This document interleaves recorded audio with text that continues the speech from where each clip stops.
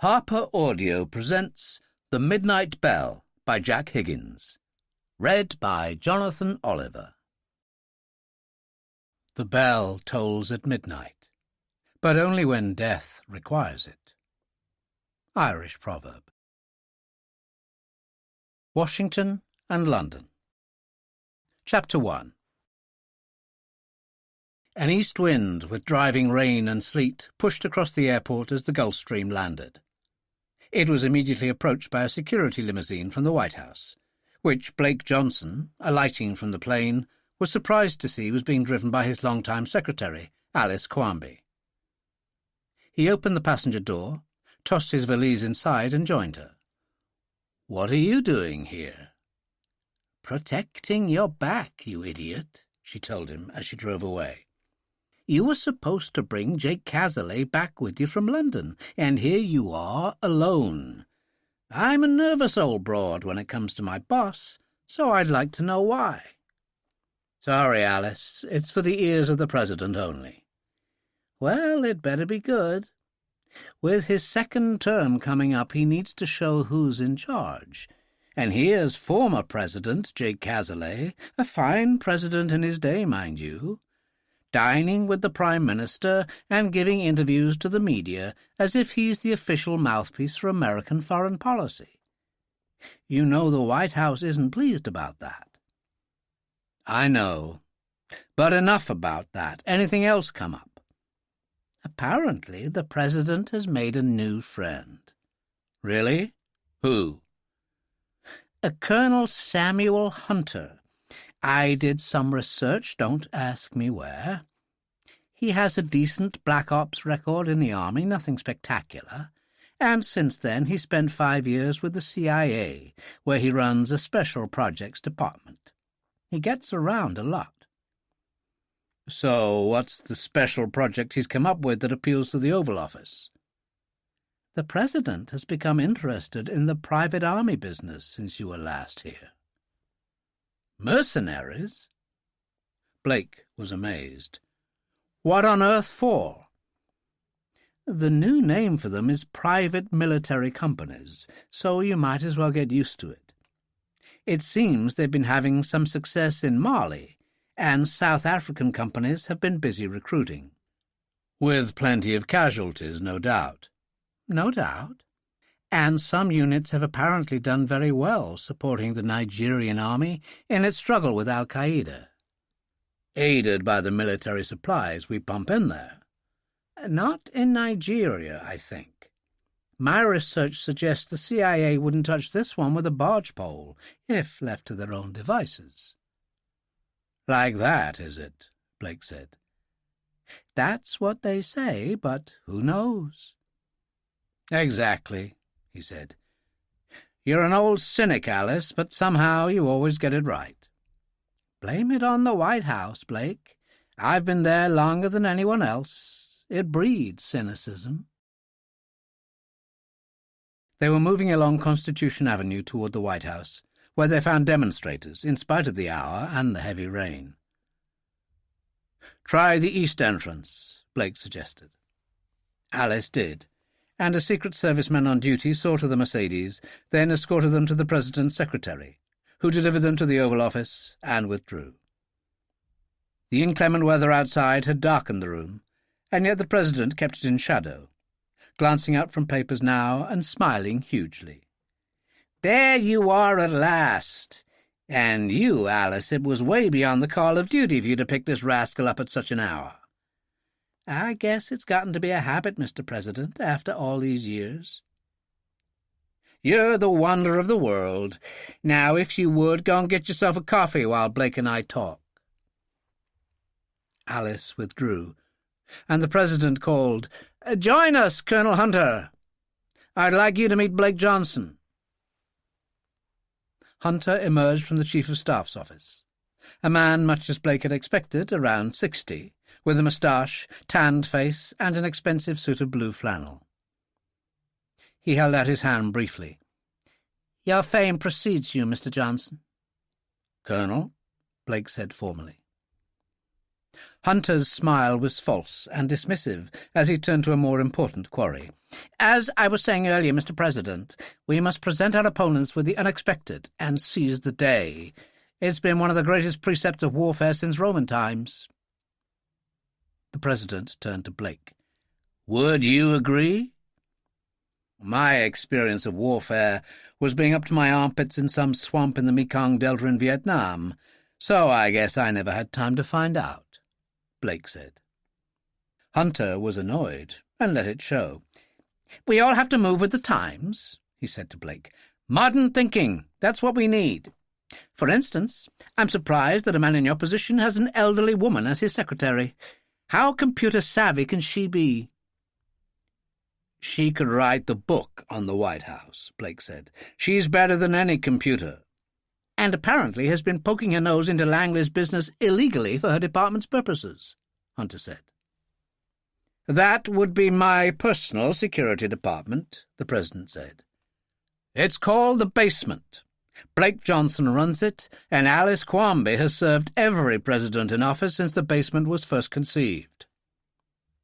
Hunter apologized hurriedly. "Of course, you're right, Mr. President. Still, this unauthorized accessing of CIA files, it's disturbing."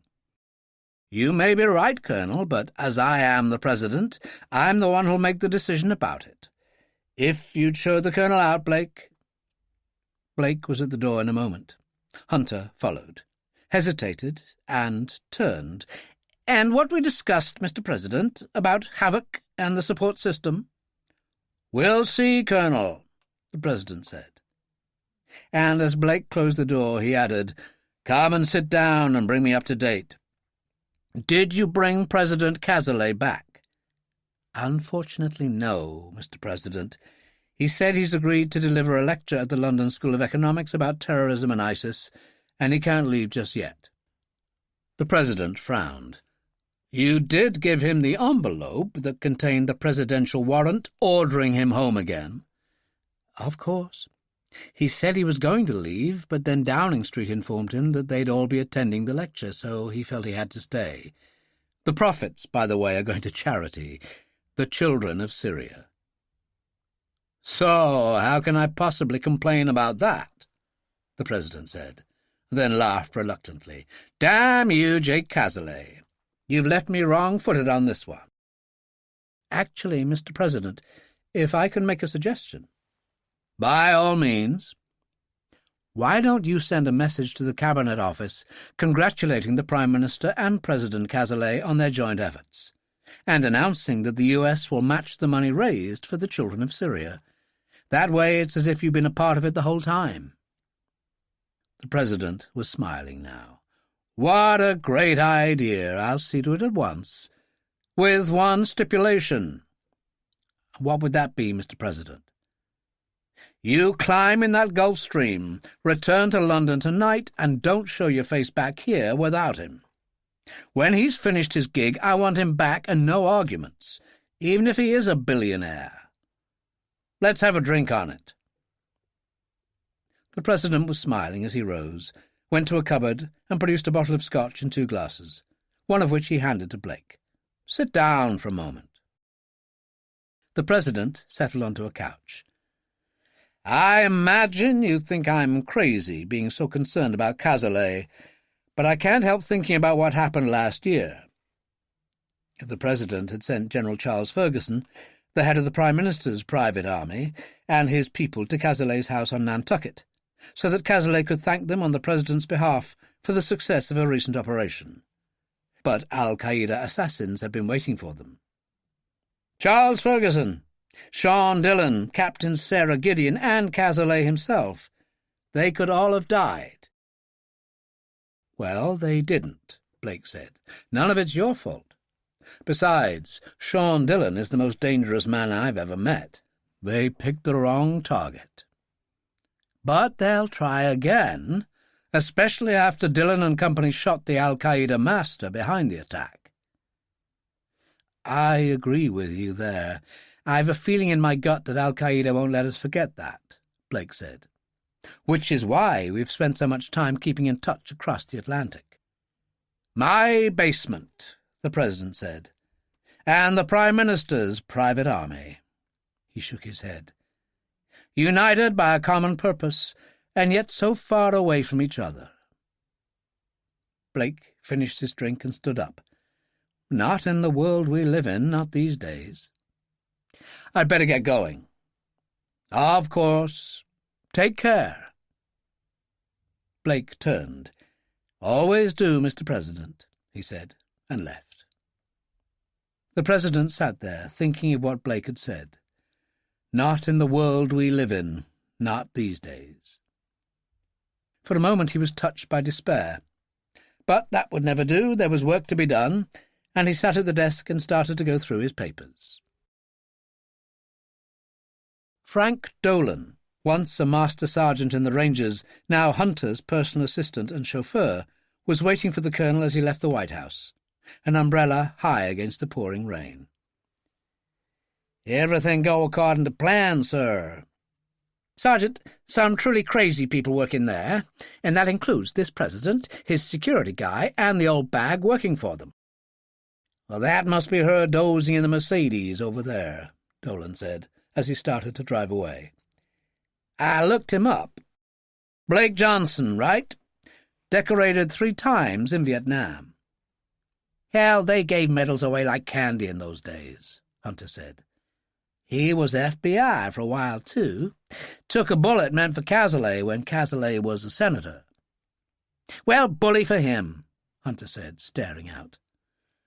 "Washington in the rain. I loathe it." "Have we anything special planned this trip, sir?" "London. I want to have another look at Hans Weber's Havoc operation, the one working out of that old RAF base at Charnley. Maybe he's found more planes from the Second World War." "More ghosts on the runways like those Dakotas of his. Piston engines, not even jets," Dillon said. "But just the thing for African rough spots. If they break down, they can be repaired just like you'd repair an old car, whereas a jet plane in the middle of Gambia would stand there and decay." "So there really could be money in these old planes." "More than you could imagine. It would depend on how they were handled, of course." "Some of the country the private military companies operate in is pretty rough. I imagine that's why you're interested in Havoc." "Why, Sergeant Dillon, you know my involvement in the company would preclude that," Hunter said. "Not to mention my connection with the CIA. But if national security is at stake, well, we must be prepared, don't you think?" And he laughed harshly. At the airport, the Gulfstream waited in the rain as Alice and Blake parted. He told her of the President's worries, and she nodded. "I think there's something else, too," she said. "Even at 65, Jake Cazalet is still full of incredible energy, and, more than that, a touch of wildness. You never know what he's going to do next. Presidents aren't supposed to behave like that, even former ones." "I think I could mention a few who did, Alice. But you're right. He's unpredictable, likely to charge right at danger." "So bring him home safe," she said. He kissed her on the cheek, nodded to the flight attendant, and then ran to the Gulfstream. A few moments later he was settled in his seat and peering out of the window, but Alice was no longer there. The Gulfstream climbed very fast toward the Atlantic, levelling at 40,000 feet, and the second pilot visited the kitchen area, emerged with 3 coffees on a tray, and passed one to Blake. 6 hours to arrival if we're lucky. Storms threatening in the mid-Atlantic, so belt up if you want to sleep." Blake, however, didn't feel like sleeping. His quick return to London might cause some surprise, so he realised he should give them a heads-up. There was one person available day or night at the Holland Park safe house, so he produced his codex and called Roper. In spite of the hour, he knew that Major Giles Roper would be seated in his wheelchair in the computer room, checking his screens, searching for intelligence. And Tony Doyle, the military police sergeant on night duty, would be near. A Jamaican Cockney born in London, Doyle had joined the army to see the world, but had got no farther than Belfast and the IRA. Now his mission was to take care of Roper and supply him with endless tea, whiskey, and bacon sandwiches. Roper had his phone on speaker so Tony could hear. "What's going on, Blake? I've heard of quick returns, but this is ridiculous." "The President wants Cazalet back the moment he's available, so he's sent me to make sure. He worries about the free spirit gathering too much publicity." "He's worrying too much," Doyle called. "Jake's doing just fine." "For a man who was once leader of the free world, Tony," Blake called back. "He might just consider stepping away for a while and making himself less of a target." "Maybe you're right," Roper said. "But it'll be great to see you back here. I'll let you get a little shut-eye and check in later to see how you're getting on." It was quiet except for the drone of the engines, and Blake lay back and dozed, thinking how first Al-Qaeda and then ISIS had altered the world. International terrorism of the most murderous kind was the name of the game now. Al-Qaeda disrupting the lives of millions, each of its branches controlled by an anonymous leader known as the Master. Ferguson and his people had been responsible for the death of 2 masters, so Al-Qaeda would want their revenge. He got up and went to the kitchen area for the bottle of Bushmills Irish whiskey he knew was kept there. As he opened it, rain hammered on the fuselage of the Gulfstream, and there was the roll of distant thunder. He tossed his drink down, and his codex sounded. "Who is this?" The voice on the other end of the line was not one he knew. It was cultured and mature, an older man, the English perfect, with only the slightest of French accents. "Ah, there you are, Mr. Johnson.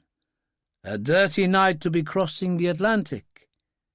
I trust the President was in the best of health when you left Washington?" "Who the hell are you?" Blake demanded, coldly aware that he probably knew the answer to that one already. "Ah, don't tell me you didn't know I'd be calling sooner or later. There are debts to be paid. I intend to see they are." "So you're the new master," Blake said. "I was wondering when another one would turn up. A voice on the phone trying to justify Al-Qaeda and international terrorism. You guys never stop trying, do you? And never will. I am certainly not the easy mark my predecessors were. Technology changes by the week these days, and even the great Major Giles Roper will find me hard to handle. As for Ferguson, tell him it's a different world. His time is done. Come to think of it, never mind. I'll tell him myself. I'm sure he'll look forward to that. And Jake Cazalet. Get him home while you can. His time is running out, too. Oh, and say hello for me to the lovely Captain Sarah Gideon. I understand she has a birthday coming up soon. Give the captain my sincere good wishes, and tell her I'll see her soon." Blake called Roper and told him what had happened. "God knows what Ferguson's going to think." "Easy to ask him," Roper said. "He's staying in the guest wing. Were you surprised by the call?" "No, I've always thought Al-Qaeda would seek revenge. We've cost them 2 masters already, so what would you expect?" "Is the conversation recorded on your codex?" "Of course." "That should have Ferguson awake faster than a cold shower.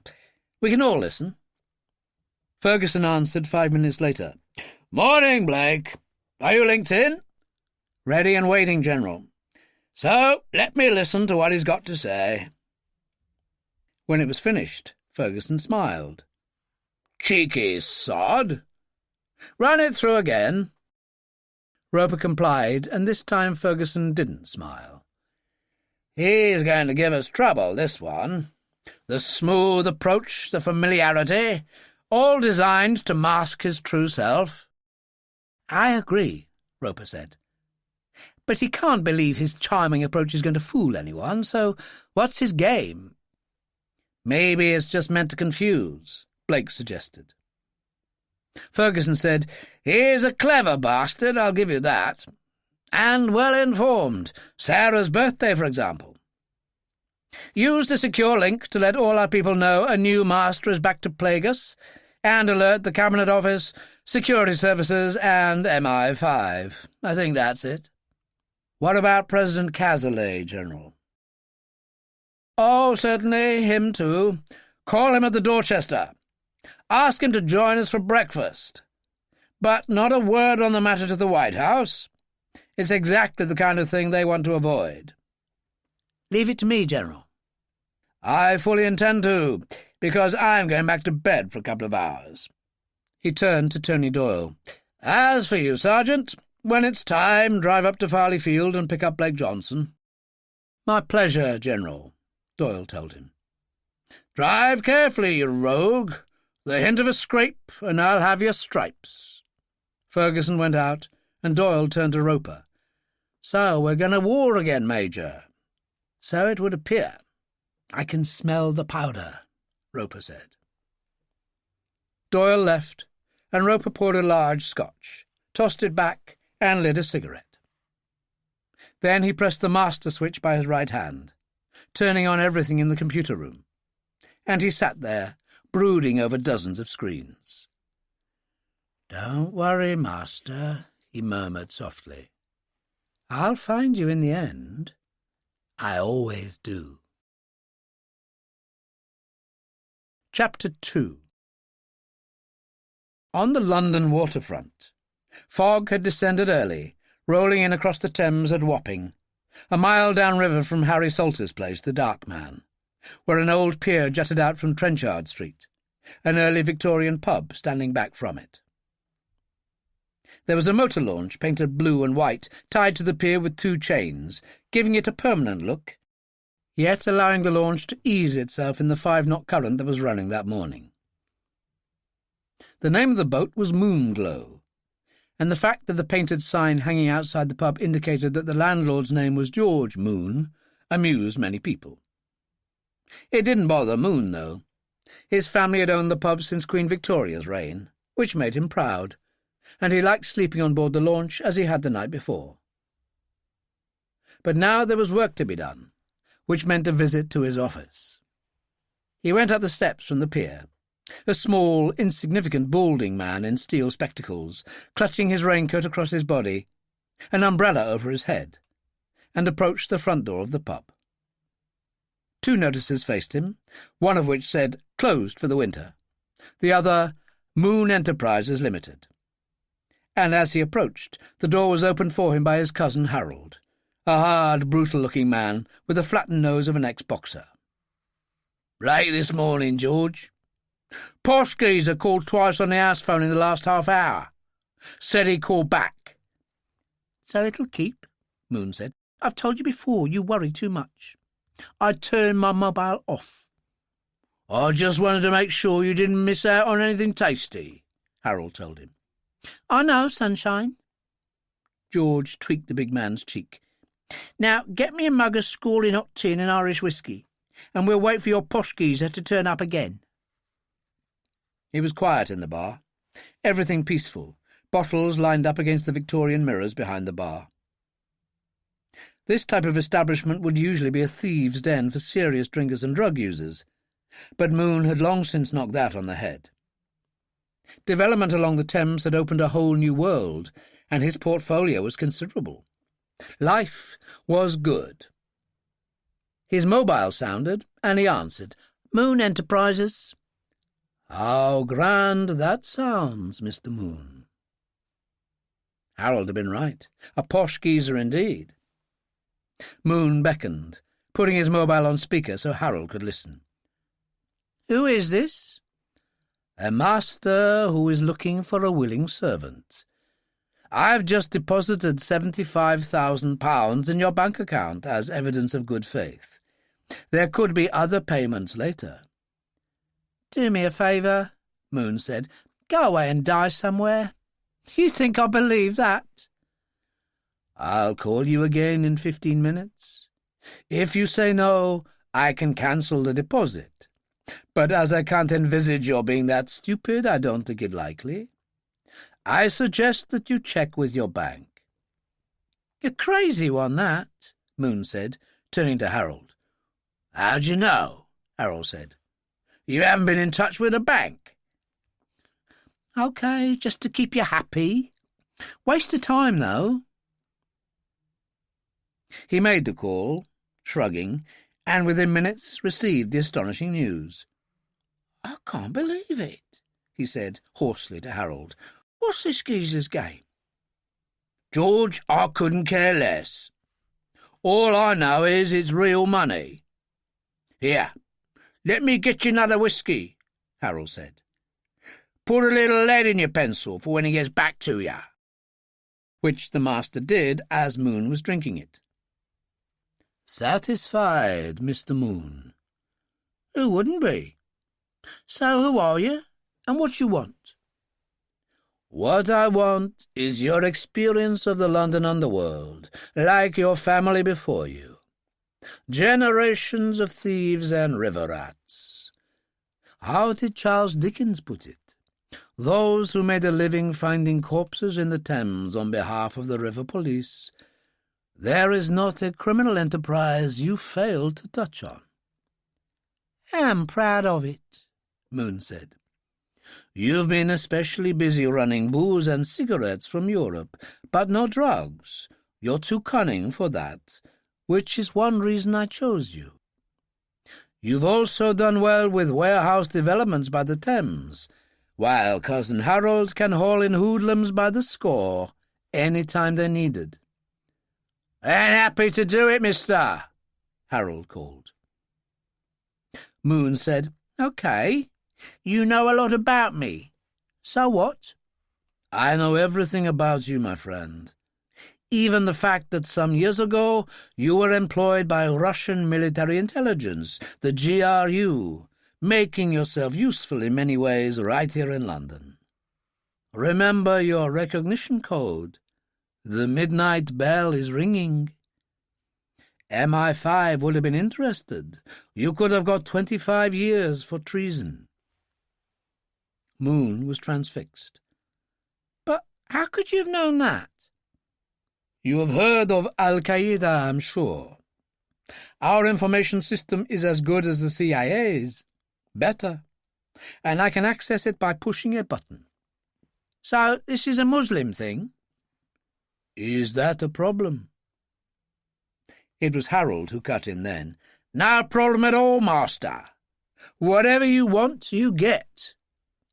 "That's good, because if I didn't, I'd have to have you killed. Anyway, your first job for me will concern Harry and Billy Salter." Moon brightened up. "We have history, us and the Salters."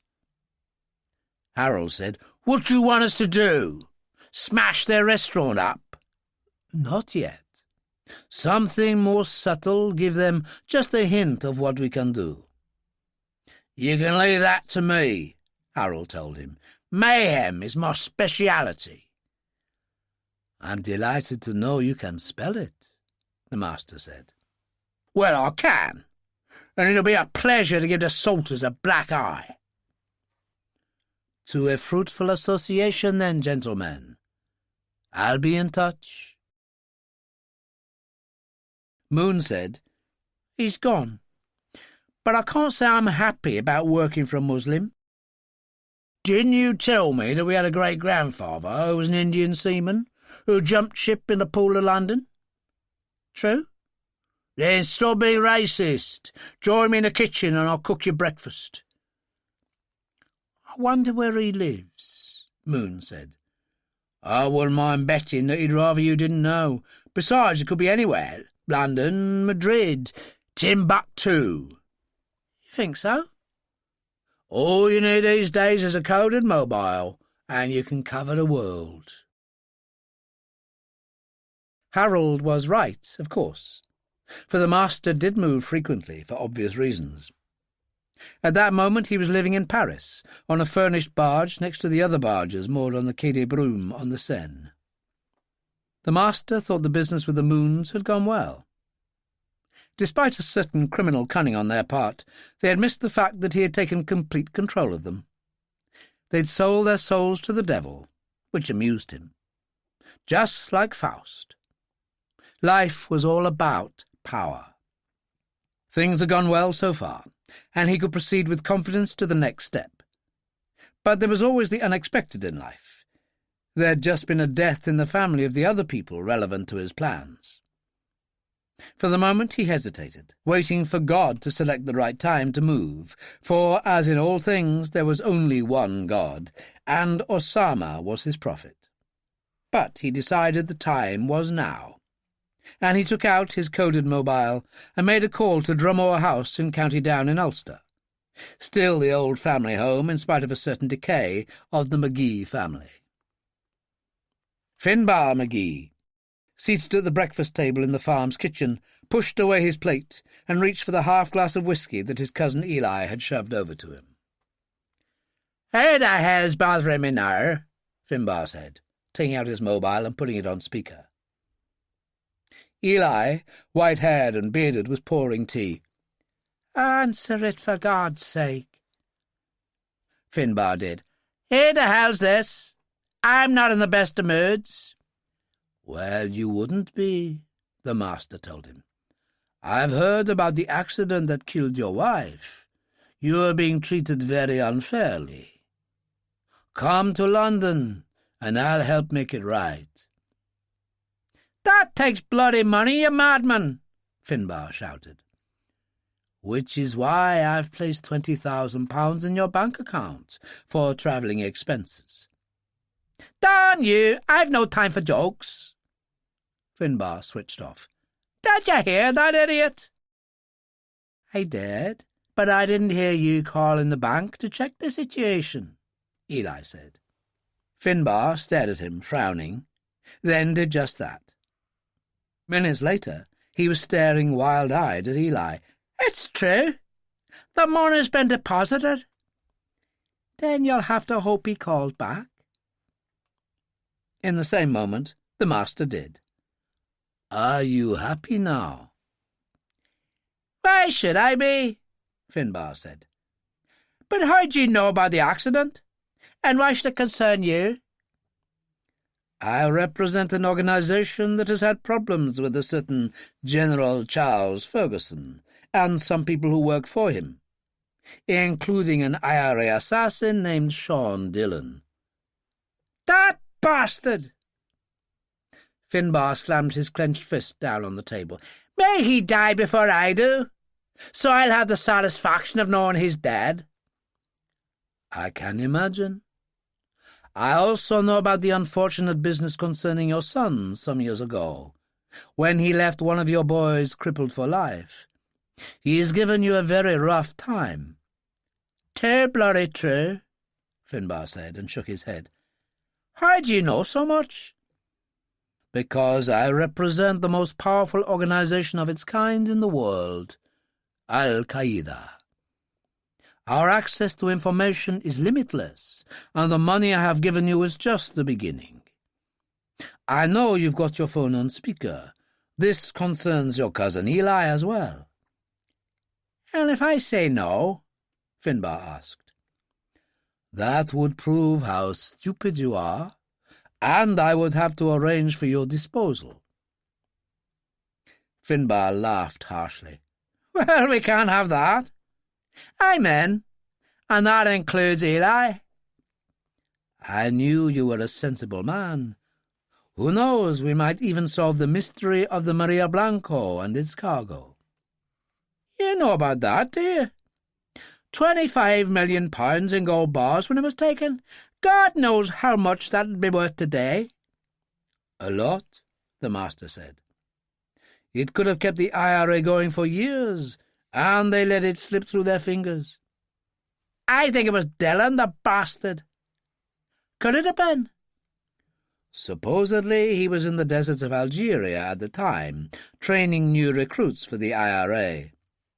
But you never know for sure with a man like Sean Dillon." "So what do I do now?" "Get yourself to London, and I'll be in touch. But remember that you belong to us now. It would be unfortunate if you forgot." The master was gone in a moment, and Eli said, "What was all that?" "It was about us spending the money again. So happy days, old son. I'm on my way to London." At the same time, Sean Dillon was driving his Mini into the Holland Park safe house in response to Roper's call about the arrival of a new master, and Ferguson's suggestion of a breakfast meeting. He went straight to the computer room, which was empty, but the sound of voices and laughter sent him through to the canteen, where Maggie Hall had provided breakfast and Tony Doyle was helping her serve it. Blake was there, and Sarah had brought Dillon's cousin Hannah, and Harry and Billy Salter arrived, both in black tracksuits. Hannah was young, only 19, but she'd grown up in an IRA family and knew how to handle a gun. She was also studying at the Royal College of Music, but Dillon worried sometimes that she was just a little too attracted to the outlaw life. As for the Salters, they were gangsters who had discovered they could make millions legitimately in London these days, and young Billy had even gone so legit he'd joined MI5. "Turn up for the books, this, but the smell of your cooking always drives me potty. So let's get to it, Maggie," Harry Salter said. They all started to eat, and Blake asked, "So, what does everyone think about another master on the scene?" "I'd like to shoot the bastard," Harry said with feeling. "You can hear a recording of him in the computer room," Roper said. "What's your take on all this, Billy?" "As long as I've room for a pistol in my pocket, I'll manage." "And you, Sean?" Sarah asked. "Well, it isn't Afghanistan where you won your medal, Sarah. More like Belfast City during the Troubles, and I survived that." There was a sombre moment, as if no one knew what to say, and then came the sound of a car arriving outside, where it had started to rain. A moment later, Henry Frankel, the Cabinet Secretary, walked in, a navy-blue trench-coat draped over his shoulders. He kissed Harry on the head. "Restore me to sanity, you old devil. No matter how well I do my job, it's hell down there, Sunni or Shia, ISIS or ISIL. What is Hamas up to now? What is Iran going to do? Will Yemen survive? Is Palestine going to blow up again?" He threw up his arms. "Take it easy, Henry," Roper said. "You'll give yourself a heart attack. Giles, I may be Cabinet Secretary, but I'm just another bloody civil servant, a kind of superior office boy, passing to the Prime Minister news about what's going on in the wider world, and it ain't good. Terrorism is creating havoc everywhere. We're facing one war after another, and it all looks as if it could get worse. Our most senior politicians are beginning to feel that they can't cope. Take the people I just left. There was Sir Charles Glynn, Director-General of MI5, Ferguson, representing your lot, the Home Secretary, the man from Scotland Yard, Uncle Tom Cobley, I swear. And we mustn't forget Jake Cazalet." "So, where is this tirade leading us?" Roper asked. Jake Cazalet walked in at that moment and answered, "They don't know what to do anymore, except to allow you people to shoot what we hope are the villains. The news that Al-Qaeda has raised its head again, in the shape of a new master, went down like a lead weight, considering that the last one was barely dead." "I imagine it would," Blake said. Sarah turned to Frankel. "Have a decent breakfast, Henry. And remember what Somerset Maugham said, to dine well in England it is necessary to have breakfast 3 times a day." Henry laughed. "Ah, you always find a way to cheer me up. I shall follow your advice religiously." "So what's Ferguson up to at the moment?" "Still at Downing Street?" Dillon asked. "Ministry of Defence, an ad hoc committee with interested parties, discussing how to keep things from getting out of hand." "Why aren't you on it?" "Good God, Jake, with your experience as a soldier and president." "Don't worry, the Prime Minister's made me a special adviser. I'll find excuses to avoid going back to Washington, won't I, Blake?" "That'll be the day," Harry said. "So we really do have to stay close." "Within reason. We do have the dark man to open, but I suppose young Hassim can manage in a pinch. He's shown a lot of promise, that boy, and Dora thinks the world of him." "Then there's things to be done at Harry's place," Billy said. "Have you got a wedding or something?" Sarah asked. "One or two things, that's all, but stuff needs organising. We can get back here soon enough if you have a problem." "Well, I do," Dillon said. "I just heard yesterday that a dear friend of mine's been killed in a car crash on a visit to Ulster. A drunken driver was responsible. I need to pay my respects to the family, so I'll have to go out for a while." "No problem," Roper said. Dillon nodded, staring into space, and Hannah said gently, "Is it help you need?" There were others listening as Dillon said, "And you the girl to see it?" "When I came to live in Kilburn with my father, my mother being dead, our next-door neighbours were Finbar and Eileen McGee. Her the kindest woman I ever knew. Him a drunken, unpleasant swine. A con man and petty criminal who'd been to prison often." "So what did all that lead to?" "Twin boys named Tad and Larry, who attended the same school I had, though 12 years later." "So what went wrong?" Sarah asked. "Something obviously did. The McGees, like me, came from County Down, had been a family of substance in earlier times, and they owned a farmstead above Drumore Bay. A cousin, Eli McGee, farmed it for them, and ran a big old launch named the Maria Blanco from the jetty below in the bay." "Was Finbar IRA?" "They wouldn't have him. He was a braggart who claimed to be IRA to his sons and encouraged them to visit, which Eileen didn't want because there was bloodshed and war over there. There were lots of guys like him, claiming a false glory when all they were doing was driving a truck by night, hauling groceries to supermarkets, booze to pubs, and delivering orders from the chief of staff on the way to local commanders. Backed by documents that would satisfy the police," Sarah said, "if they were stopped." "Of course. But carrying a weapon was out because of the danger of police searches." He shrugged. "It was a kind of IRA postal service, delivering mail to its troops." "And you would know," said Hannah. "Of course. I'm the fellow who dumped a promising career at the National Theatre 2 years earlier because his father, in Belfast for a family funeral, stumbled into a firefight between paratroops and an angry mob and was shot by mistake. It was the provisional IRA for me, the Provost's next stop. And I'd have thought you'd agree with that, Hannah, after what happened to you and your parents." "Nobody could understand more, Sean, and a hell of a choice to have to make." Sarah said, "But what did Eileen think of Finbar's persuading his sons to visit him in Bandit country?" "Her worst nightmare came true, because the RUC began sniffing around Finbar, the man with the sons from London who kept visiting him. I'd have been surprised if they hadn't. What did it lead to?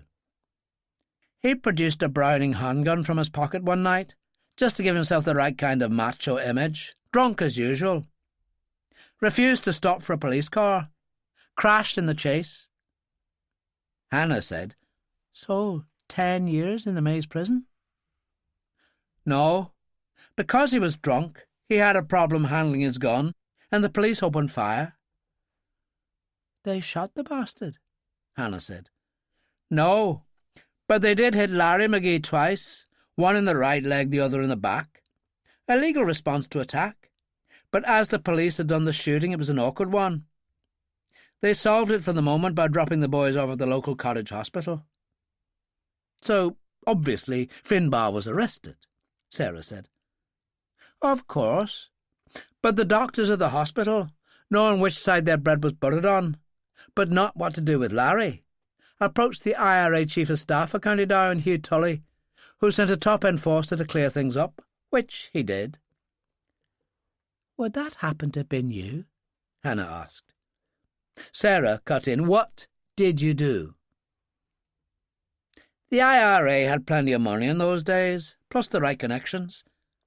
I stole the boys from hospital one night, drove them to the home of a good friend, who flew us out to a small airfield in Kent.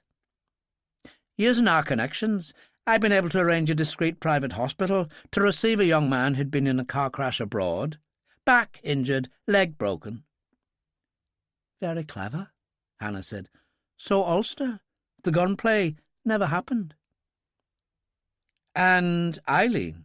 Sarah asked. Forever grateful. Which only leaves Finbar, Hannah said. What happened to him? Nothing, Dillon said. The IUC never brought a charge. They found him too useful as an informer. The bastard, Hannah said. Yes, he was, and still is, Roper smiled. But at least it leaves us with Captain Wonderful here, who rights all wrongs.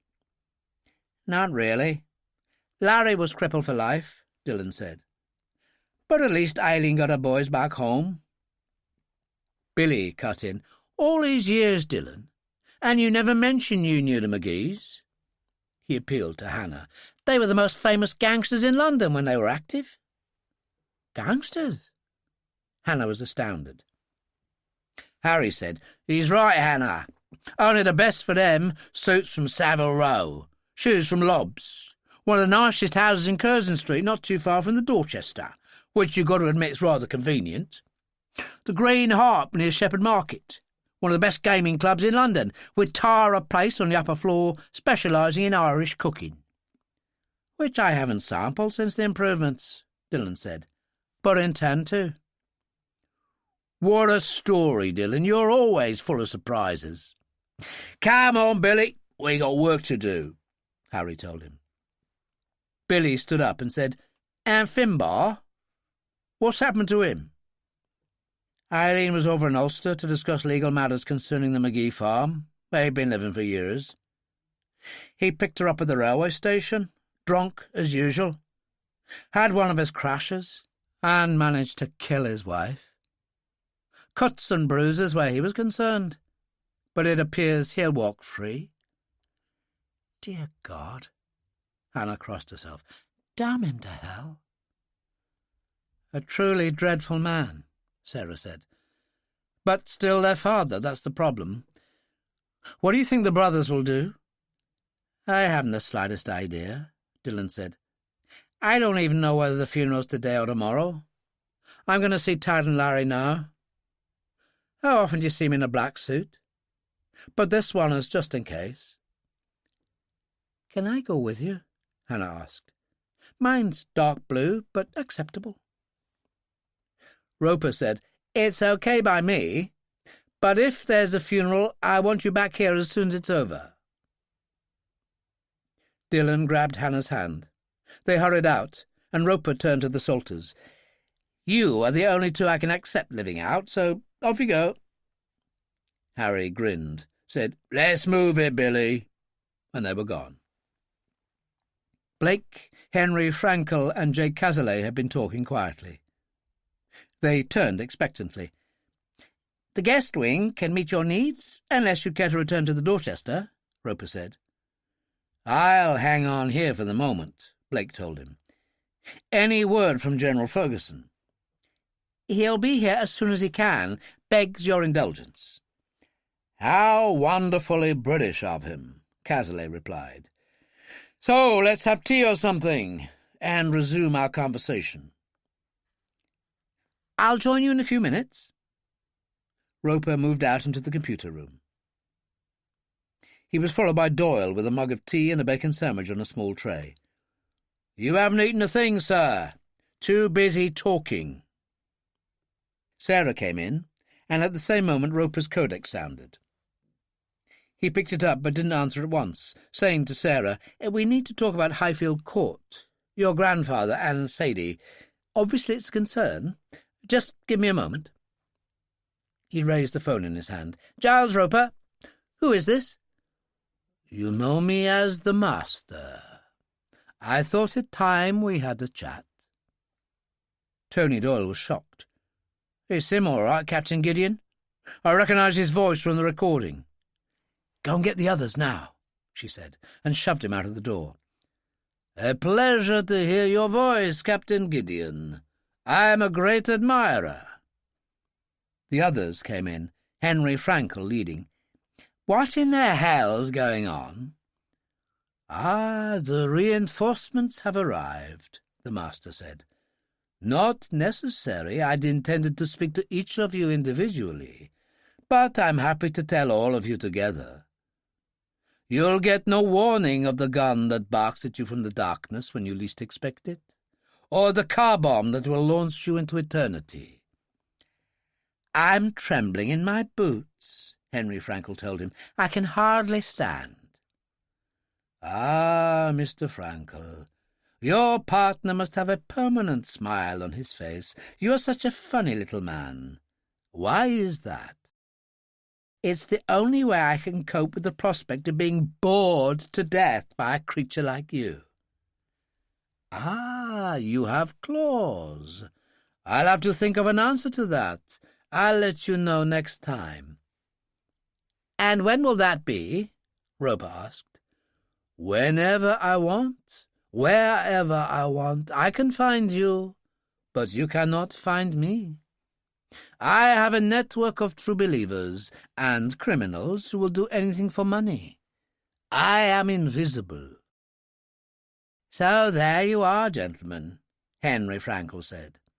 "On top of that, he won't be happy until Sharia law rules the roost at the Old Bailey." "An interesting thought," agreed the master. Jake Cazalet said, "Do you think the people of the free world are going to stand by and just allow all this to happen?" "Oh dear, the voice of America speaks. Go home, President Cazalet, while you still can." "Or what? You'll declare jihad?"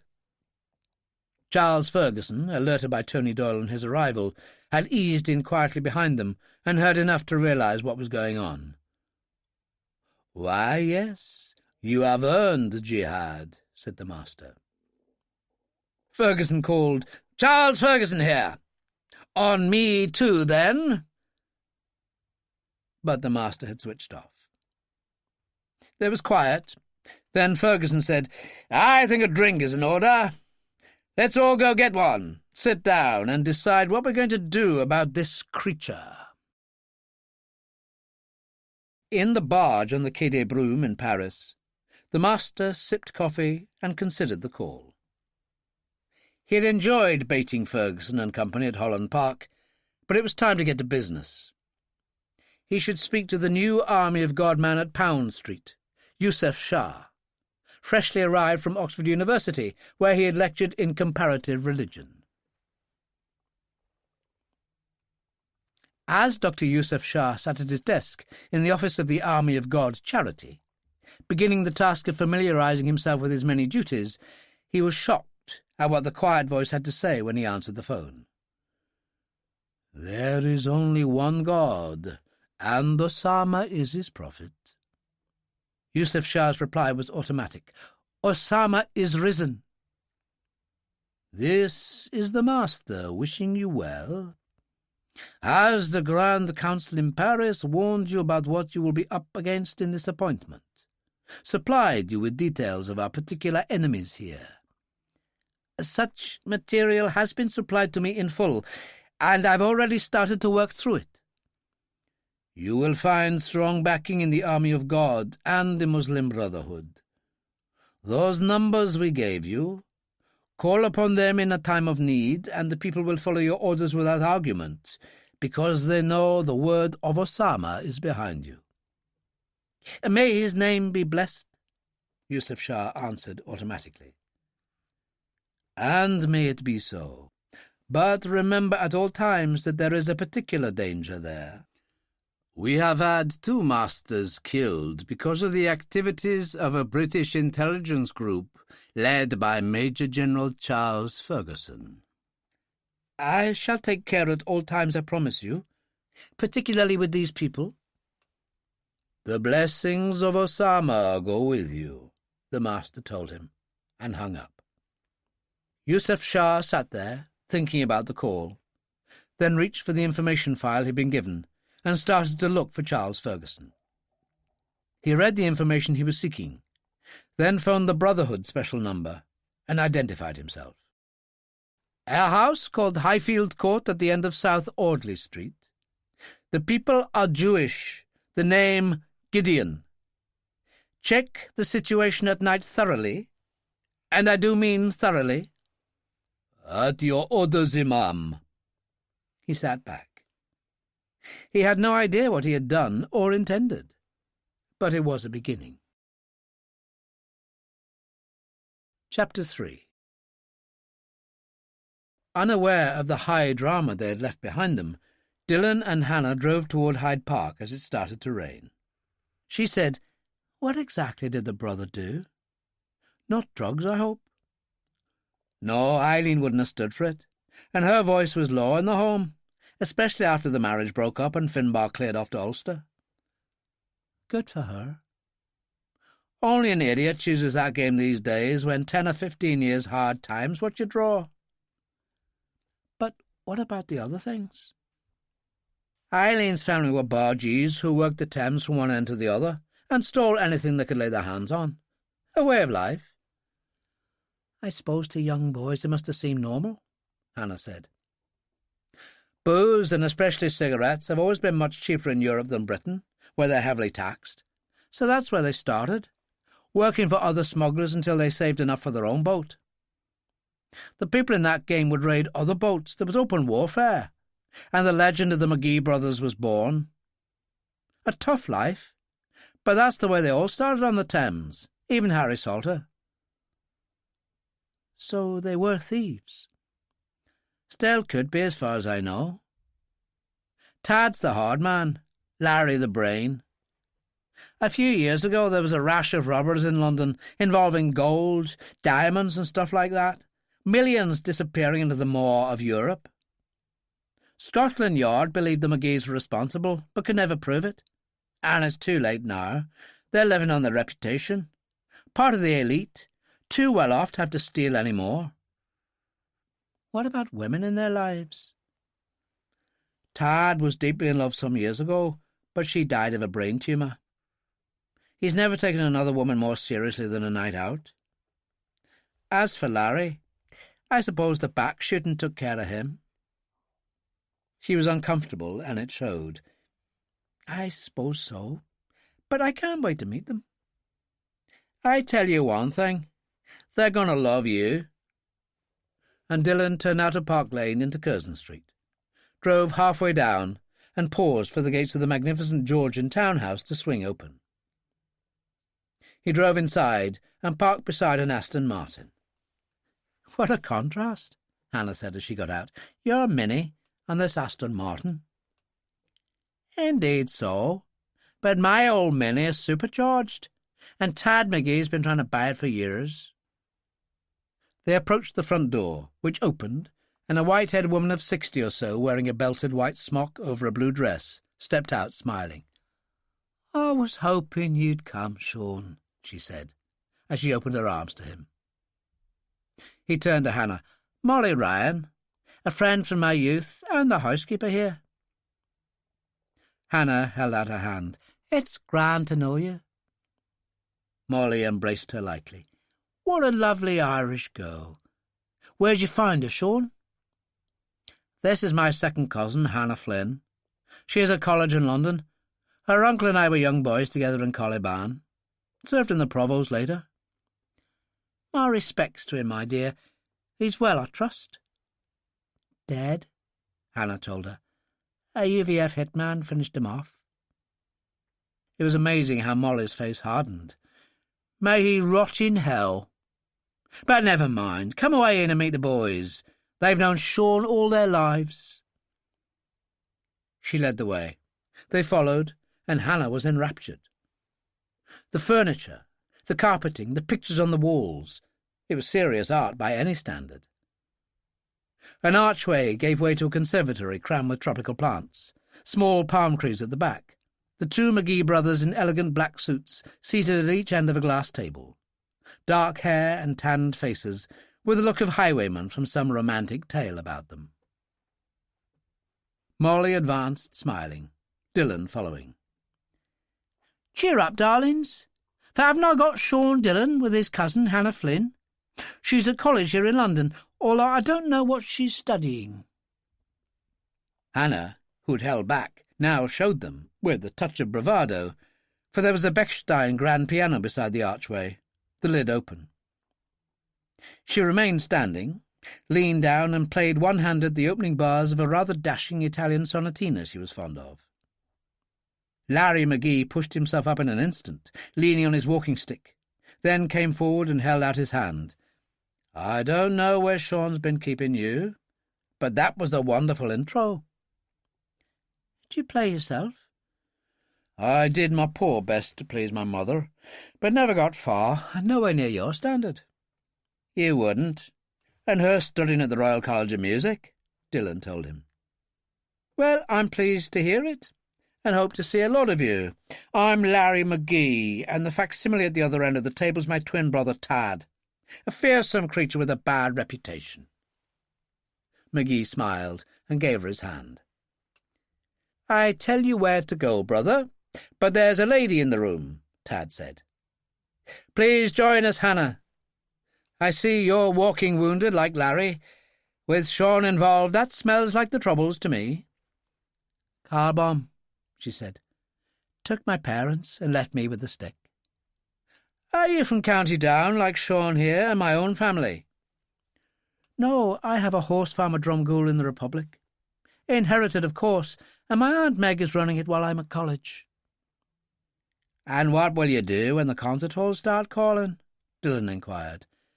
"I don't think that's likely." "Well, as a man who's played good barroom piano all my life, I'd say it's pretty certain." Molly, who had slipped out, returned now with coffee, which she poured out for everyone. "Is there anything else, Tad?" "I don't think so. Get yourself ready. We're due at the church in an hour and a half." She retired, and Dillon said, "Kilburn?" Tad nodded. "Mary and Joseph in Flood Street. It was her church for all those years, good and bad, so it seemed fitting. The present priest is a nice boy, but I got old Father Sharkey to agree to take the service. 85, but he's up for it. The organist's in hospital, and there's no choir available, which is unfortunate."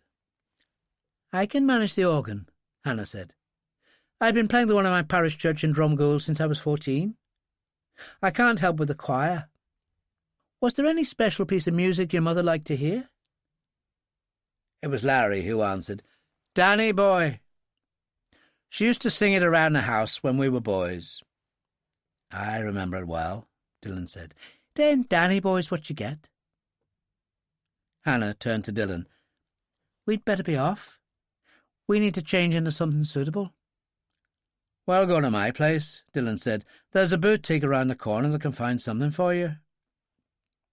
Tad moved out ahead and went upstairs. Larry escorted them to the front door and opened it.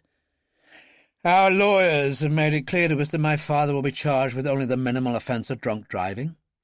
That means he walks free." Dillon said, "It stinks, but there's nothing to be done about it. I could have him taken care of." "Oh, no, you don't." Hannah grabbed him by the lapels and shook him. "I imagine Special Branch of Scotland Yard will already be waiting to see if anything happens to him. Your mother wouldn't like it, but they'd love catching a McGee at last." Dillon said, "Finbar's not worth putting yourself in harm's way over, Larry."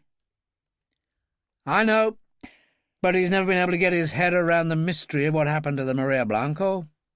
Convinced you had something to do with it." "So how could I be in two places at once?" Dillon asked. "But never mind that. We got a funeral to go to." He took Hannah down to the Mini and they scrambled in. She said, "What was all that about?" "It's between me and my God, cousin," Dillon said, and drove away. The rain had started at the house just as Tad, Larry and Molly were about to be picked up by their limousine. A quick check indicated that there were sufficient umbrellas and waterproofs on board, so they moved on. "You'd think the Almighty could do better than this," Tad grumbled. "The grave could flood." "Your mother would have said, 'Don't be blasphemous,'" Molly told him. "I can't help it, Tad. Let's get inside and do right by her," Larry said. And they got out quickly, pushing into the shelter of handheld umbrellas, making for the church door held open for them, and moving in to find Dillon waiting. There was a good turnout, older people from another time who had known Eileen McGee well and remembered her kindly. It was incredibly peaceful. Mary and the Christ child in the chapel just inside the door, and as Hannah moved into that great hymn, "Abide with Me," the undertakers started up the aisle to present the coffin to Starkey, Molly, and the brothers keeping to the left, the bearded man who was Finbar McGee pacing them on the right. Everyone sat as Starkey started the service. There was a hush as he extolled Eileen's virtues and gave the blessing and the prayers for the dead. And then a wonderful thing happened. The organ started up playing Danny Boy, and Hannah's voice rose with it, and not one person moved until her music died away. Molly was crying, and so were others as people made their way out. It was still raining, and the undertaker whispered to Tad, "A bit of water in the grave, sir. We'll take care of your mother tonight back at the Chapel of Rest and see what tomorrow brings." Hannah had closed up the organ and came across. "Best I could do." "And bloody marvellous," Larry said. "Wasn't she, Tad?" "You really are quite a girl, Hannah." Tad put an arm around her and kissed her cheek. "We're very grateful. And please tell Molly to stop crying." A voice echoed from the right, and they turned to see Finbar standing by the confessional boxes. "And what about me, your father? I came to face the shame of it, didn't I? Or doesn't that count?" "You devious bastard, I don't believe you," Tad replied. "You're lucky I allow you to leave this place still walking. Never show your face here again." Larry added, "Get back to Ulster while you still can. That's sound advice. You're not wanted here and never will be." "Then damn the lot of you and go to hell," his father replied, pushing his way through the thickening crowd and disappearing. Larry turned to Dillon and Hannah. "Is there any chance we could have supper together?" "Another time," Dillon said. "But my master's call, and like a good boy I obey. Sorry I can't explain." "Seriously, we're not supposed to know you've been working for British intelligence for years now." "Okay, but we got a real crisis facing us, believe me. We'll see when we can. But for the moment, it's all hands to the pumps." "Which includes me," Hannah called as she followed Dillon to the Mini, jumped in, and they drove away. "I like that girl," Larry said. "So do I," Tad nodded. "A very special lady." He sighed. "Let's get out of here." And he led the way to where Molly waited in the limousine. Dillon turned into Park Lane, driving toward Marble Arch, and Hannah said, "When you were speaking at Holland Park about the McGees at Dromore, you said that the Maria Blanca was a big old launch tied up to the jetty and used by Cousin Eli to fish from. I get the feeling there's more to it than that. Why don't you tell me what all the fuss is about?" "God help me, girl, why are women so persistent? You won't leave me alone till I do, will you?" "Absolutely not." "Then shut up and listen. I was called to Belfast and told by the Army Council that I was needed in Algeria by the Gaddafi training camp to help with new recruits for the IRA. I trained there myself, and so had my good friend after me, Daniel Hawley, who you've not had a chance to meet." "Is he a provo?" "Oh, yes, but of a special kind. A Protestant." "Sweet Jesus!" She was shocked. "And what kind of a provo would a damn prod be?" "The kind whose sweet young Catholic cousin was raped and murdered by UVF scum, so he executed the four who had done it. There was nowhere for him to go except to join the IRA after that." "Mother of God," she said. But enough of his background. He works for Ferguson like the rest of us do, so you'll be meeting him one of these days. He's partner in a shipping line out of Algiers. He's half Irish, and his mother's a decent Catholic woman from Crossmaglen, but never mind that. Do you want the rest of the Maria Blanco story? Of course I do. Hugh Tully got word from an informer that one of the Belfast banks was sending £25 million in gold bullion to Dublin, concealed in a meat wagon that would be passing his way. A common enough trick in those days to avoid hold-ups. So he decided to have a go, Hannah said. You could say that. A brisk gunfight on a country road with night falling that left 3 policemen in plain clothes dead, Tully wounded, and 2 of their own dead. The alarm was raised all over County Down, and the RUC swung into action. So what happened next? Tully thought of Eli on his own at Dromore, Finbar being in the maze, and the answer to his problem seemed obvious. Get to Dromore as fast as possible, transfer the bullion to the Maria Blanco, and take to the seas. And did that work? She asked. With difficulty, because of people's wounds, but they made Eli, a man of enormous strength, help them. They intended to sail away, but it became obvious that Tully and one of the other men were close to death, and they were all bleeding. What did you do? Hannah asked. Well, you have to remember that the RUC didn't know where they were, so if they took Eli's Land Rover, there was hope for them at the cottage hospital nearby, where the nuns were kind. And come back for the bullion later? Hannah asked. That seems a thin chance to me. What about Eli? What was he up to? Not much. They found some old-fashioned shackles in the boathouse, hanging on a peg with 2 keys, which they were careful to take with them when they left him chained. And Tully's boys? The first roadblock was enough, and they held their hands up. And Eli? The police found him, still shackled. He said he heard the boat's engines and managed to peer through a crack in the wall planking and glimpsed a shadow in the wheelhouse as the Maria Blanco moved out to sea. And Tully and company? He was crippled. They were in the maze together with Finbar when the legend of the Maria Blanco and its cargo was born. Dillon shrugged. The RUC looked at every possibility, turned the criminal underworld in Ulster inside out, but never got a hint. And that's the way it is to this day. I bet it is.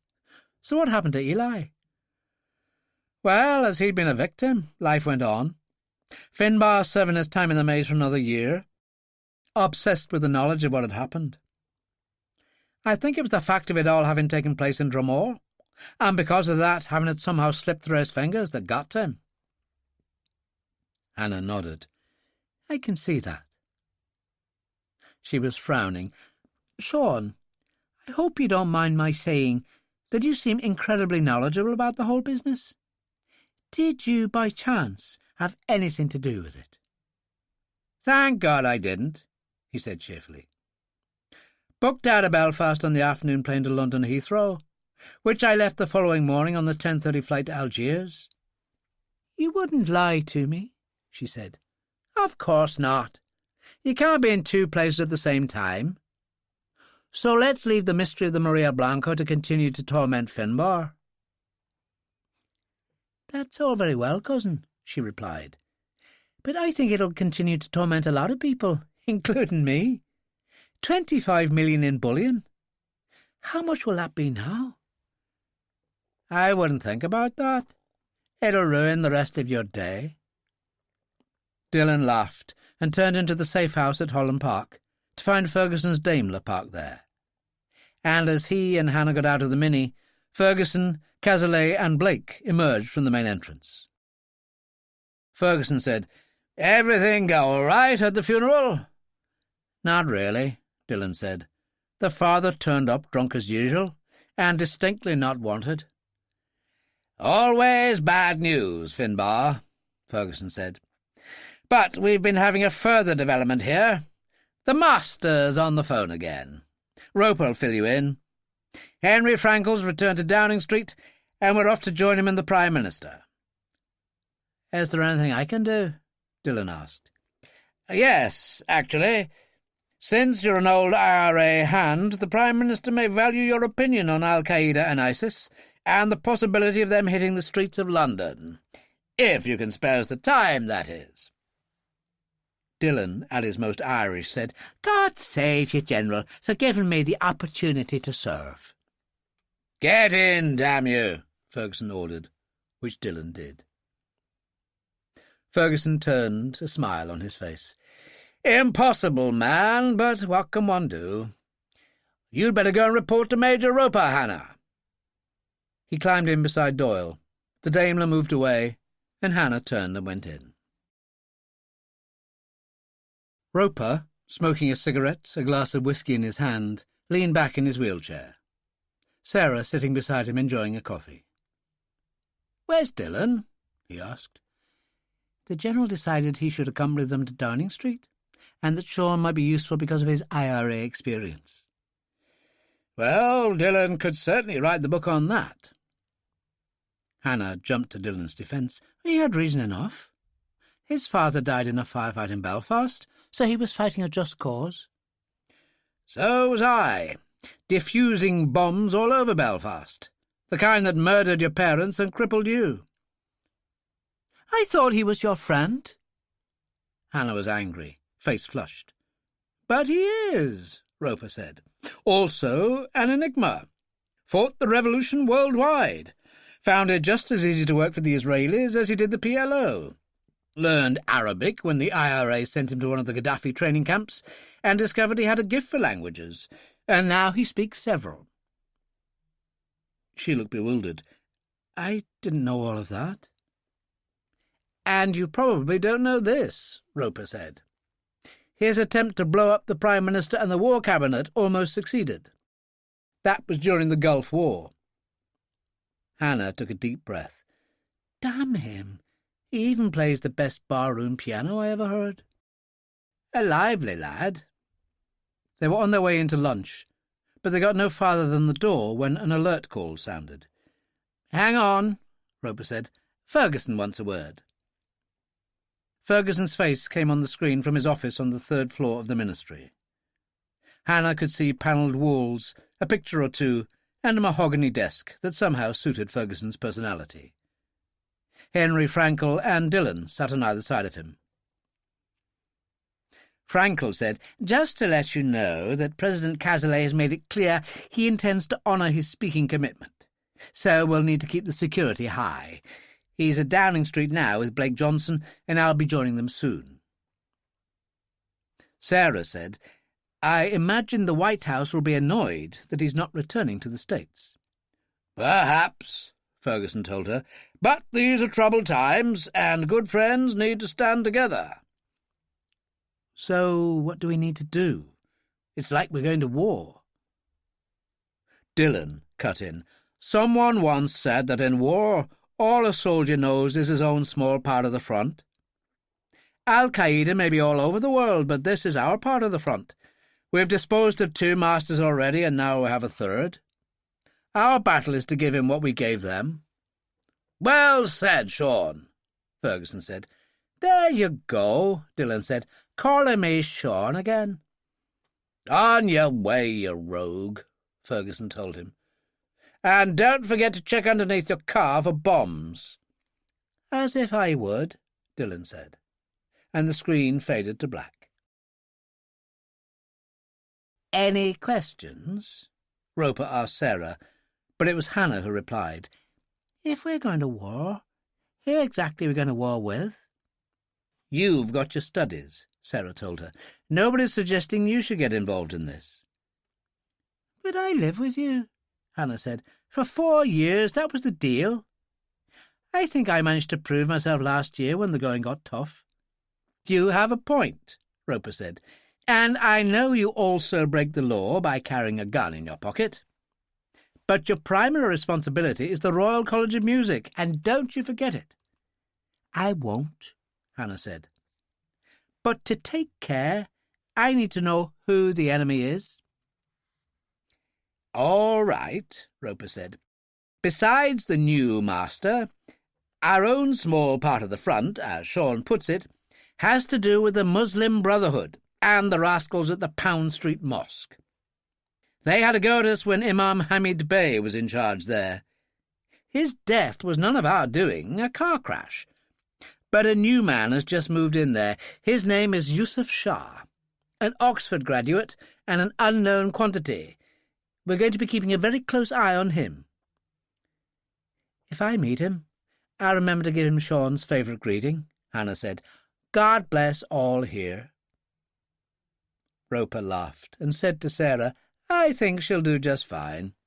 But speaking of security, if we're a target, then so are those close to us, probably. I think it's time you checked in with your grandfather, Sarah. She did, but it was Sadie Cohen, the housekeeper, who answered the phone. So, you finally remembered where you live? We've been really busy, love, Sarah told her. Things aren't looking too good at the moment. General Ferguson was wondering whether you and Grandad would care to move in with us for a while, just in case anyone might show an unhealthy interest.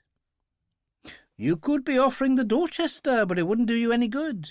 He's on his way to Leeds. Some important person has taken ill, tickets sold out. Could Professor Rabbi Nathan Gideon step in? He said he'd call you. Well, he didn't. He has a lot on his plate. I'm sure, but never mind. We can't leave you alone. It won't do, not the way things are at the moment. So you and Hannah won't be here tonight?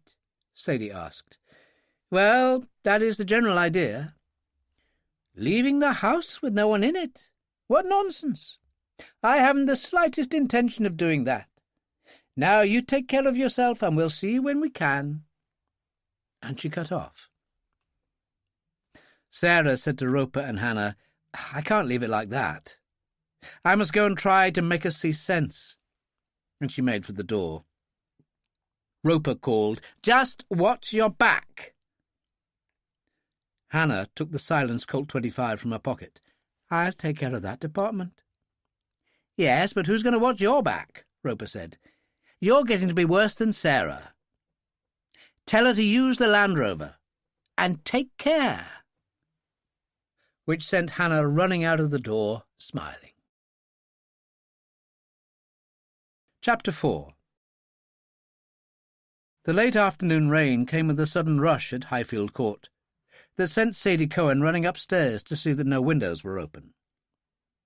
She checked all the bedrooms, finishing with Hannah's, where she found one open a little. Naughty girl, she muttered. Typical. Not that she meant it, for she had come to realise for some time now that Hannah was the daughter she'd never had. Hannah, who had lost her mother and father to the car bomb in Northern Ireland that had killed them and crippled her, returned her affection completely. The fact that she was Catholic and Sadie Jewish was irrelevant. Sadie slammed the window down, peering out because this was her favourite view. High up on the 4th floor of the house, the American Embassy in Grosvenor Square, no more than a couple of 100 yards away. It never failed to please, and she looked down at the garden, which was at its best, flowers in season, poplar trees swaying. But then she frowned at a flash of yellow down there. A man in an oilskin jacket stepped out of the rhododendron bushes, stood there in the rain, then stepped back into cover. Sadie went downstairs, entered the kitchen, opened a large wooden drawer, and took out a sawed-off shotgun and a packet of cartridges. She loaded the weapon quickly, then went out in the hall, approached the front door cautiously, and waited, the shadow of a man outside. Her codex sounded, and as she pulled it out one-handed to answer, the shadow vanished from view. "Sadie Cohen," she said. "Hi, love," Hannah replied. "Sarah and I are on our way. Should be with you in 15 minutes. "You'll be welcome," Sadie told her, "because we appear to have a guest in the garden. Could be others, too." "Remain inside," Hannah told her. "Intruder," she said to Sarah, and called Roper. "Where's Dillon?" "When he turned up and found you gone, he said he'd join you," Roper told her. "I'll check and tell him to put his foot down." "Dillon's on his way," she told Sarah, who said, "That's a comfort. I bet it's the Brotherhood. They've tried before, 3 or 4 pretending to be seeing to waterworks or drains or something like that." Hannah produced her Colt 25 and checked it. "Well, the bastards can bring it on as far as I'm concerned." "I couldn't agree more, love." Sarah was smiling. "Isn't it great to be a woman?" "Absolutely," Hannah told her. "So, as the great Bette Davis said, fasten your seat belts, it's going to be a bumpy night." And Sarah put her foot down hard as they roared away. Sadie turned off the hall light, but as the darkness had increased considerably, and very quickly, she switched on the garden lights. The conservatory was in darkness, and she stood there beside the Schiedmeyer concert grand in the study, waiting and watching. There was some sort of movement out there. She waited, then switched on the conservatory lights, illuminating 2 men in yellow oilskin uniforms peering in the window. They backed away hurriedly into the darkness, and Sadie was filled with fury, turned the key, and flung open the door. "Who the hell are you?" she called. "Get out of this house!" She went down the terrace steps, cocking the sword off. "I'll shoot without hesitation," which she did, firing 1 barrel into the night sky. One of the men jumped out of the thicket behind her, grabbing at her wrist, forcing the sword off up, and tearing it from Sadie's grip. A second came to his aid. Trying to control her, she kicked, and 2 more men in yellow oilskins ran in through the open gates to help them. The Land Rover arrived just after that, swerving in, Sarah braking so hard that she sprayed gravel over everyone. She slid from the driver's side, drawing her Colt, and Hannah joined her on the other side, weapon in hand. "All right," Sarah cried. "That's enough." The one who had picked up the sword off said, "I don't think so, Captain Gideon. If you and the girl don't put down your weapons, I will blow your housekeeper's head off." On the instant, Hannah shot off the lower half of his left ear. He cried out, blood spurting, and dropped the shotgun. And Dillon seemed to slide in at the wheel of the Mini at the same time, spraying another wave of gravel. "My goodness, but you girls have been having fun," he said as he got out. "What kept your cousin?" Hannah demanded. One of the men reached down to grab the shotgun, and Dillon kicked him in the face. The man fell over, and the others cried out in protest. Dillon said, "Line up and shut up, or someone else could lose half an ear." He turned to Hannah. "There you go, stealing my favourite party trick." "It runs in the family," she told him. "The way they treated Sadie, they got what they deserved." "On that point I wouldn't argue with you." Dillon turned to the lineup. "Who's going to tell me who sent you? Although I don't expect to be surprised." They stared at him stony-faced, and no one said a word except Dillon, who told them exactly what he thought of them in harsh but fluent Arabic. They stared at him in astonishment, and he returned to English. "So let's try again, and I would suggest that 1 half ear a night is enough." The man with the ear bleeding into the handkerchief he held against it said, "Imam Yusuf Shah, although I suspect you know that." "As it happens, I do." "So what would your name be?" "Hamid Arbed." "Well, keep better company is my advice. Take them to their van, Hannah. Send them on their way, and you have my permission to shoot anybody who makes a false move. Keep an eye on her, Sarah, while I help Sadie indoors. She's shaking." Hannah shepherded them outside to their yellow van and waited for them to scramble in. Hamid still held the handkerchief to his ear as he turned to her. "You use that gun like a soldier. Who taught you to do that, Mem Sahib?" "The Provisional IRA," she told him. "Allah preserve me!" He was shocked. "And the leg? You are crippled." "Car bomb," she said. "When it comes down to it, you lot are just beginners. Off you go, Hamid Abed, and try to behave yourself in the future." The van drove away. Hannah turned and walked back to Sarah, who said, "What was that all about?" "He wanted to know where I learned to shoot." And you told him the IRA. Which shocked the hell out of him. He called me Mem Sahib. I thought that was Indian. So it is. And I'm surprised, Sarah told her as they entered the house. Their attitude toward women is different from ours, so when they meet someone like you and me, they don't know how to handle us. They'll have to learn, Hannah said, and followed Sarah in, pausing at the umbrella stand, helping herself to one of the several walking sticks. Leg bad tonight? Sarah asked. You could say that, Hannah grinned. One cripple to another. You too? Yes, it's an absolute bastard. The fruits of war. For that I can only offer you this. Hannah handed her a walking stick. On the other hand, for the hero of Abusan, a military cross goes with it. Sarah gave her a hug and a kiss on the cheek. Bless you, Hannah, for being you. I'm beginning to wonder how I ever got by without you. Let's go and see what Sean's up to. The door of the rabbi's study stood open. Sadie had lit a fire in the magnificent Georgian grate. Dillon sat at one side speaking to Roper, and he paused. Sadie went off to the kitchen to make tea and coffee. I think she's upset, he said. Hannah had turned and was already on her way. Sarah said, We'll handle it, and hurried after her. Sadie was sitting in a high kitchen chair, sobbing, Hannah's arm around her. It's okay, Hannah told her. I'm here now, and so's Sarah. I'm so sorry, Sadie said. I got the shotgun to chase them away. Even fired around into the sky, but it didn't stop them. I was terrified, thinking there might be ISIS, and knowing what terrible things they've done.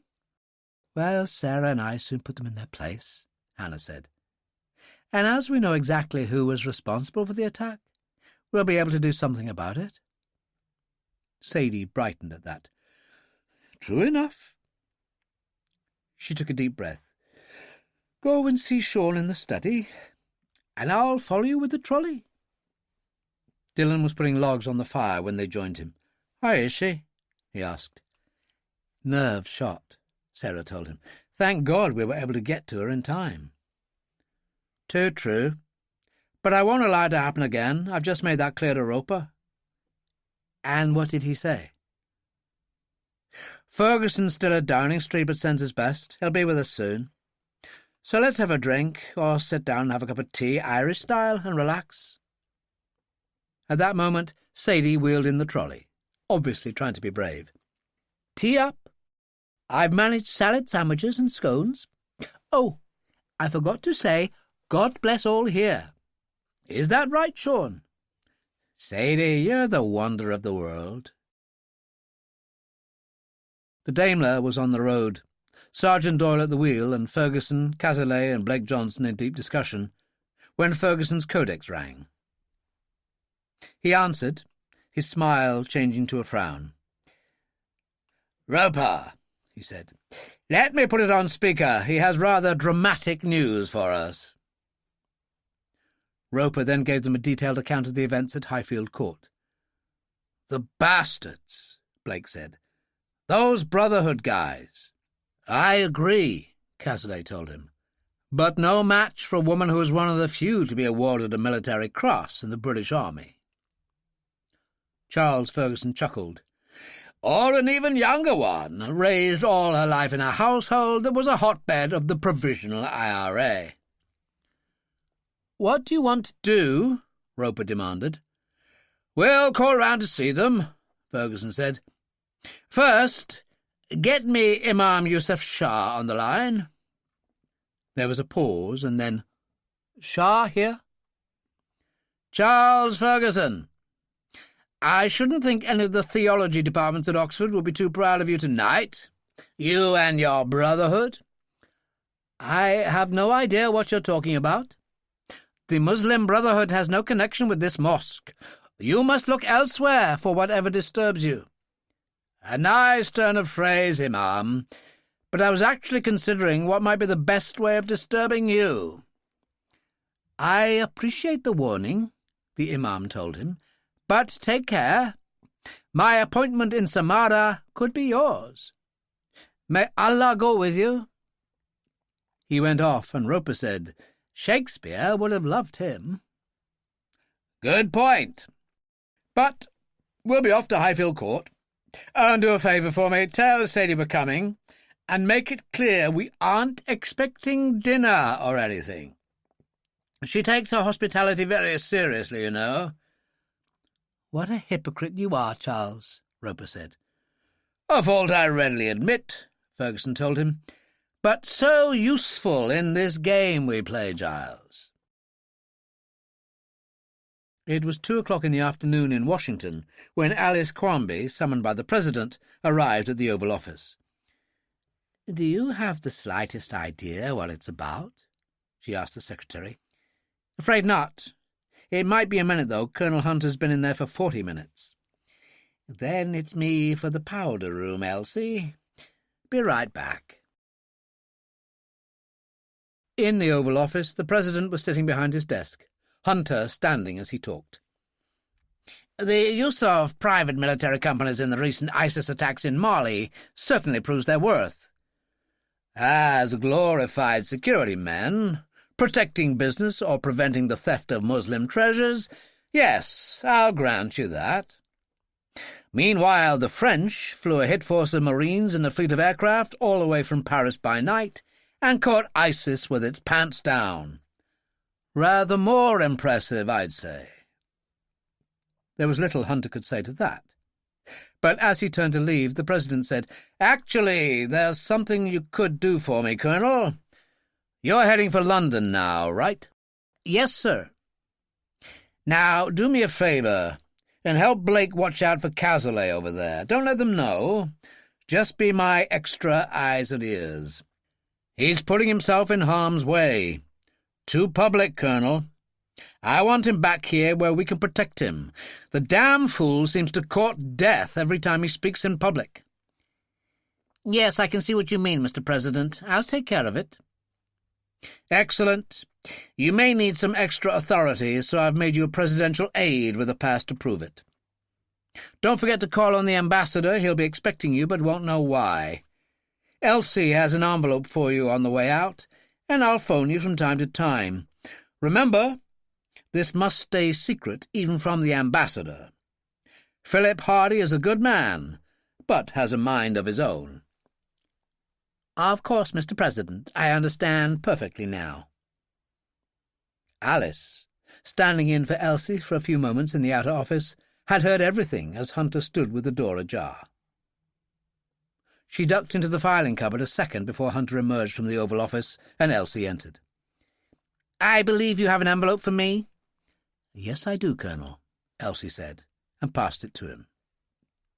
He hurried through the maze of corridors that was the White House, opening the letter and taking out the card and marvelling at the gold edges with "Office of the President of the United States" and "Colonel Samuel Hunter, Aide to the President," underneath in bold black print. When he got to the car and climbed in the Mercedes, he could hardly breathe. Dolan said, "Are you okay, Colonel?" "Never been better." Hunter passed the card. "Read that." Dolan did, then said, "But what does it mean, sir?" "Our ticket to prosperity." Once Hunter was out of the way, Alice was called into the Oval Office, where she found an angry President behind the desk. "There you are, Alice. Any word from Blake, any at all?" "I'm afraid not, Mr. President." "Damn his eyes! I'm worried, Alice, for both of them. These ISIS bastards are capable of anything." "So it would seem, Mr. President." "All right. But if you hear anything at all, get back to me immediately." "Yes, Mr. President." She returned to her desk, but she knew what she had to do. She had known Blake too long, and it was not, after all, being a traitor to her country, so she called him on his codex, unaware that he was driving to Highfield Court with Cazalet and Ferguson. "Alice," he said, "what's cooking at the White House?" "I had a call from the Oval Office earlier. We need to talk, Blake." He switched to speaker, gesturing to Cazalet and Ferguson. "Why, Alice, what happened?" "The President sent for me," she said, "and he was really concerned that he hadn't heard from you. But there's something else.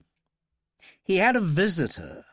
I was in the outer office and overheard some of his private conversation with Colonel Samuel Hunter, that CIA guy who's interested in private military companies and this Havoc outfit."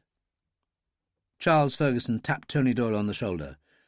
"Nice quiet spot, Sergeant. Pull over." Doyle did. Ferguson nodded to Cazalet and handed him the phone. "Jake here, Alice. Not trying to trick you or anything. General Ferguson and I just happened to be sharing a car with Blake. Do you trust me?" "Of course I do, Mr. President." "Then tell us exactly what you heard and everything you know about this Colonel Hunter." She did as she was told, and when she was finished, Cazalet said, "Brilliant. Try not to feel too uncomfortable about telling us. You've served your country, believe me." Blake took the phone. "Take care, love. You never did a more important thing." "Carry on, Sergeant." Ferguson sat back as they moved away. "I disliked Hunter straight away. Now I know why." "We'll have to watch our backs with him," Cazalet said. "And I'd say that Havoc project of his is worth checking on." "Oh, it shall be, old boy," Ferguson said. "Just leave it to me. I have the perfect man in mind." And he took out his codex again.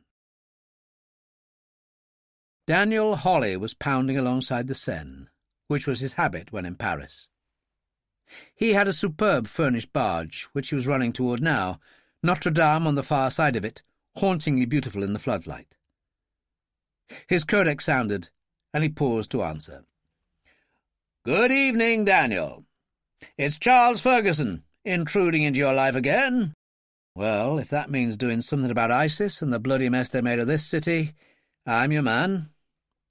"Not directly, but there's something that might be related. Can you come see me?" "I'll be with you tomorrow." In London, the 4 men who had attacked Highfield Court stood before Imam Yusuf Shah in his office at the Pound Street Mosque. No one had helped Hamid Abed, and the handkerchief he held to his ear was soaked with blood. The man who stood behind them was enormous, addressed by the Imam as Omar. A leather pouch filled with lead shot swung in his right hand, and he monotonously slapped it into the palm of his left. "So, Hamid Abed," the Imam said, "you let your comrades down by betraying me." "Not so, Imam. It seemed obvious that the target knew who was behind the attack. This warfare must have been happening between Captain Gideon, her friends, and the mosque for some time." "Which is none of your business, as I will show these fools here, that they may demonstrate to others the punishment that awaits all traitors." He nodded to Omar, who struck Hamid violently with the leather pouch, sending him crashing to the floor unconscious. Omar kicked him several times as the others watched, terrified.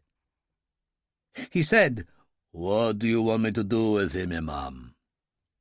"Beat him thoroughly, Omar, then throw him in the river. The Thames is tidal, and few bodies that go in appear again. It'll be a warning from Allah that all wrongdoers must be punished if they transgress. Take these other wretches with you so they will learn, and speak to me when you are finished, for there is no more to be done."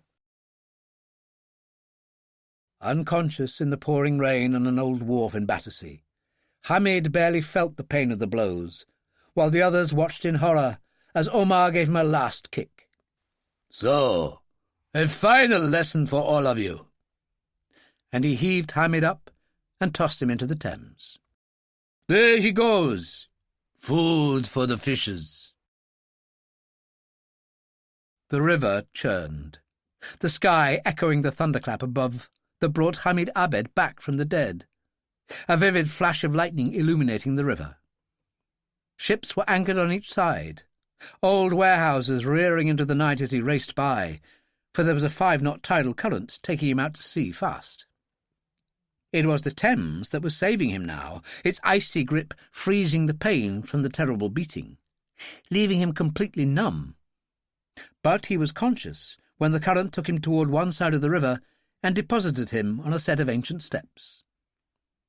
In great pain, he hauled himself up to a dim light that was bracketed to the decaying walls of an old warehouse, above a sign that read, St. Mary's Stairs.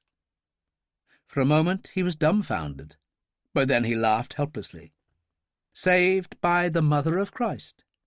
But that was all right, because she was in the Koran too. What it all meant he did not know, except that, leaning against the wall under the sign, he realized 2 things. He was seriously injured, and if he fell into the hands of the Brotherhood again, he was a dead man. On the other hand, he was assumed to be dead already, but there was no way he would get help from his own people. Too afraid of ISIS or the Brotherhood. He stood there, coughing blood in the rain, and looked up at the sign. St. Mary had saved him once before, in spite of his being a Muslim. Maybe she could do it again. His foot kicked a wooden pole on the floor, perhaps from a brush. A staff, to walk with up the alley toward the main road. And so he started, a hand braced against the wall to help him. The moment the Daimler drew up in the drive of Highfield Court, Hannah had the front door open, and Ferguson and the others rushed inside out of the rain, where a profound smell from the kitchen indicated that Sadie had been busy. She came down the corridor to greet them, wearing a kitchen smock, wiping her hands on a towel. "There you are," she said. "I thought we'd lost you." Ferguson kissed her on the cheeks. "Would we do that to you, Sadie?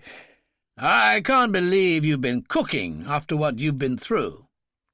"Yes, you can, you old rogue.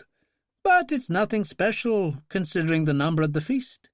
You'll just have to put up with what a Jewish lady manages to come up with when she tries spaghetti bolognese." "Ecstasy, I'm sure," he said. "Well, a glass of champagne first would be nice."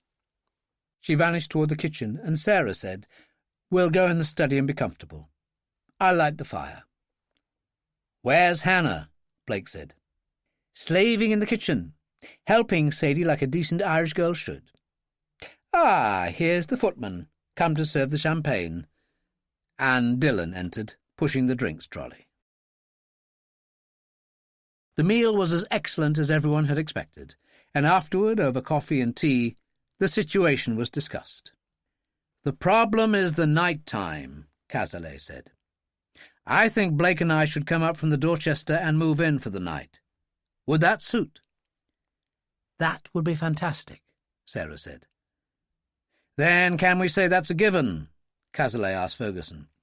"Very generous of you, Mr. President. I'm sure Sadie will be delighted." "With what?" she said, walking in with a fresh pot of coffee. "You're going to have lodgers, my dear," Ferguson told her. And the front doorbell started to ring. "Now, how can that be?" Dillon said. And he was out of the study in a moment, a Colt 25 ready as he approached the door, followed by Hannah, pulling out her own gun and running to cover him. She was like a different person, calm and assured, her weapon ready in both hands as he reached for the key to open the door. She said, "Take care now, Sean, and don't be dying on me. I've lost enough for my family." "Yes, well, I'm cleverer than that, girl." He pulled the flap of the letterbox open. "Who's there?" The voice was broken, strange, and very slow when it said, "My name is Hamid Abed, and I seek the Memsahib, that she may show me mercy." "Holy Mother," Hannah said, "that's the man I shot. But what would he be doing here?" "Well, say." Dillon, gun in hand, opened the door, and Sadie screamed. The light from the hall showed the terrible beating Abed had taken, blood all over him, and Hannah pushed Dillon to one side and kneeled. "Who did this to you?" "The Imam at Pound Street. He had me whipped and broken, thrown in the Thames by Omar Bey. The man they call the Beast." "Forget him now, you're safe with me. But why call me Mem Sahib?" "I was in the Pakistan army, like my father before me, but my grandfather and his father were in the Indian army under the Raj, Mem Sahib." He laughed. "I was thrown into the Thames to die, and a miracle took me to St. Mary's Stairs. Mary, the mother of Jesus, is in the Quran. There was nowhere else to go, so I came here. It was a long walk in the rain." "I understand. And there's no need to worry." She glanced at Ferguson. "General." "I've already called Maggie Duncan at Rosedene, my dear. An ambulance is on the way." Maggie Duncan had been matron for many years at Rosedene, a very special medical establishment that offered only the best of treatment to those damaged in their service to Charles Ferguson's organisation. Her boss was Professor Charles Bellamy, considered by many to be the finest general surgeon in London. Hannah had accompanied Hamid in the ambulance, and after a discussion of what had happened with the others, Dillon and Sarah followed in the Mini. "It doesn't look good, Sean," Sarah said. "About as bad as it could, dear girl." His voice was angry, and the harsh Ulster accent plain. "Omar the Beast, is it? The Imam's hitman. I'd like to meet that one." He swerved slightly, and she said, "Easy, Sean, your time will come, God willing. Or mine." He glanced at her, frowning, then turned the Mini into the entrance to Rosedene and parked. Maggie Duncan met them as she came out of her office in reception. She was dressed for the operating theatre. "That bad, is it, Maggie?" Sarah asked. "That man's condition is appalling. Multiple fractures, damage to many organs, a ruptured kidney. Frankly, I don't even know how he made it to you. He had a pole of sorts, which I suppose he found somewhere on St. Mary's Stairs, and he used it to help him walk. All very biblical, Maggie." "Over the years, Sean, I've often put this question to you. When's it all going to end?" "You're a good and honest Christian, Maggie. Book of Revelation. Behold a pale horse, his rider was called Death, and hell followed close behind." "The Apocalypse," she said. "You surely can't be meaning that." "And why not, when people are meeting a bad end in every bloody country on earth?" Hannah appeared suddenly, crashing through the swinging doors that led to the medical units. "He needs you, matron, as quickly as possible." Maggie pushed straight through the door, and Hannah turned to Dillon and Sarah and slumped down beside them. "He hasn't got a hope in hell." Sarah said, "Miracles can happen, love. Bellamy is an extraordinary surgeon." "I know he is. But I also know the smell of death well from my childhood in an IRA household. The boys turning up bleeding all over the place, with the SAS on their tails, and only the village doctor to do the best he could for anyone wounded." The door opened, and Maggie, splashed with blood, said wearily, "He's going, Hannah. I'm so sorry." Hannah was on her feet and darting past her. Dillon and Sarah hesitated, and Maggie led the way to an operating theatre at the far end of the corridor, where they were able to observe through a window. Hannah stood beside the bed, and Bellamy was there, his theatre scrub stained with blood. Maggie said, "It was one thing after another. The professor really fought for him, but... Just a minute, what's happening?" Very slowly, Hamid raised his right arm, which was swathed in bandages, and Hannah held his fingers, and his lips moved, and then his head lolled to one side as he died, the alarm calling in more staff, and Dillon and Sarah turned and went back to reception. "A bad one, Sean," she said as they sat. "I saw plenty killed in Afghanistan, but some things you never get over." "Your kids say that. If this Omar the Beast was standing in front of Hannah, she'd empty a gun in him."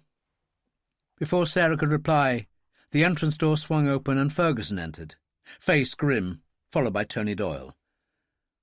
"Has he gone?" he asked.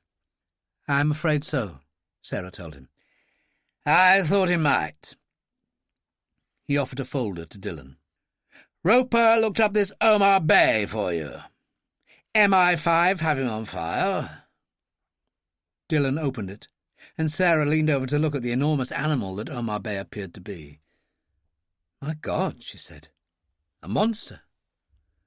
He's certainly murdered a number of fellow Muslims, but Scotland Yard got nowhere with those. There's a total unwillingness amongst the Muslim community to get involved," said Dillon. "I can believe that," Ferguson said. "But we'll keep the file, Dillon. It may prove useful." Hannah joined them, looking bleak. "So that bastard gets away with it?" Dillon passed her the file. "I don't think so. That's what he looks like." She glanced at the photo in the file, then closed it. "What happens now?" "I've already alerted Mr. Teague and his disposal team," Ferguson told her. "They'll be here shortly." At that moment Teague walked in, a tall, distinguished-looking man in black overalls, whom Hannah had met previously. Her voice shook as she said, "So this is the best we can do for him? The ovens?" "Most Muslims would expect cremation," Teague told her. "And I have a Muslim cleric to call on. All will be proper. Hamid Abed will not pass over alone." Sarah said, "Shall we go together, Hannah?" Teague glanced at Ferguson, who nodded and said to the women, "If that is your wish, then go now. There is always a certain urgency to this business." Hannah turned to Dillon. "Sean?" He shook his head. "I'll see you later." Teague already had the door open, and they brushed past him and were gone, and he stepped out after them. Ferguson shook his head. "I'll never understand women." "But thank God for them," Dillon said. "I'll have to get moving. My place is at Holland Park tonight, I promised Roper." "Then you'd better be off," Ferguson said. Dillon went out fast. The Mini roared, the noise fading in a remarkably short time. He had left the Omar Bey file on the coffee table. Ferguson was slipping it in his briefcase when Tony Doyle peered through the door. "Highfield Court, General?" "Not needed, Sergeant. President Cazalet and Blake are staying the night. You can take me to Holland Park. I need to have a word with Professor Bellamy, so I'll call you when I need you."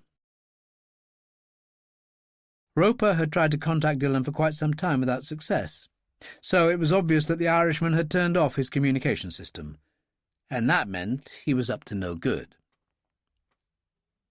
Roper sat there thinking about this. It was raining hard, drumming against the windows in the darkness outside. "Damn you, Sean," he said softly. "Don't do this to me." At almost the same moment, Dillon's voice came in loud and clear. "Have you been trying to get in touch?" "Well, of course I have. A bad business, the whole thing. You could put it that way. But there's a certain element of farce to the whole affair. I mean, who is the enemy? The Imam. He can't be touched. He is a cleric, and shooting him would cause a riot." "Of course it would." "You got the file I sent you?" "Yes, and I must say MI5 have done an excellent job.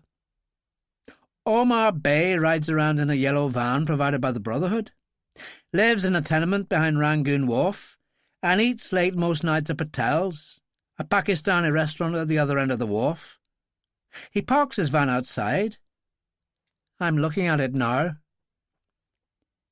"Waiting to put a bullet between his eyes," Roper said. "That's crazy, Sean." "Who said anything about a bullet? The rail at the edge of the wharf is old and wooden. I've opened his van with my keys, gained access to his steering and braking system, and locked the driver's door again." "My God, but that's diabolical," Roper said. "Well, let's hope it works, because he's just emerged from the restaurant and is hurrying through the rain to reach his van. Now he's getting the door open and heaving himself inside. Just listen." Roper could hear the van's engine starting in the background as Dillon held up his codex. but the heavy drumming of the rain reduced the sound so much that he couldn't tell what was happening until Dillon spoke again. "Bloody marvellous.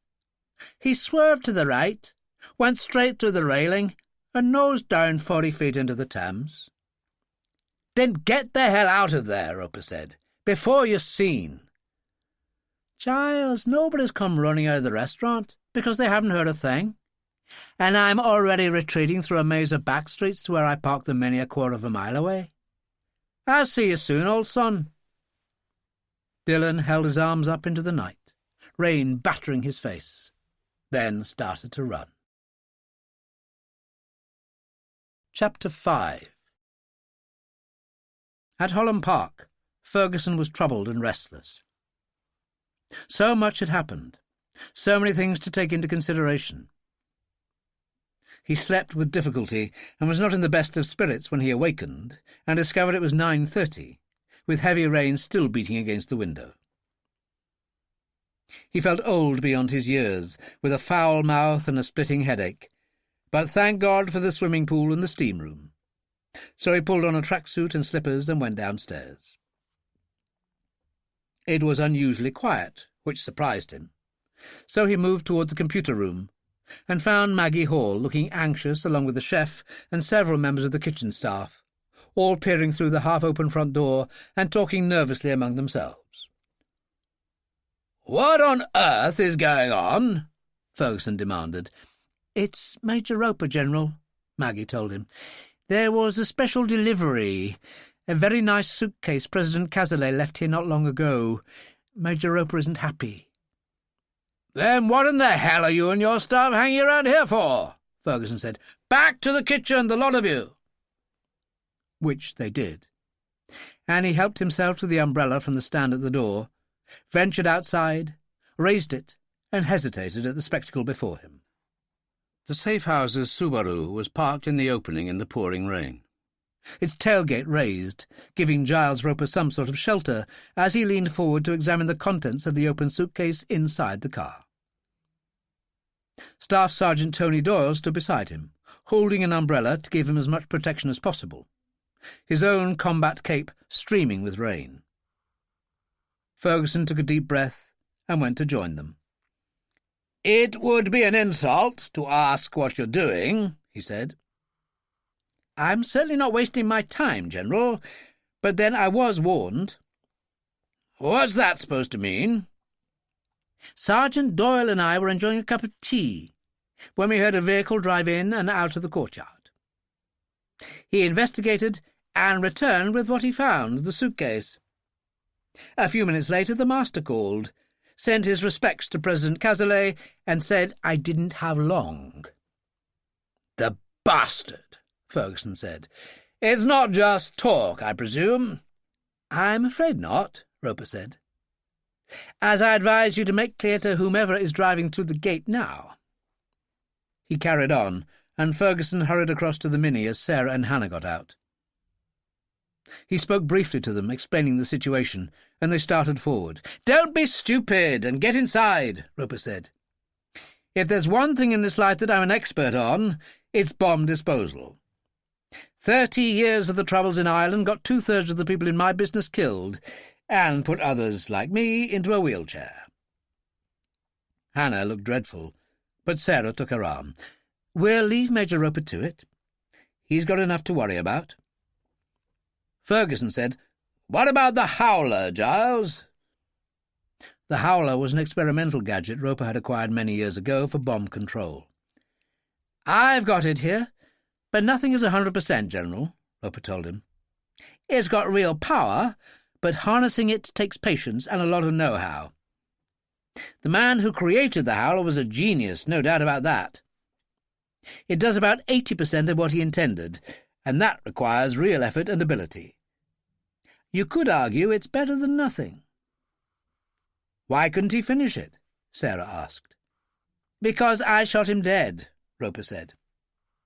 "But if you don't mind, I really have to get on with it. It takes a lot of concentration." They sat in the dining room drinking tea and coffee, the atmosphere grim, Maggie Hall hovering anxiously in the background. An hour later, Roper rolled in, Tony Doyle following behind. Roper pushed the howler across to Ferguson, who took a deep breath and said, "All done?" "Oh, yes. The master is going to be so disappointed. A tricky business, mind you. I can't think of anyone else in the business who could have handled it." Hannah said, "Why did you say that?" He ignored her for a moment and said to Maggie, "Irish whiskey in my tea. I think I've earned it. And bacon and eggs?" She hurried away, and he turned to Hannah. "Where were we?" "You know damn well where we were." "Oh, that." He smiled, but in a way no one had ever smiled at her before, the eyes dark and empty. "An old story, my love. When the world was young, and someone like me could believe he was invincible, because he'd shot dead 2 IRA assassins who'd ambushed him, and had a military cross for it." "But I thought you received the George Cross," Sarah said. "I did. That was for dismantling the Portland Hotel bomb, which took me 9 hours, and even longer for the Ministry of Defence to honour me." "Which still doesn't explain the howler," Hannah put in. "One of the cleaners at my billet, a nice Protestant girl called Jean Murray, told me that her brother Kenny was studying electronics at Queen's University and was working on a thing he called a howler that would enable him to switch off any kind of electronic control system. The possibilities were obvious concerning bombs, and I asked to meet him." "So what happened?" Sarah demanded. "Do I smell some sort of scam here?" "The howler was real enough, but Jean and Kenny were IRA, and it was a kidnap plot, the purpose of which was to squeeze the juice out of me about the secrets of the British Army's bomb disposal units." There was silence. Then Sarah said, "Well, as you're still here, you obviously handled the situation." "They were amateurs, really. Searched me, lifted my Browning, and missed out on the ankle holster with a Colt 25 loaded with hollow point cartridges. Kenny was taunting me, a gun in his hand, when I shot him dead." Hannah crossed herself, and when she spoke it was obviously with some difficulty. "And Jean Murray?" "I left her with her brother and returned to the unit." Hannah was obviously experiencing difficulty with the whole business. "And did you ever see her again?" "Oh, yes, the following morning, when I was leaving my billet to attend a staff conference at the Grand Central Hotel, and found her waiting for me outside. I stopped to speak to her, and she showed me a black plastic control. She said, 'You wanted the howler, so here it is,' and held it high for a moment. 'But your real present is in that shopping bag under your seat.'" "God in heaven," Hannah said. "So she blew herself up into heaven or hell, depending how you look at it," Roper said, "crippled me pretty effectively, and placed me in a wheelchair for the rest of my life."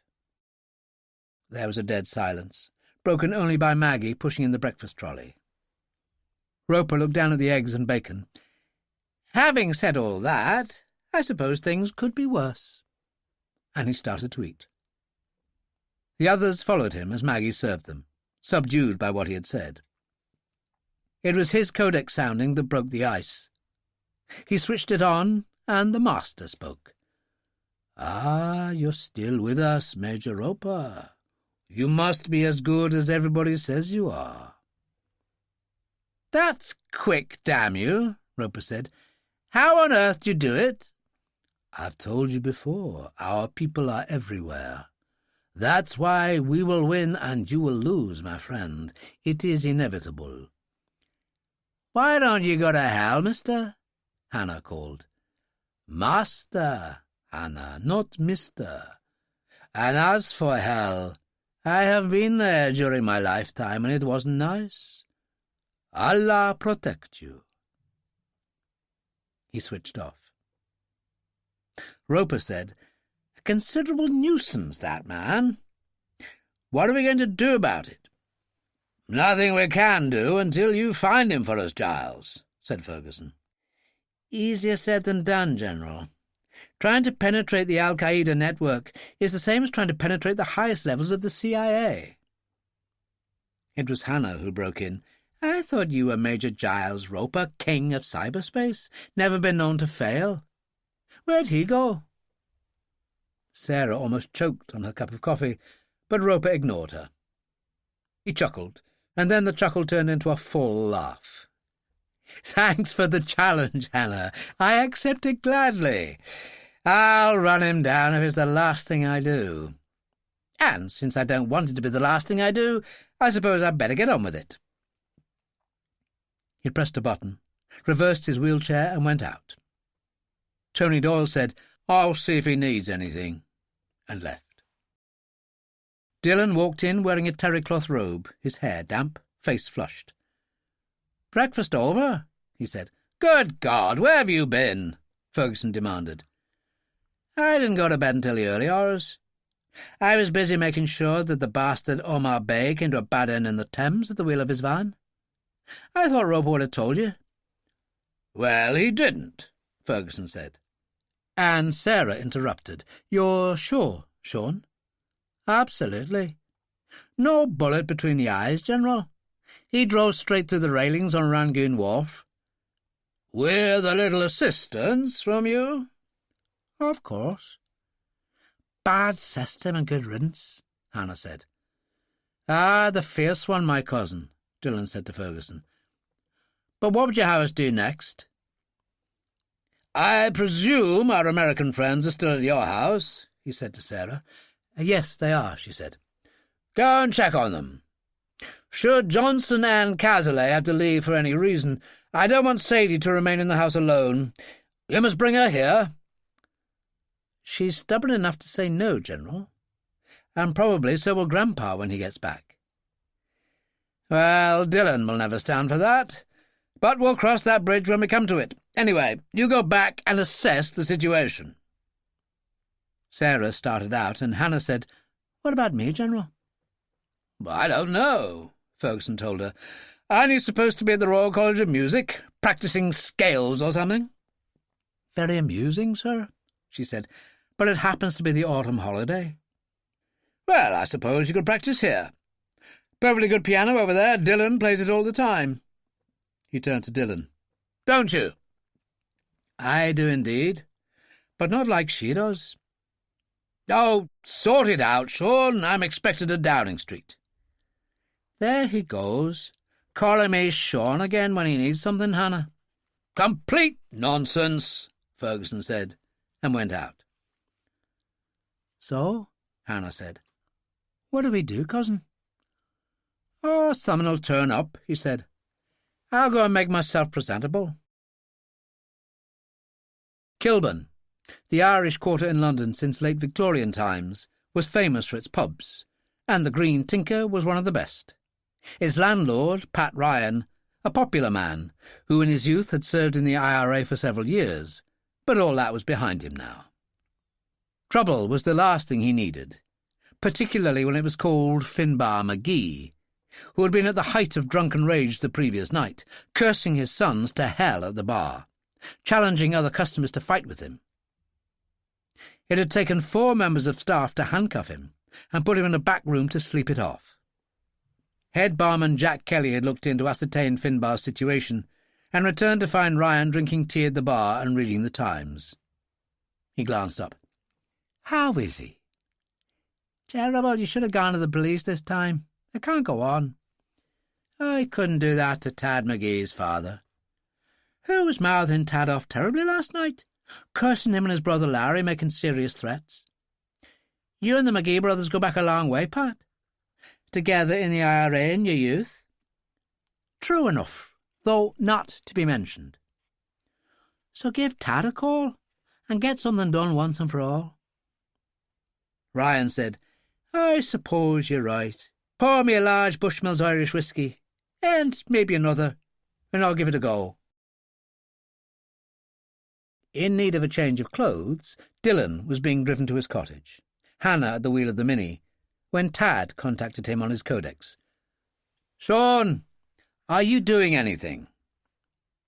Dillon switched over to speaker. "Nothing special." "I need a favour. I know you can fly jets, but what about a 25-year-old chieftain in excellent condition?" I know it well, Dillon told him. A real airplane. So you could fly one? Tad, I can fly a Boeing if I have to. What's the story? I have a Chieftain. Beautiful specimen piston engines, operating out of a small flying club called Barking in Kent. Unfortunately, the pilot I normally use is out of the country, and I need a flight to another small airfield called Dunkelly in County Down. Would this be for an illegal purpose? Dillon asked. Only if we throw my father out of the plane when we're over the Irish Sea. I'm kicking him out of London, and serve the bastard right. When an Irish pub in Kilburn can't put up with his drunken ways, it's time to go. Can you help? Of course I can. Then meet me at the Green Tinker in Kilburn. When would you like me? As soon as possible, Tad told him. Is that okay? Not as long as you don't mind Hannah being with me. She's with me now. Oh, that's all right by me. We'll join you at the Tinker soon. When would that be? I want him out of London before tonight. Well, then, how about this? If you can get into this Barking place, we'll meet you. Are you sure you'll find it? Tad asked. That's what sat-navs are for, Dillon told him. We'll see you there. He switched off and turned to Hannah. Any objections to a flying visit to County Down? Not that I can think of. Excellent. Then punch in Barking Airfield, and away we go. They stopped at a village pub for soup and sandwiches, and carried on to Barking, finding it little more than a hamlet. The tiny airport, as with most such places outside London, was a relic of the Second World War, with a single runway, an ageing flight control office, and a couple of shabby hangars. There were a couple of dozen aircraft parked, mainly single-engine, the rather splendid twin-engine Chieftain to one side. Dillon saw a Land Rover with Tad beside it, talking to Pat Ryan and Jack Kelly from the Green Tinker, and Finbar standing to one side, looking dangerous. He got out of the Mini and approached them. God bless all here. Good to see you, Sean, Pat Ryan said. My cousin Hannah Flynn, Dillon said, as she limped up, leaning on her stick. It was apparent then that Finbar was handcuffed, and his face was twisted and ugly. Creppers now, is it, Dillon? But that's about all you're fit for. Everyone was shocked, but before Dillon could make a proper response, Hannah had produced her Colt 25 from her right-hand pocket and jammed it into his mouth, splintering Finbar's teeth. This weapon is not only silent, but also fires hollow-point cartridges. You'll be dead in 10 seconds if I decide to pull the trigger, and I've done that several times, as Sean Dillon will tell you. I've also survived a car bomb that destroyed my parents. Walk softly around me, or I will shoot you. Nothing's more certain.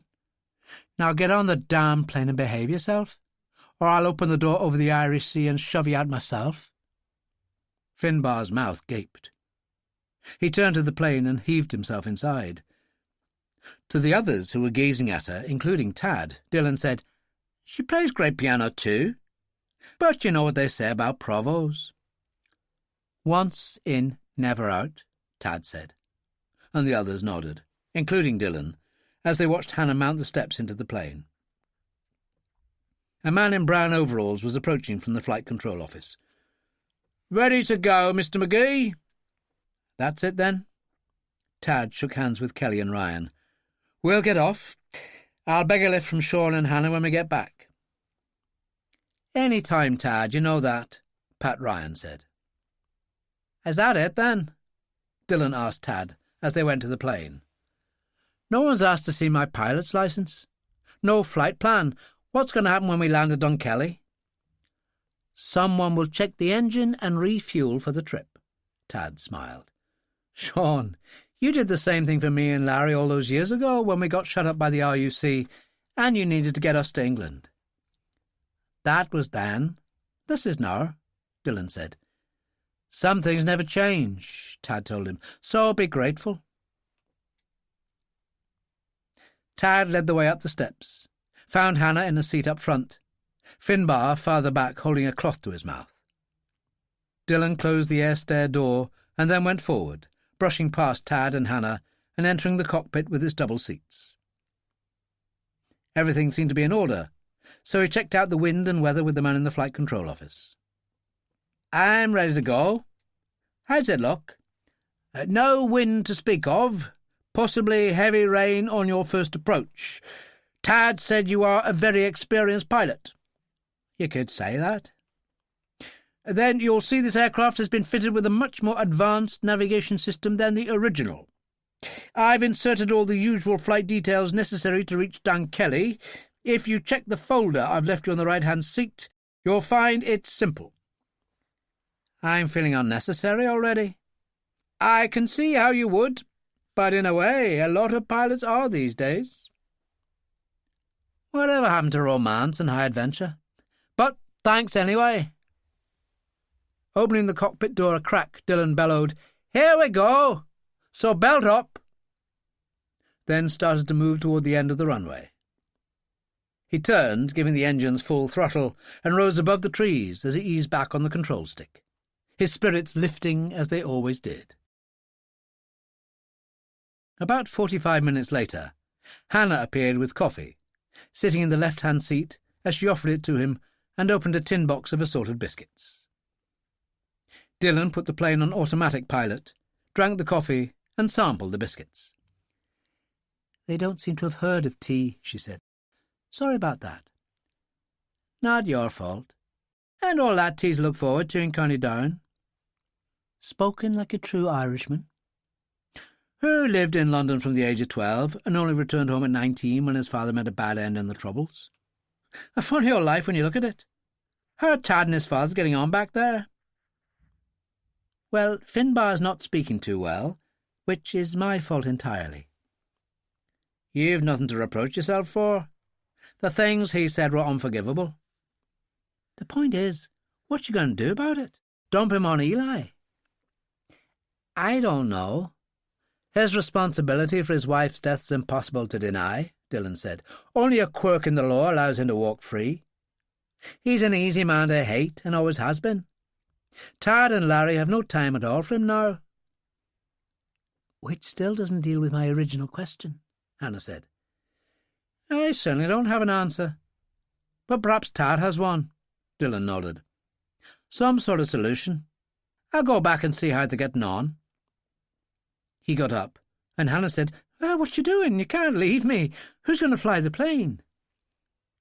Dillon pointed to the instrument panel. "See that button? It means the plane is on automatic pilot. Don't touch it. I'll be back." Finbar's face was a nightmare covered in dry blood. That he was in considerable pain was obvious, and he glared at Dillon, eyes full of hate, as he nursed the glass of brandy and soda that Tad had given him. Dillon said, "How are you?" It took an effort, but Finbar could speak slowly. "How do you think, you stupid bastard? I'll make you pay. You and that little whore. She'll be begging for mercy by the time I finish with her.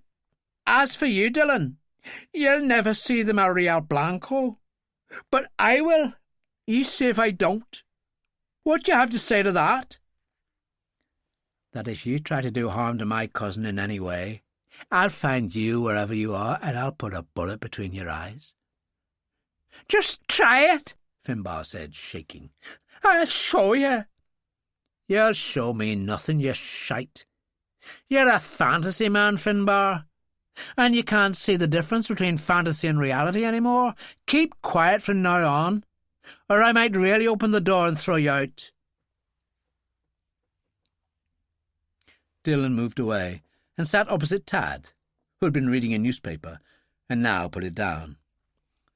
"Enjoying yourself, Sean?" "Not really. But it does raise the serious question of what to do with him. He's your father, that's a fact, but his offences put him beyond hope.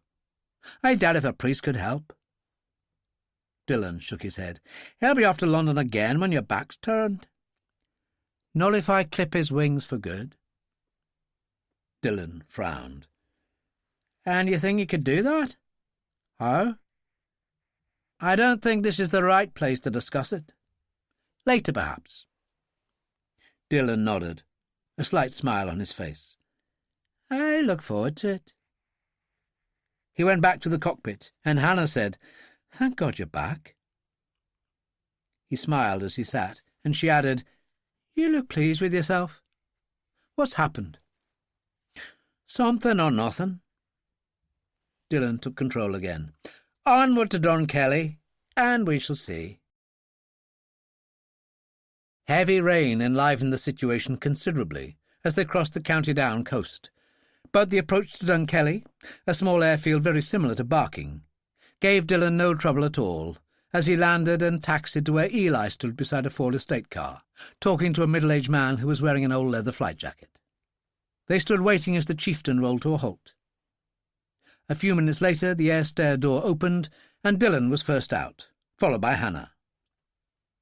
Eli gripped Dillon's hand hard enough to make him wince. By God, but it's good to see you, Sean. And you, Dillon said. This is my cousin, Hannah Flynn. Try not to crush her hand. The other man held his out. Billy Spillane, Sean. I run this place. A bloody legend you are, no mistake. Behind them, Finbar negotiated the steps gingerly, his handcuffed wrists out in front of him. Spillane said, God save us, have you been in another car crash or something? You look dreadful. Oh, thanks to that bitch standing there. All her fault. What a lying bastard you are, Dillon said, and turned to Spillane. He got what he deserved. Absolutely, Tad McGee announced as he came down the steps. I'd have thought you'd have realised that after all these years. He turned to Eli and embraced him. Good to see you. Eli's smile was enormous. And always good to see you, Tad. I got your letter. And you saw the lawyer, Michael Strachan? In Belfast yesterday, as you instructed. Good man yourself. So let's take ourselves off to Drumore House and see if the old place is still standing. Stick him in the rear of the estate car, Eli, and we'll join you. I'll drive. Like hell you will, Finbar cried and kicked out.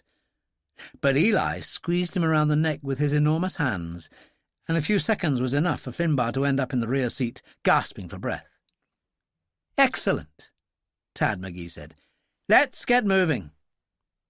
So the others got in, and he drove away. Hannah was astonished by Drumore House, as she took a walk with Dillon under a borrowed umbrella after the others had gone in. The rain fell. There was the Irish Sea rolling out beyond the boathouse and the jetty below, waves flowing in. Dillon smoked a cigarette, with what was obviously conscious pleasure, as he looked down at the tide coming in. You love all this, don't you? Hannah said. Well, I am a County Down man, my love, Dillon said. Born in Collyban, farther along the coast from here. Raised by my mother's brother, McKean Oge Flynn, when she passed on and my father went to Kilburn to make a future for us. He did, finally, and had me join him when I was 12. Having said that, I didn't think much of Collyban, but I've always liked it here. It's not the decrepit old place I'd expected, she said. Substantial building, 18th century from the look of it, and soundly built. You're quite right, he said. The McGees have a history. They were squireens. A nice estate in the county, and prosperous with it. I thought there might be something like that, Hannah said. It's a special place. The cliffs on the other side wrapping around. And dangerous. Deep water closer than you'd imagine. A jagged coastline. Caves that can drown you if you don't get out in time. Although I was older than Tad and Larry, I enjoyed some great holidays with them. I bet you did, she smiled, and the rain increased into a solid downpour on the instant. Sorry about that, Dillon said. I'm afraid that the rain round here is particularly Irish, and has a habit of doing exactly what it wants. We'd better go in.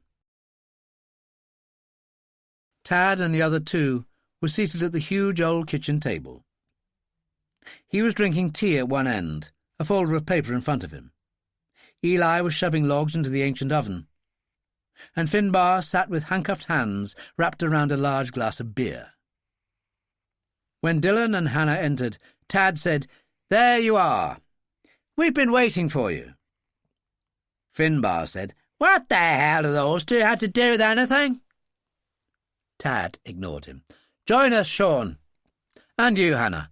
"What's going on here?" Finbar demanded. "If you shut up, you'll find out," Tad told him, as Sean and Hannah sat down, Eli facing them, solemn as a judge, his craggy old face giving nothing away.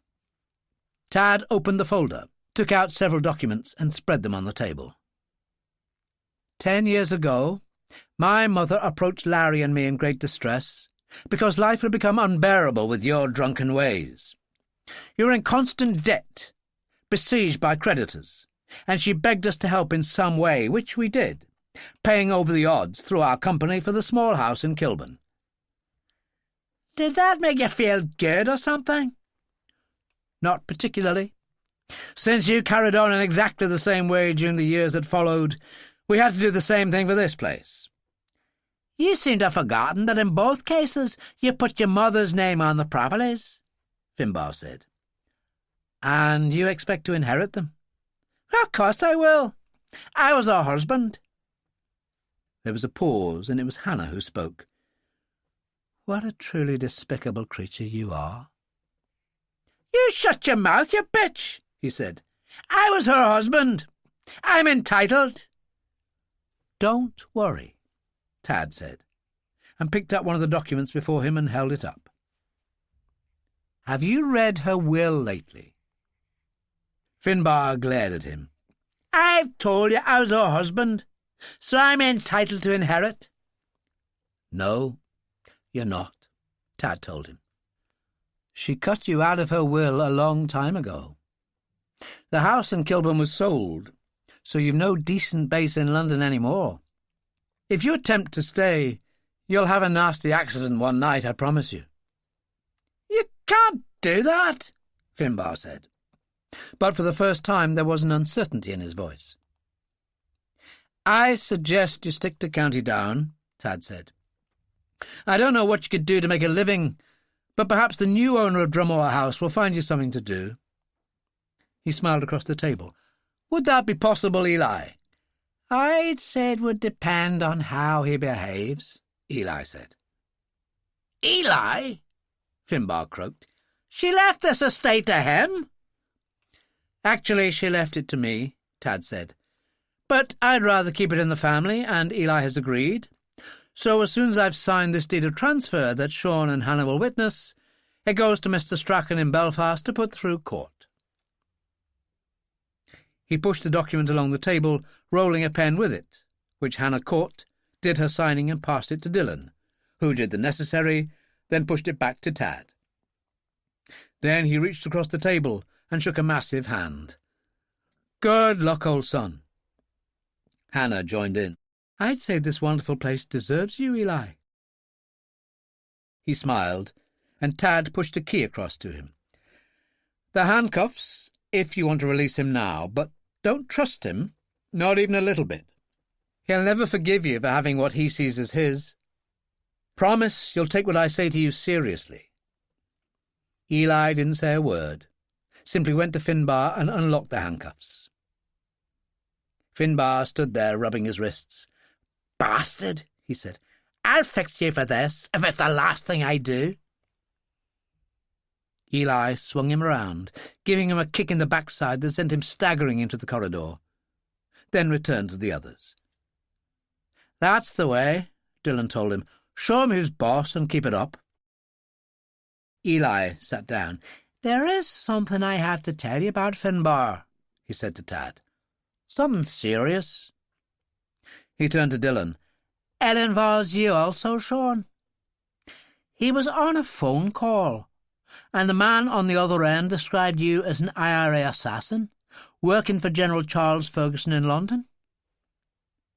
Who the hell said that? Dillon demanded. It was the day before the funeral. We were in here at breakfast when Finbar's mobile rang, He was in a bad mood and answered, turning his phone on speaker. It was a total stranger who said he felt Finbar had been treated very unfairly in the matter of his wife's death, and had put £20,000 in his bank account so that he could go to the funeral. That's incredible, Hannah said. No, it's not, Dillon told her. There's more to it, isn't there, Eli? You heard everything, so tell us. This is important. More than you could know. Eli held nothing back, telling them everything he could recall of the exchange between the master and Finbar. Tad sat there, taking it all in with extraordinary calm, turning to Dillon when the big man was finished. I suspected you were in intelligence of some sort, Sean, but this takes the biscuit. And you too, Hannah. That's extraordinary. It just sort of happened, she said.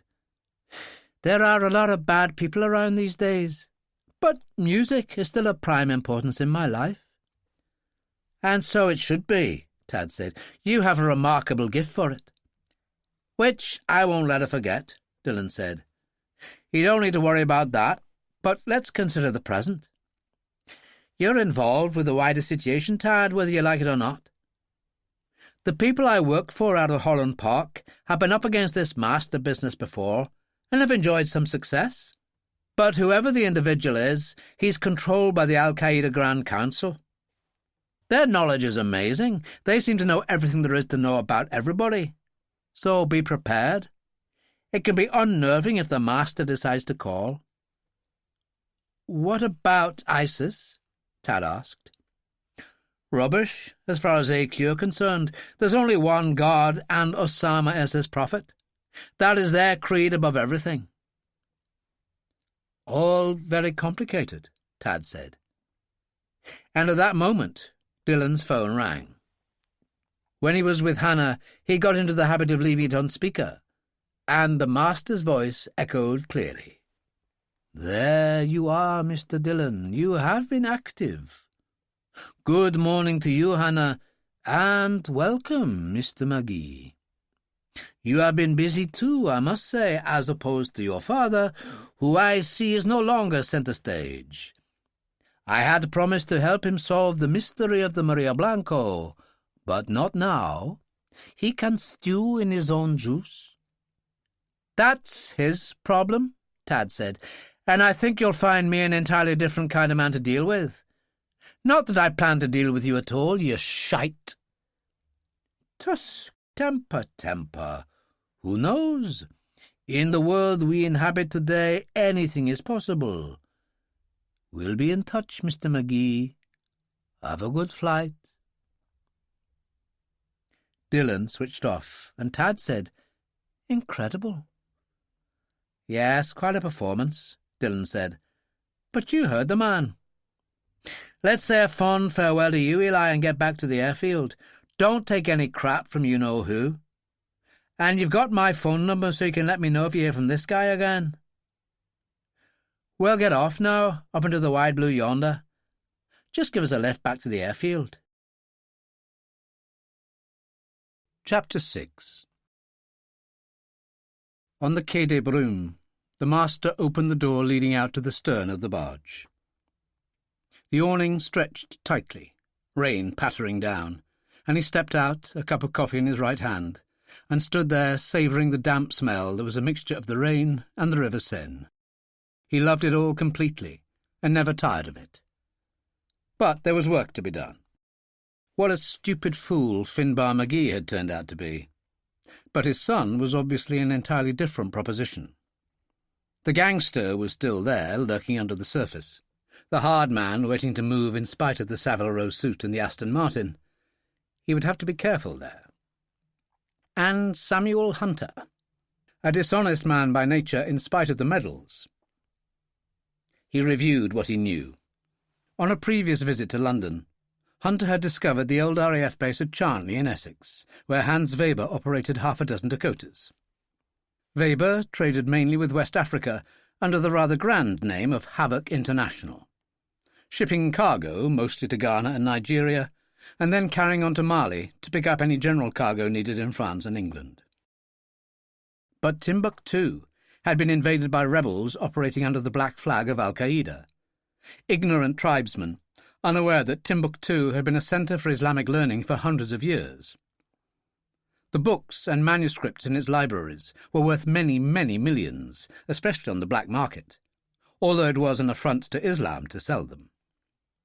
Over champagne and an excellent meal at the Hilton in Park Lane, which he regretted later, Weber had let the cat out of the bag by telling Hunter how he had already smuggled out some early manuscripts of the Koran, passed them to the right dealers in London, and cleared £100,000, leaving some dealers begging for more.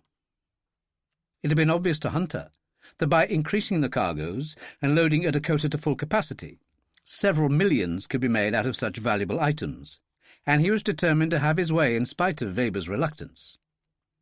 The truth was that Weber was regretting his involvement and desperately tried to get out of it by changing his mobile and moving out of his usual hotel into a one-bedroom flat in Hatherley Court in Bayswater that was owned by a cousin. None of this had helped, as Hunter had sent an email to Charnley Airfield indicating that he was on his way to London. The master smiled and punched in some numbers on his phone. In Bayswater, Weber sat in despair by the window in his pyjamas, drinking coffee for his breakfast, the rain pattering against the window, and then the ancient house phone at the flat rang. He stared at it for a moment or so, but as the ringing persisted, he picked the phone up, and the master said, "So there you are, Mr. Weber. It's not Colonel Samuel Hunter, which I am sure is a relief to you." Weber was stunned. "Who is this?" "Most people call me the Master." "I've never heard of you. Master of what?" "Never mind that for the moment. Let's deal with you.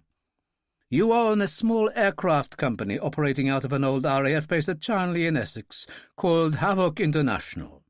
A rather grand title." Weber said, "You need something like that to impress the sort of people I have to deal with." "Of course, the African trade, Ghana and Nigeria." "That's right."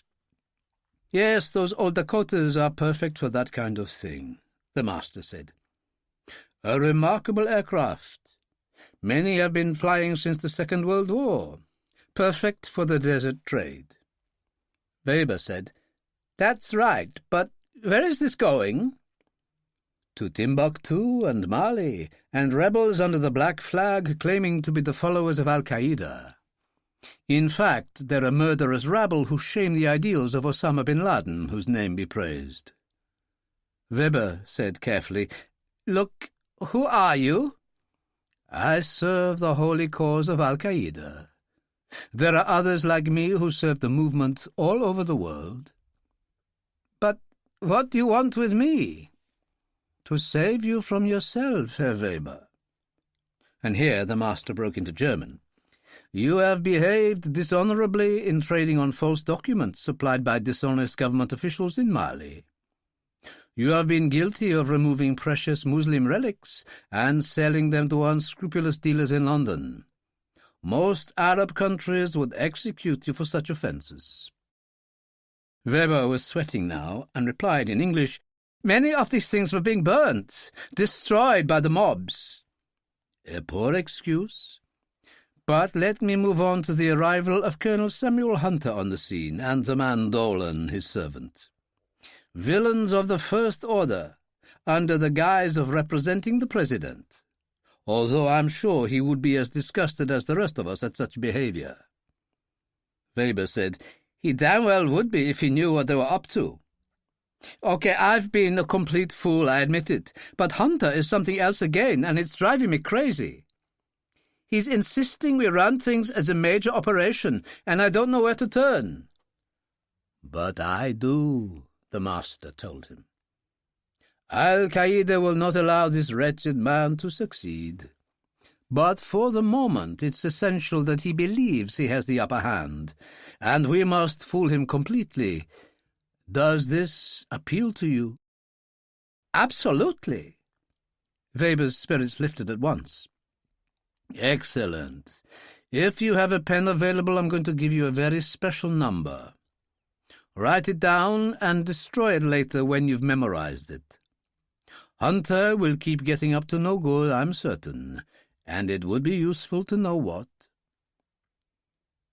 Weber produced a pen, listening as the master said the number, writing it on his left wrist.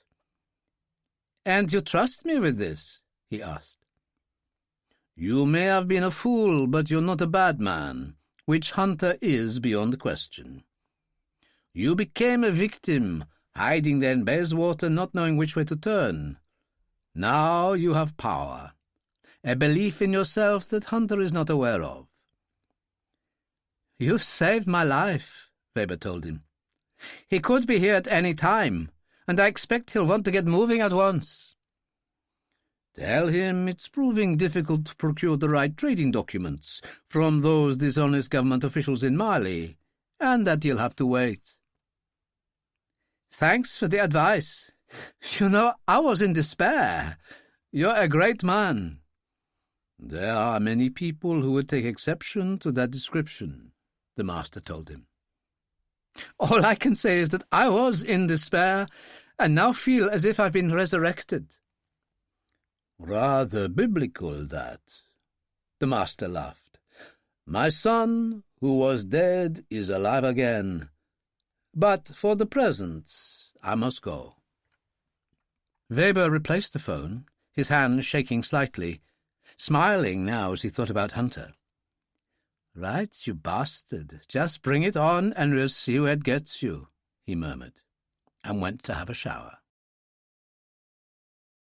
The chieftain landed at Barking after a perfect flight, and a little more than an hour later the Minnie dropped Tad at the Curzon Street house, then carried on to Holland Park.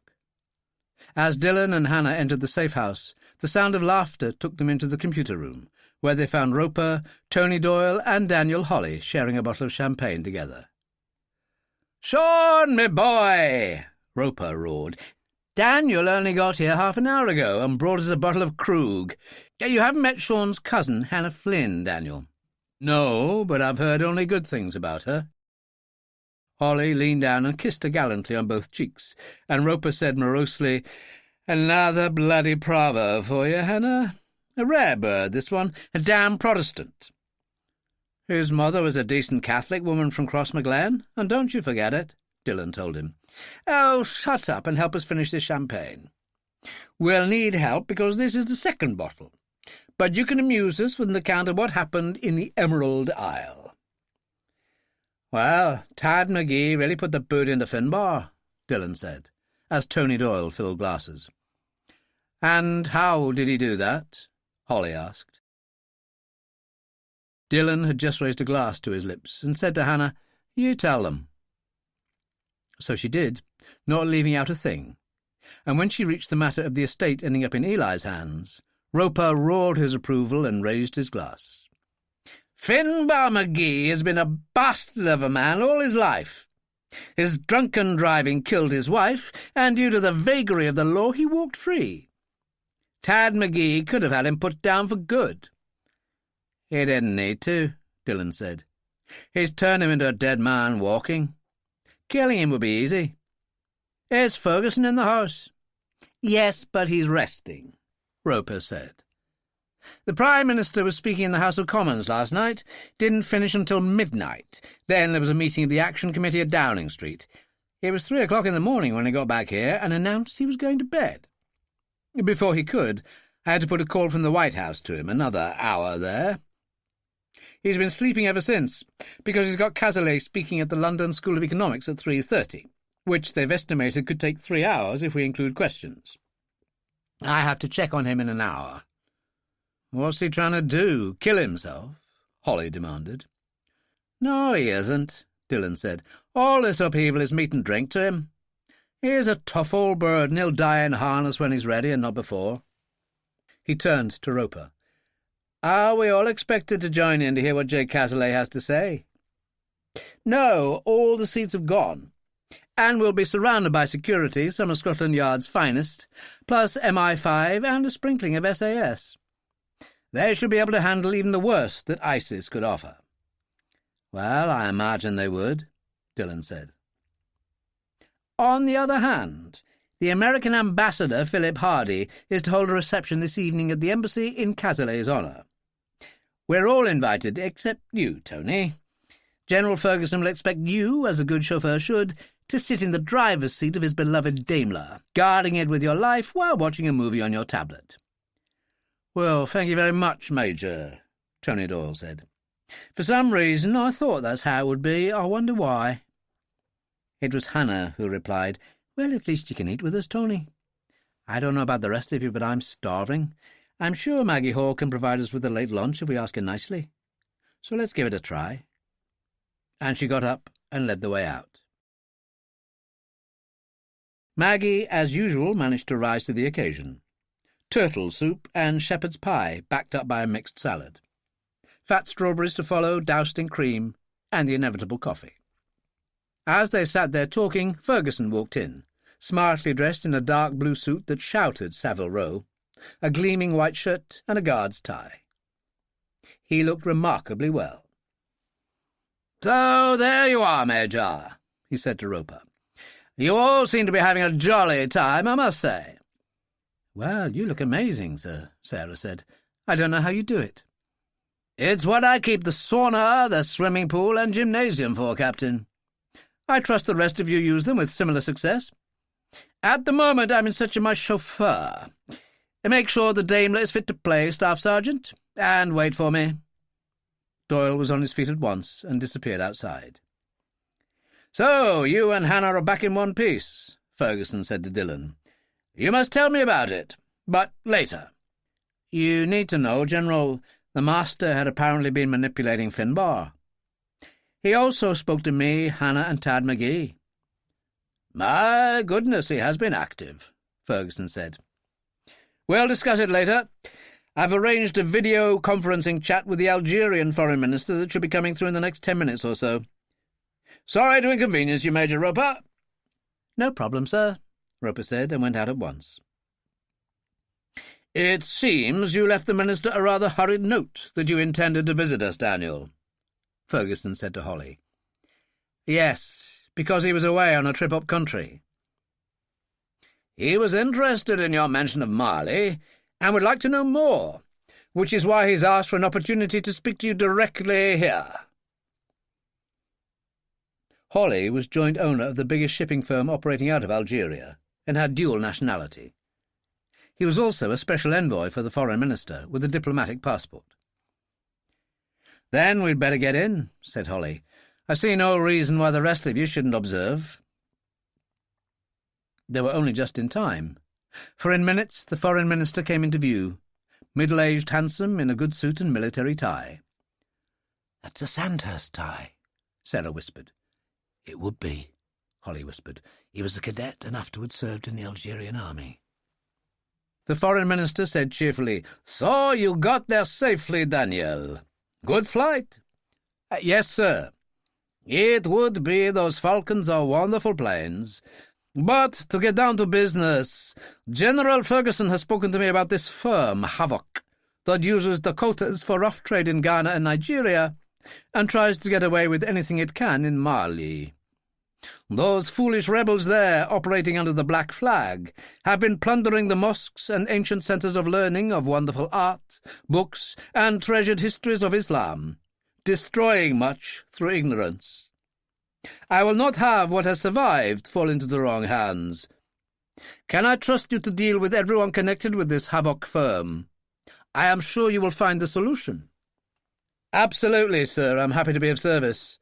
And I know I'll get some help from my friends here." "Excellent. That was all I wanted to check. I leave it in your hands, then. Take care, Daniel, and all of you. Hard times, but we'll survive." The screen faded. "He seems a pretty decent sort of chap," Sarah said. "You mean for a Muslim?" Holly commented. Sarah was immediately angry. "The Muslims I killed in Afghanistan, and there were many, were angry men determined to kill me and my comrades anywhere they could. The fact that they were Muslim was no more important a factor than a British soldier being Roman Catholic or Protestant, or, like me, a Jew."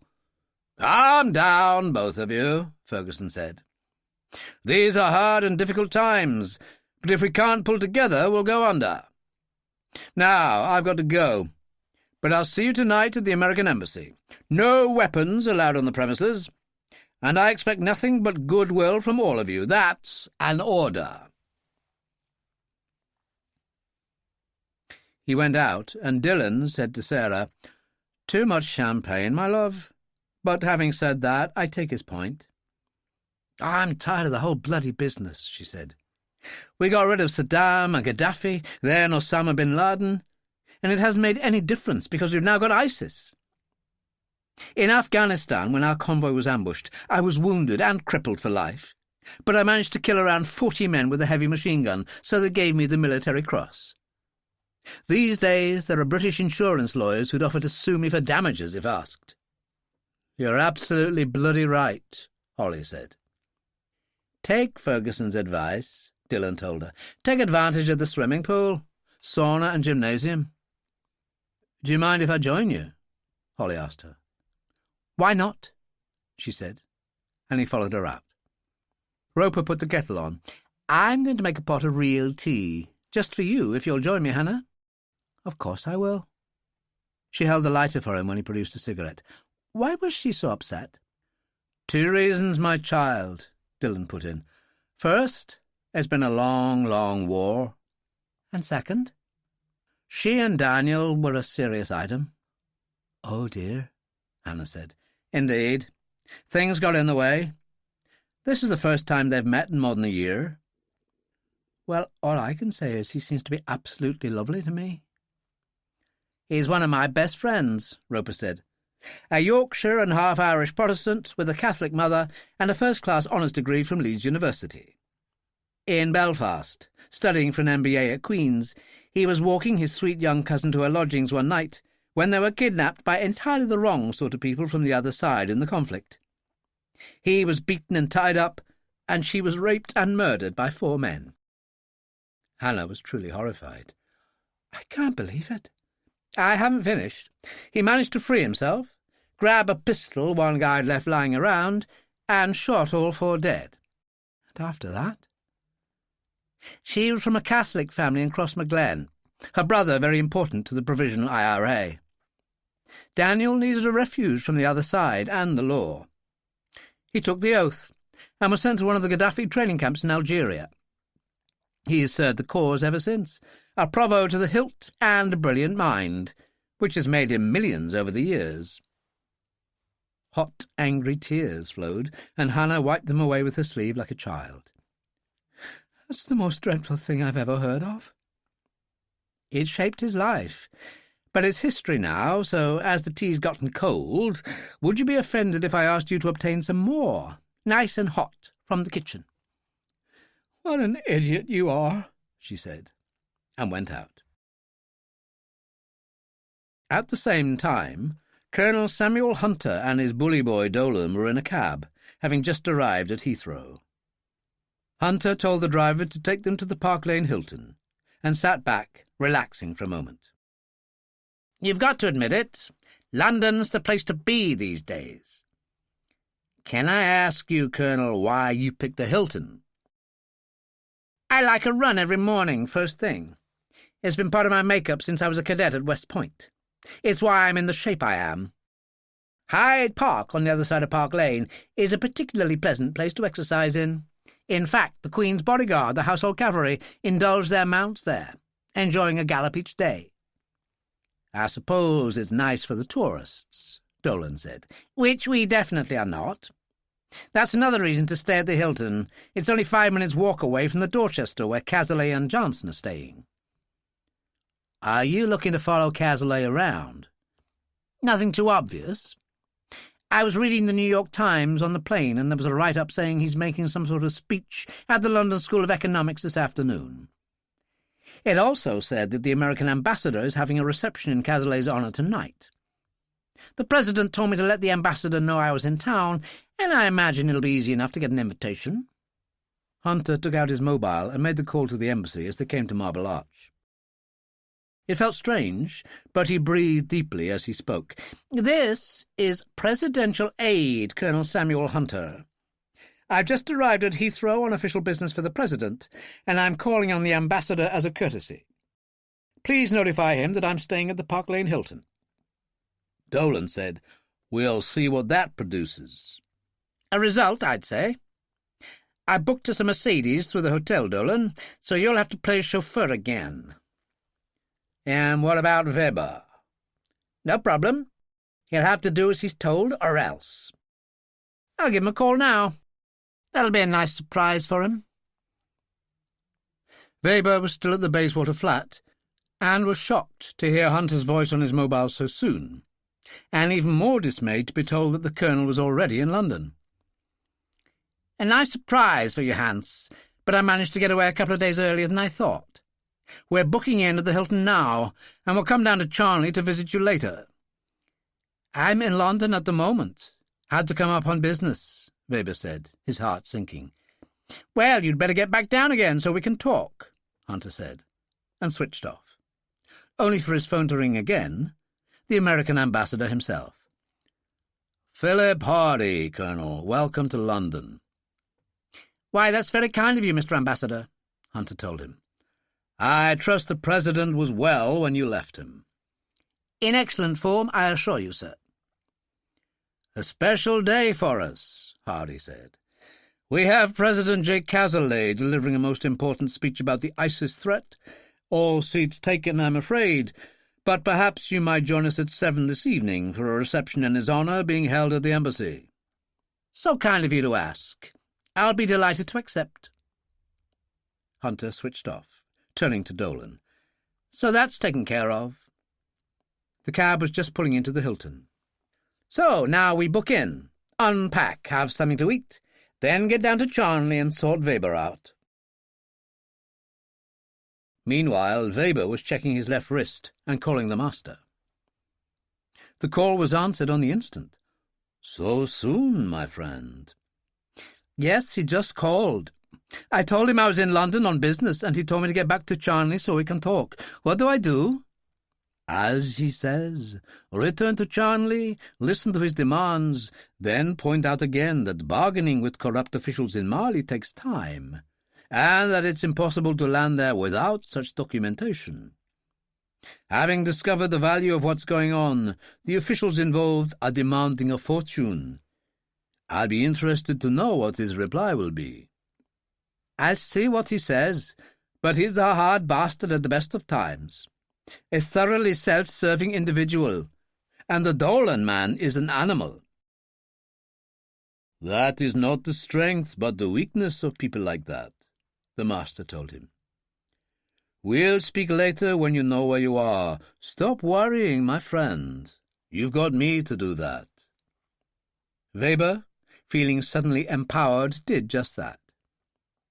Pulling on an anorak in case of rain, he hurried downstairs to his car and set off for Charnley. Hannah was still with Roper and Dillon in the computer room when Sarah and Holly returned, fresh-faced. "I trust you enjoyed your ablutions," Roper said. "But things have been moving along. The dubious Colonel Hunter and his bagman, Sergeant, have been logged through Heathrow and booked into the Park Lane Hilton." "So convenient when he wants to be able to keep an eye on Cazalay at the Dorchester," Sarah said. "He's not a nice man," Roper nodded. "A proper bastard in every way, which MI5 confirmed big time. You'll be meeting him tonight. He's been invited to the reception. But then he would be. It's protocol, but there's nothing to do about that." "Well, I, for one, would like to know what makes him tick," Holly said. "Which at the moment appears to be Charnley Airfield and the ghostly Dakotas. So I have a suggestion. At Farley Field, only 20 minutes away by car, I have one of my most prized possessions, my Falcon jet. I could fly a plane like that to this Charnley place in 15 minutes or so and find out what goes on there. I'd only be following the Algerian Foreign Minister's orders. I can take passengers if anyone fancies the flight." "Oh, you can rule me out. Too complicated," Roper said. "But the rest of you might find it fun. Pretend you're an enthusiast, Sean, who's got a thing about old Dakotas. You're just friends having an afternoon out." "Sounds good to me," Sarah said. "I'm up for it if you are, Hannah." "Well, of course she is. So let's get moving," Holly put in. "We'll see you later, Giles." They left on the run, There was laughter outside for a while, doors banged closed in the Land Rover, and away they went, leaving Giles Roper alone in his eternal wheelchair. Hans Weber had a good run to Charnley in his old Volkswagen before getting out to open the main gate, for he'd closed the place for a week until he could work out for certain what was going to happen. He walked back to the VW to slide behind the wheel when, with a sudden roar, a falcon swooped overhead, circled the airfield, and dropped in with great skill to one side of the two Dakotas, parked beside a handful of small planes. As Weber got behind the wheel of the VW and drove to investigate, the Falcon's air stair door opened and Holly and his passengers got out. Weber parked the VW and went to meet them.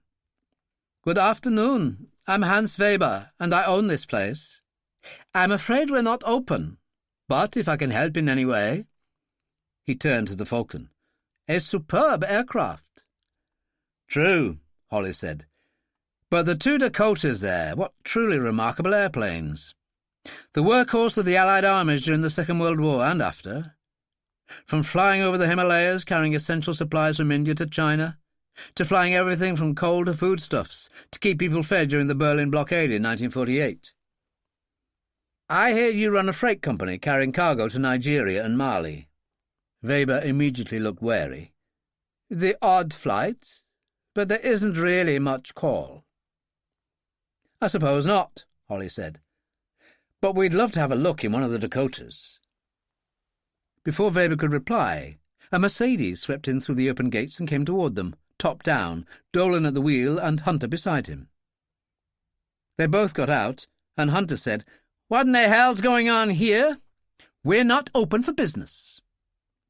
Dillon, a brilliant actor since his youth, had no difficulty in assuming an English accent that was upper-class to perfection. "No need to adopt that kind of tone. It offends the ladies, and we can't have that, can we?" Dillon advanced on him. "Then you know what to do, you little ponce. Just get back in your fancy plane and clear off before I flatten you." Dillon turned to Weber. "Your partners?" "In a way," Weber said.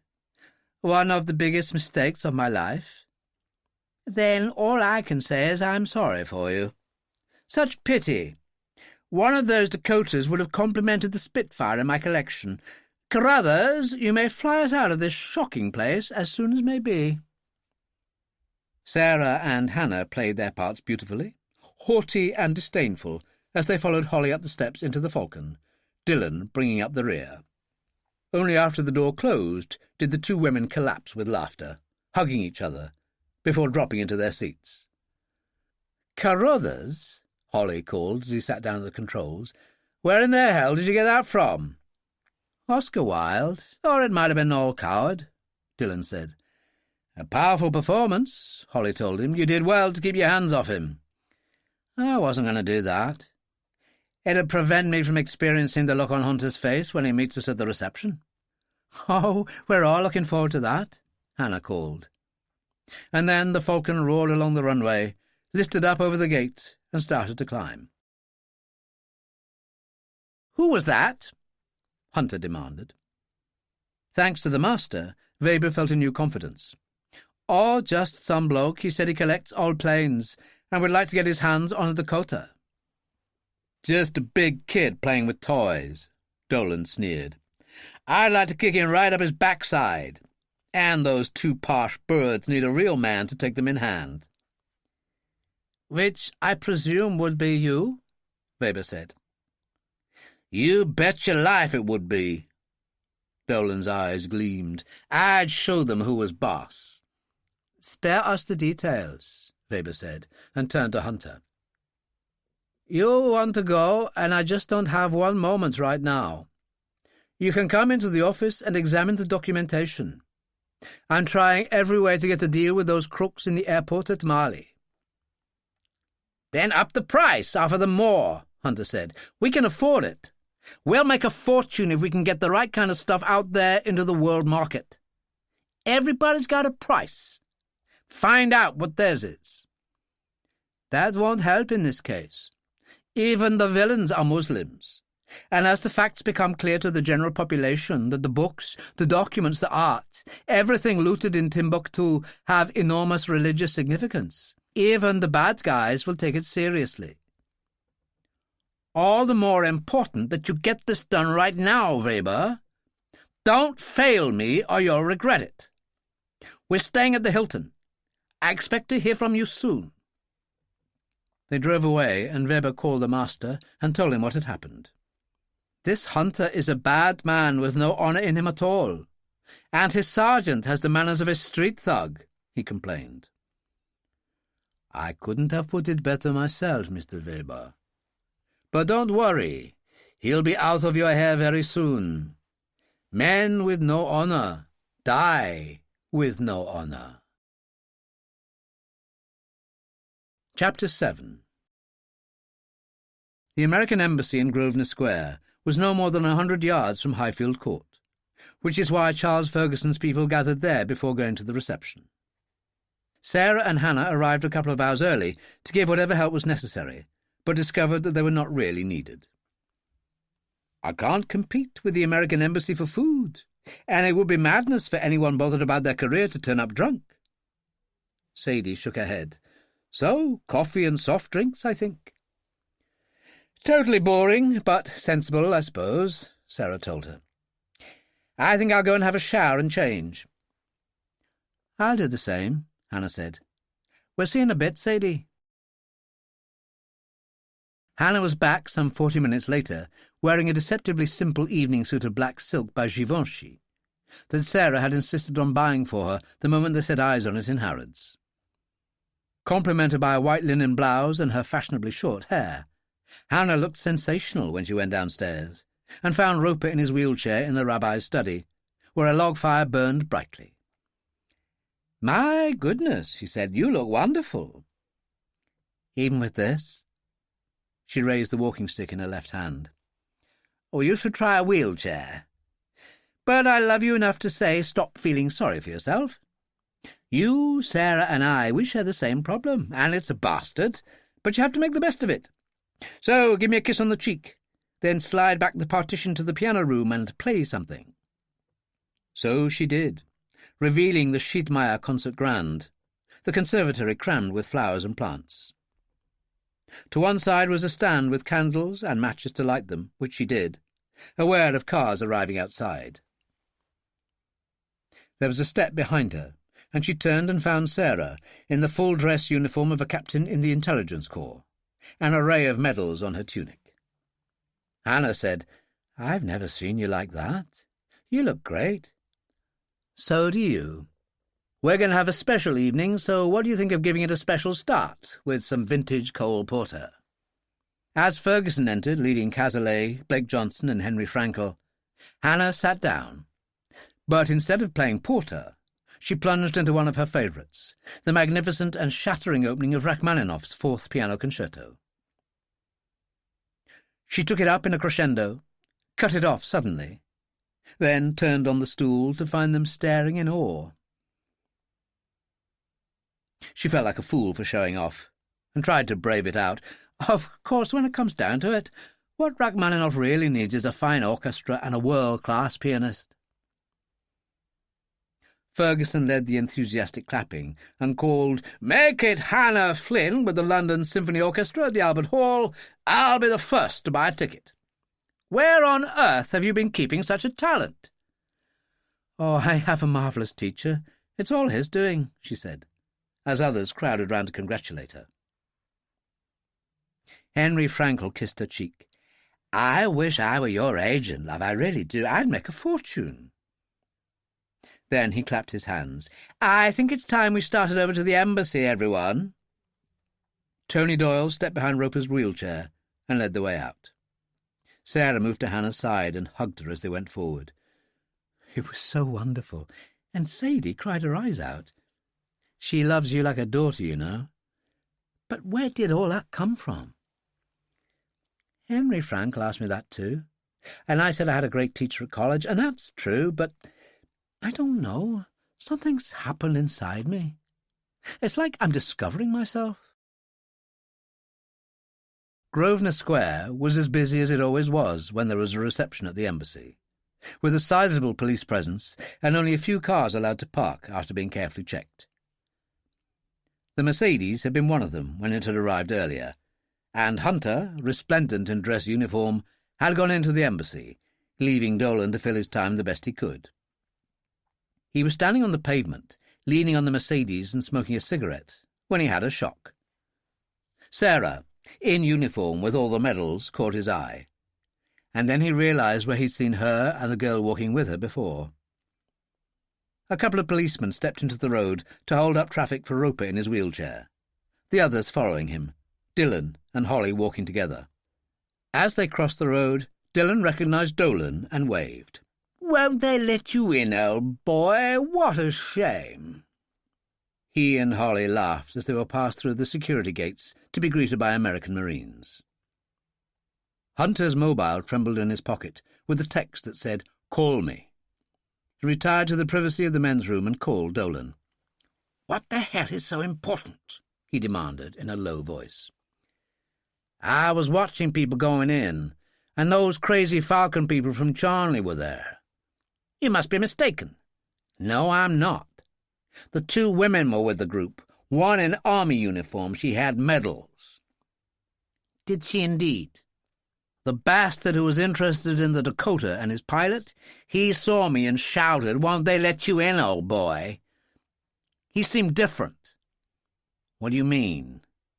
"When he dealt with us at Charnley, he seemed like just a stupid prick. But not this guy. He's trouble." "You were right to call me." "What are you going to do?" "The place is jammed with people, but I'll find them." "Watch yourself.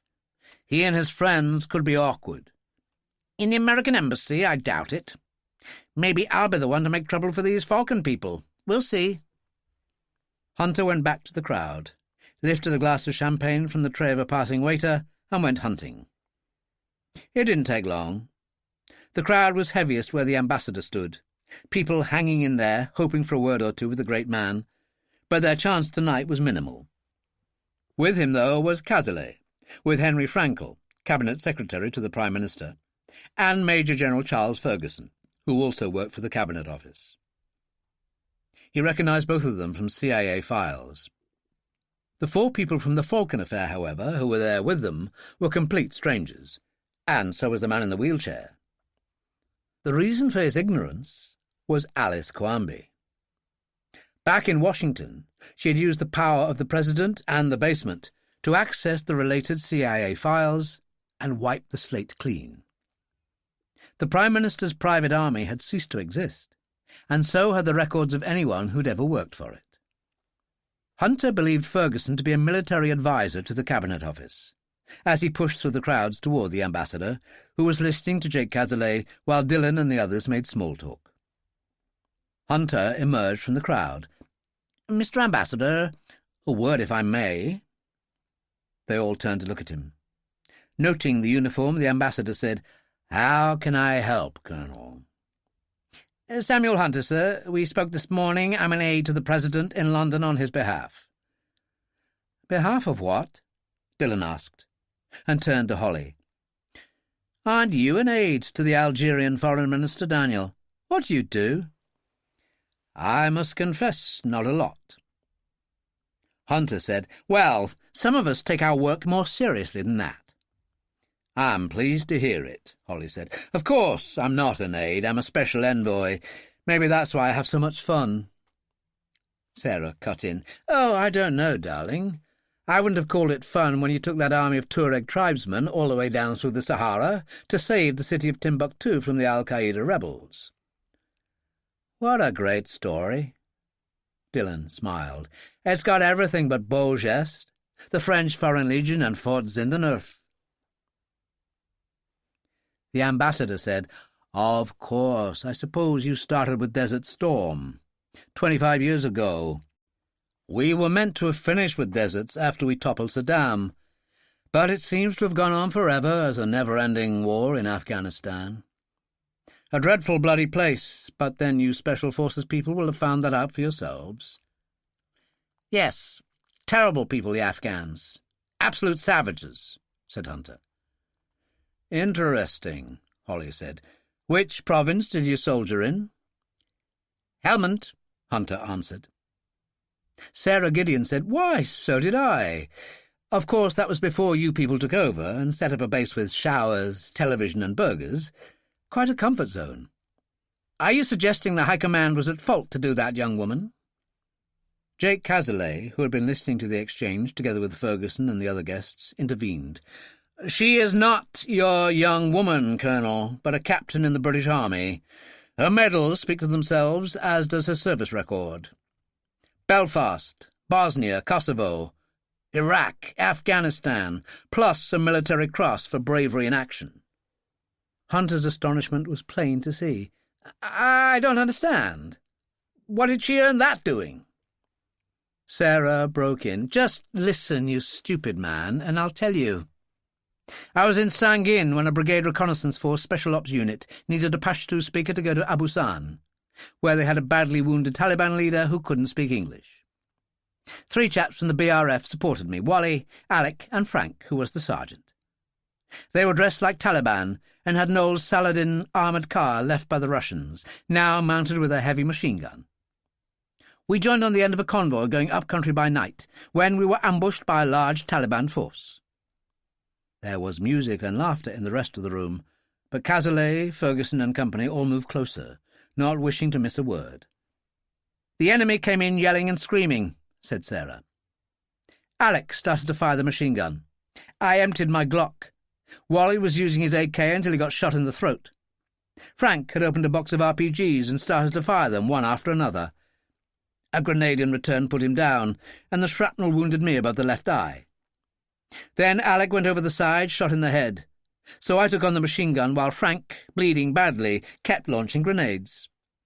She stopped suddenly, looking back into some secret place. And Roper said gently, "Go on, Sarah. Tell us what happened then. I think it would be good for you." "The machine gun emptied, but I managed to reload with the spare cartridge box and continued shooting. Frank had run out of grenades and was badly wounded in the chest. I'd given him my headcloth to hold against it, and as I resumed firing I was shot in the leg and held on to the gun to keep from falling over. And then the Taliban started to run away, and I could hear the helicopters. So I slumped down against Frank and waited." "Did he survive?" the ambassador asked. "Yes. Toole received the military cross from the Queen, who told him how grateful everyone was, but that didn't help Wally and Alec." "But you were awarded the military cross also. Or you're wearing it." "Quite right, but I received mine from Prince Charles later." There was a complete silence from everyone, until Henry Frankel crossed to her, kissed her on the cheek and said, "God bless you for opening up like that. I'll never forget it." Roper said, "I've always loved you, Sarah, but even more after listening to you. By the way, in case you're wondering where Hunter is, he eased back into the crowd a short while ago, his tail between his legs." The ambassador said, "I served in Vietnam at the age of 18, with Blake Johnson here." Blake said, "It was great fun, I don't think. Fighting Viet Cong up to our armpits in some lousy swamp in the Mekong Delta. In defence of the American Army, I must say my opinion of that clown Hunter is unprintable. God alone knows what kind of special forces he was involved with." "I'll drink to that, old buddy," said the ambassador. "But if you'll excuse me, I'd better circulate." Ferguson moved to them. "An interesting evening. I think it's time to discuss what to do about Hunter." "Tonight?" Dillon asked. "Not much we can do tonight. Tomorrow, at breakfast." "He seems to have made quite an impression on you," Dillon said. "I'd like to shoot him myself. What the Algerian foreign minister said to us is true. Hunter's a rotten apple if ever there was one." "And Havoc?" Dillon asked. "Another one of his rotten schemes." "Actually, I don't think Weber's heart's in the Havoc affair any more," Dillon said. "What do you mean?" Ferguson demanded. "When Hunter turned up there with his bully boy sergeant, Weber didn't like it at all. When I asked if Hunter was his partner, he said he was, in a way, and that it was the biggest mistake of his life. "Excellent," Ferguson said. "We'll see what comes up tomorrow." The next day was a dark and dismal morning, rain drumming relentlessly against the window as Sarah and Hannah went down to the canteen in search of breakfast. They found Dillon and Holly enjoying poached eggs, bacon and toast. Sarah took the same, Hannah the scrambled eggs, and Dillon offered tea or coffee according to their pleasure. "No sign of the General?" Sarah inquired. Dillon shook his head. "Roper was finishing as we got here and is back in the computer room." Holly said, "He told us that Ferguson's hardly been off the telephone for the past 2 hours.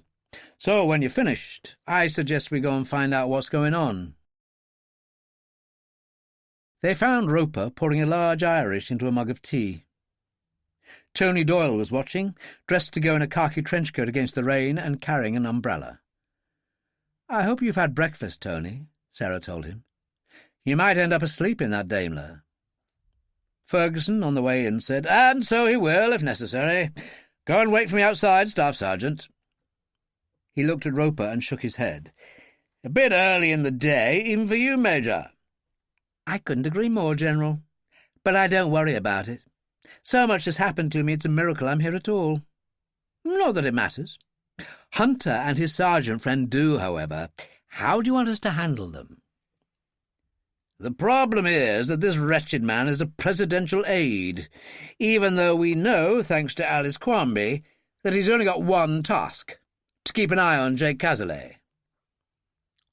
Hawley said, "That doesn't mean he can use his position for nefarious purposes." "Which this havoc business at Charnley qualifies as," Dillon said. "MI5 are aware of Weber's little enterprise, and the Dakota loaded with Muslim treasures looted in Mali." Sarah said, "So why not arrest Weber?" "He isn't going anywhere," Ferguson told her, "and we can use him to snag Hunter." Hannah said, "But why let the bastard in the country at all when we know he's a crook?" "Too difficult at this point, too sticky." He shook his head. "An American colonel, a presidential aide, and a CIA operative who we know traffics with arms dealers on behalf of his country, but holds out his grasping hand." Ferguson smiled ruefully. "A strange game we play, but our game.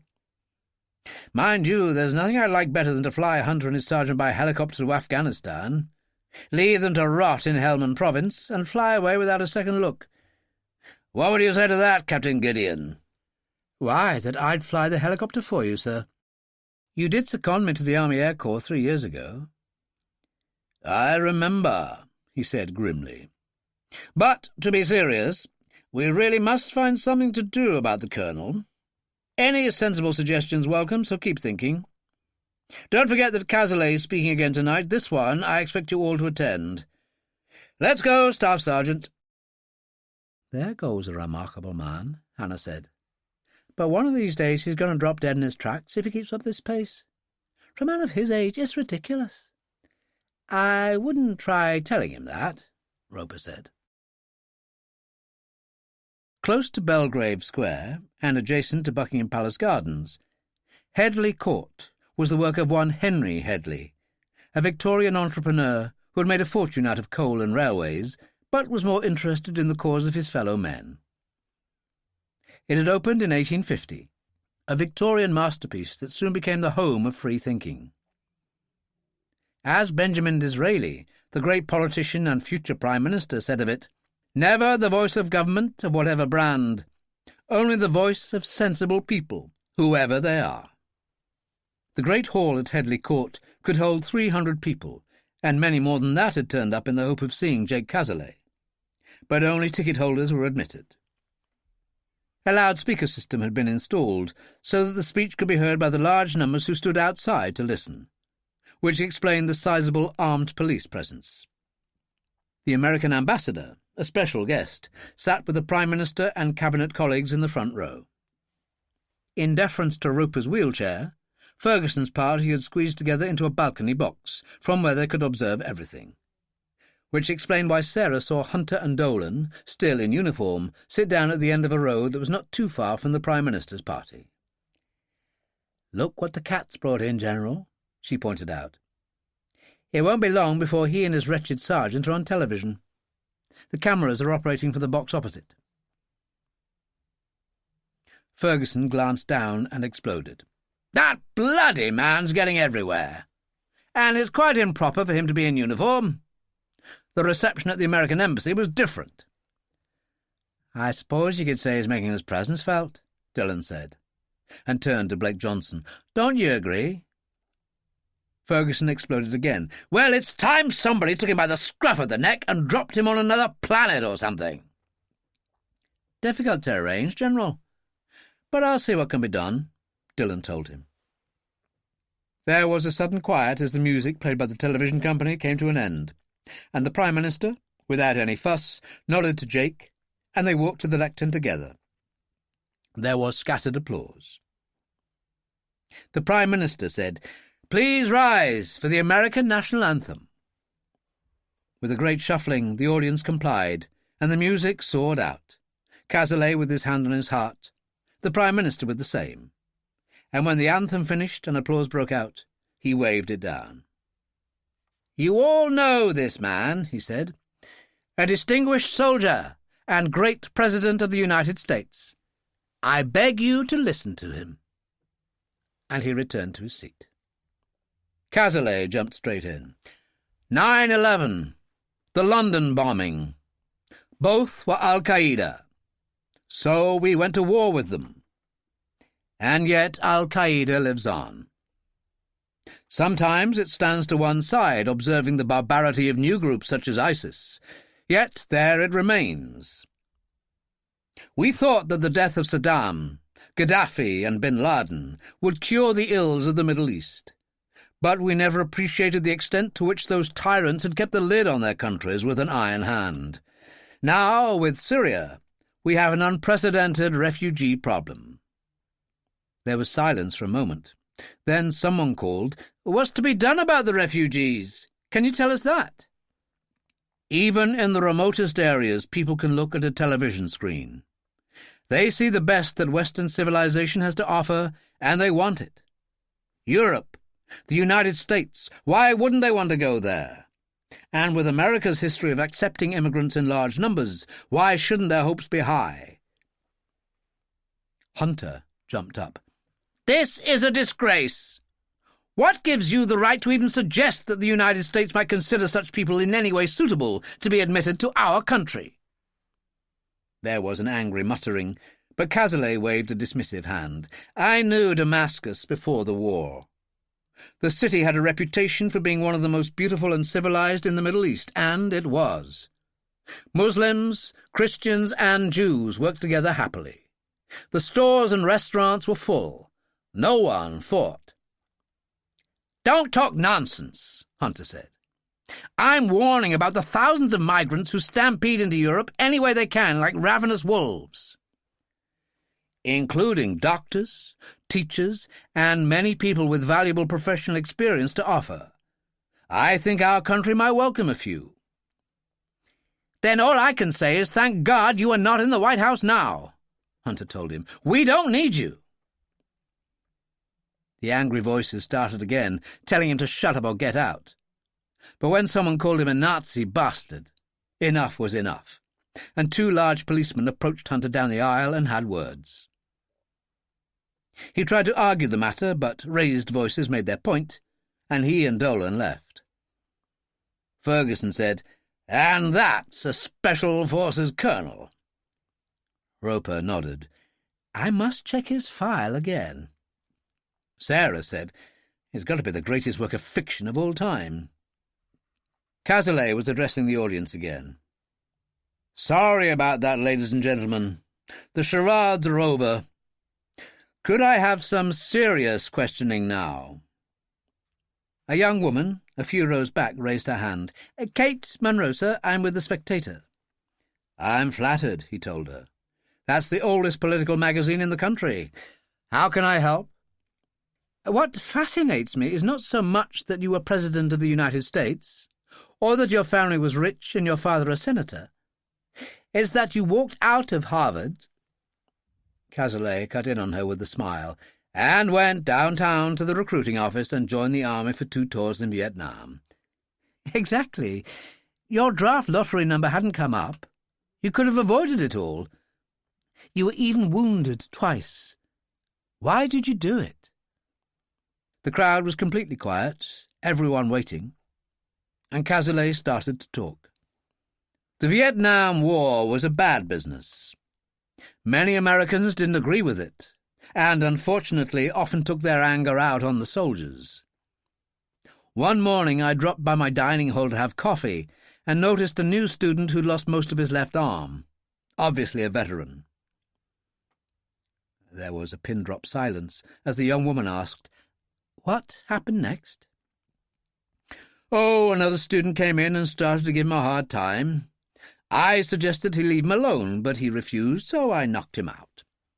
Of course, I was called to the dean's office to be told what a bad thing I'd done to a rather unpleasant bully.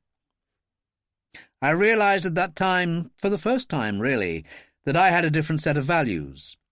So I marched into a Cambridge recruiting office and joined up. My mother was a great lady and took it well. My father, not as much. He'd been convinced I'd never be able to get any kind of decent career in the future. But he changed his mind when I got shot and received a few medals. It was good for a political career, he used to say." Cazalet smiled wryly. "He never understood I did it because I had to." "Well, we understand," the young woman said. "Thank you very much for your service. To be interviewed by the Spectator is reward enough. Now, can we get back to the business in hand? Who else has got a question for me?" A forest of hands was raised instantly. In the end, the evening had to be brought to a close because of the hour, and Jake Cazalet had enjoyed the triumph of a lifetime. Ferguson and the others hung on for a while out of consideration for Roper in his wheelchair. Sarah turned to Ferguson as Henry Frankel and Ambassador Hardy joined them. Cazalet delayed by outstretched hands. "An amazing speech. It'll be on every front page. The big question I'll bet everyone will be asking, though, is who on earth was the idiot in American uniform who was trying to give him a hard time?" Hardy said, "The one thing I dread is that some newspaper reporter will find out he's actually a presidential aide. The president never did make it clear to me what the colonel was doing in London." Cazalet joined them at that moment, and Blake Johnson, right behind him, said, "I can answer that, although I'm breaking a presidential confidence." There was a pause. Startled looks were exchanged, and Philip Hardy said, "I'd hate to see you put yourself in a difficult position because of that bastard, Blake." "I'm not. Yesterday, Jake and I were being driven in General Ferguson's Daimler when my secretary spoke to me from the White House. She had overheard the President and Hunter. The man was only given the appointment to empower him. In effect, he was to spy on Jake and be sure of where he was at any given moment. The implication was that perhaps Jake should pull back on public appearances and realize that he is no longer president." Philip Hardy laughed out loud. "Well, if that's the general hope, it has just been shattered by the finest speech I've heard in years." He turned to Cazalet and shook his hand. "You surely made me proud to be an American tonight, Jake. We both served as boys in Vietnam. Both were wounded. And I just want to apologize for the insults you received from that wretched man while he was wearing the uniform of our country." "Kind of you to say that, Phil," Cazalet told him.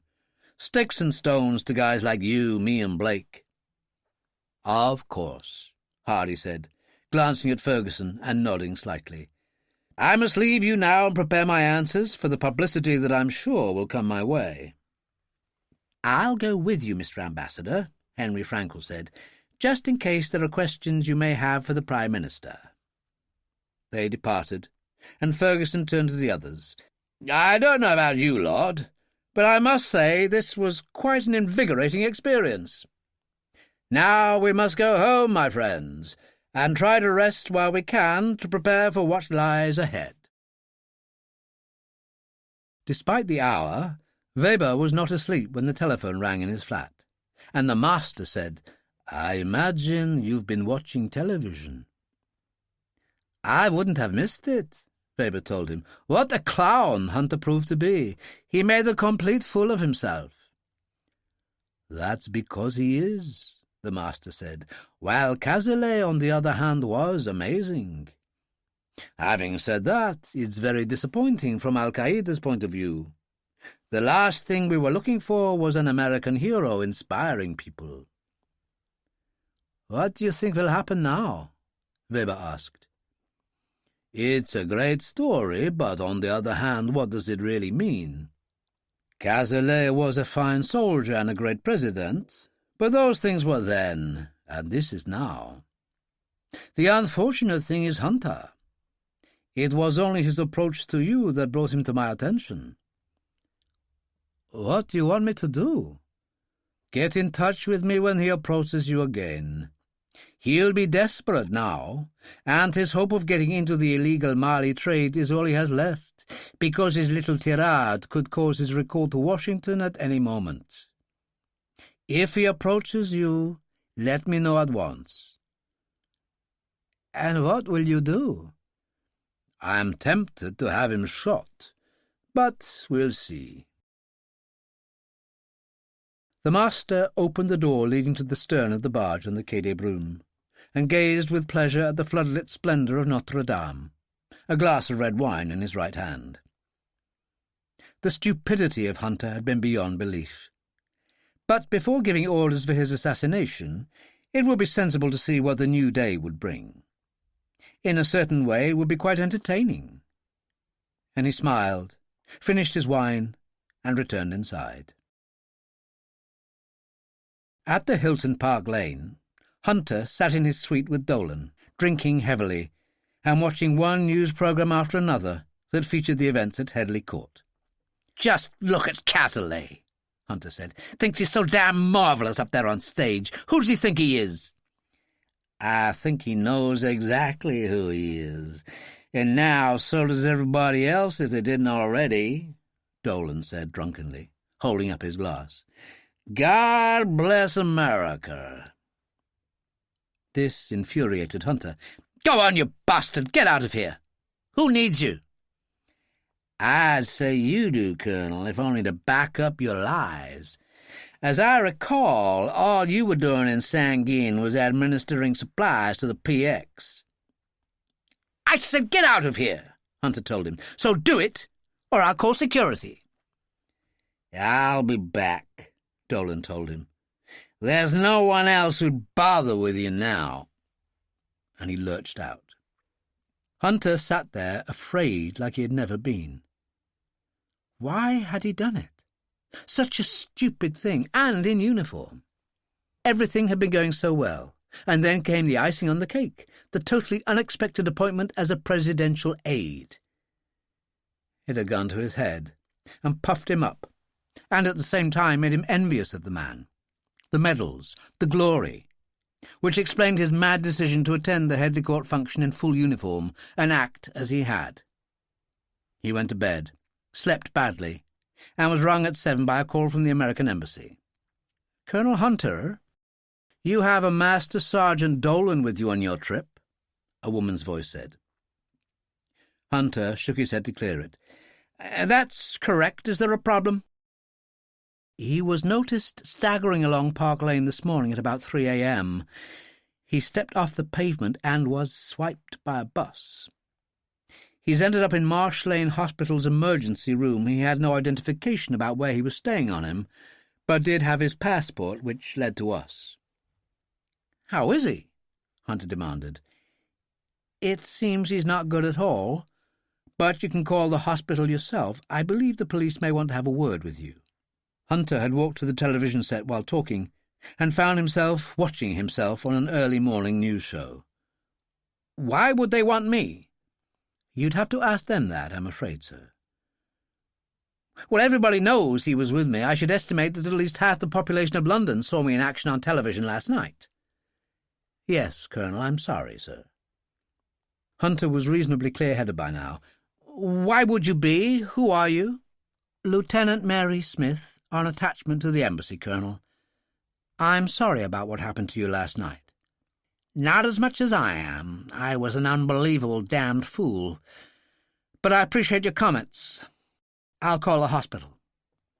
Which he did, and received what news there was from a ward sister, who made it clear the situation was grave and visitors were not welcome.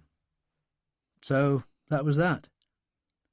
He was tired of the old Hunter, the lies and the subterfuge. He was likely to get a swift recall to Washington, so his only chance to do something about Havoc would be now. Maybe he could think of something legal to do with the Dakotas. He'd better go to Charnley now and find Hans Weber. Chapter 8. At Holland Park before breakfast, Dillon was on the way to the sauna when he looked in on Roper and found him sitting on his own, drinking tea and surveying his screens, virtually all of them showing Hunter's attack on Cazalet the previous night. "That's going to run for a hell of a long time," Dillon said. "I presume it's not gone down well in Washington. I suppose Hunter will be recalled." "I should imagine so. But no news from the White House yet. And there's something else." Roper told him about Dolan. "I've been in touch with the hospital and was lucky enough to find a doctor on duty who'd been involved. He told me that Dolan is not likely to live." "What'll Hunter do?" "I haven't the slightest idea. Daniel's in the sauna. I told him all about it when he looked in a short while ago. See what he's got to say." The sauna was thick with steam. Holly the only occupant, and he said, as Dillon sat down, "Have you talked with Roper?" "You could say that. Dolan's misfortune has really stirred the pot. Hunter has created an unacceptable situation from everyone's point of view," Holly said. "Remember what Ferguson said last night? That he wished someone would grab him by the scruff of the neck and drop him onto another planet or something." "I do indeed," Dillon said. "It would certainly be a good thing from everyone's point of view if he disappeared off the face of the earth for a while." "Do you mean permanently?" Holly asked. "A bit drastic, that," Dillon said. "But considering the situation, we shouldn't hang around." "What are you thinking?" "You own a Falcon 200, Daniel, one of the finest planes in the business. It needs 2 pilots, but that's okay because you have me to fly with you. And it seats 6 passengers, though we'll only have 1. "And who might that be?" "Colonel Samuel Hunter. Who do you think?" "And what are we going to do? Drop him out when we get airborne?" "They used to do that in Vietnam, Daniel. They don't do that anymore. No, he's expressed considerable interest in Mali, so let's take him there." "You're crazy," Holly said. "You got to go anyway. The Algerian foreign minister made it quite clear that he expected us to do something about Havoc, which means you in particular expected to do your bit. So let's be practical. Your tank's full." "Yes, they always are. A fetish of mine." "How long to Mali?" 6.5 hours. "There you are," Dillon said. "A walk in the park, old son. We could do the return flight on the same day if necessary. Bamako may be the capital, but I suspect you'll find Timbuktu more romantic, since that's where you played the hero, galloping around dressed as a Tuareg, shooting the hell out of the Black Flag crowd." Suddenly Holly found the idea so outrageous that it was distinctly appealing. "Damn you, Sean Dillon. The things you get me into. But what do we do with Hunter when we get there?" "Make him give us details of all the crooked officials he and his people have been dealing with there. Roper would love that, and so would MI5. "OK, but what do we do with Hunter when we come back? Dump him in the desert?" "I must say there's a certain appeal to the idea of Hunter alone in the depths of the Sahara. But I think not. Let's just hope the shock makes him mend his wicked ways. Let's get moving," Dillon said, "and tell Roper we're going to take a couple of days off. Ferguson's so busy we'll be back before he realises we've gone." "How do we lay hands on Hunter?" Holly asked. we'll drop into Charnley. I have a hunch Hunter will turn up there. If not, we'll persuade Weber to give him a call," Dillon said. A little while later, Sarah drove up in the Mini and walked into the computer room. "Morning, Giles," she said. "And good morning to you, my love," he told her. "Where have you been?" "Dropping Hannah off at college. She's on break, but she needs to practice. 4 years of hard work lie ahead, and I'm not allowing her to forget it." "Oh, she won't, Sarah.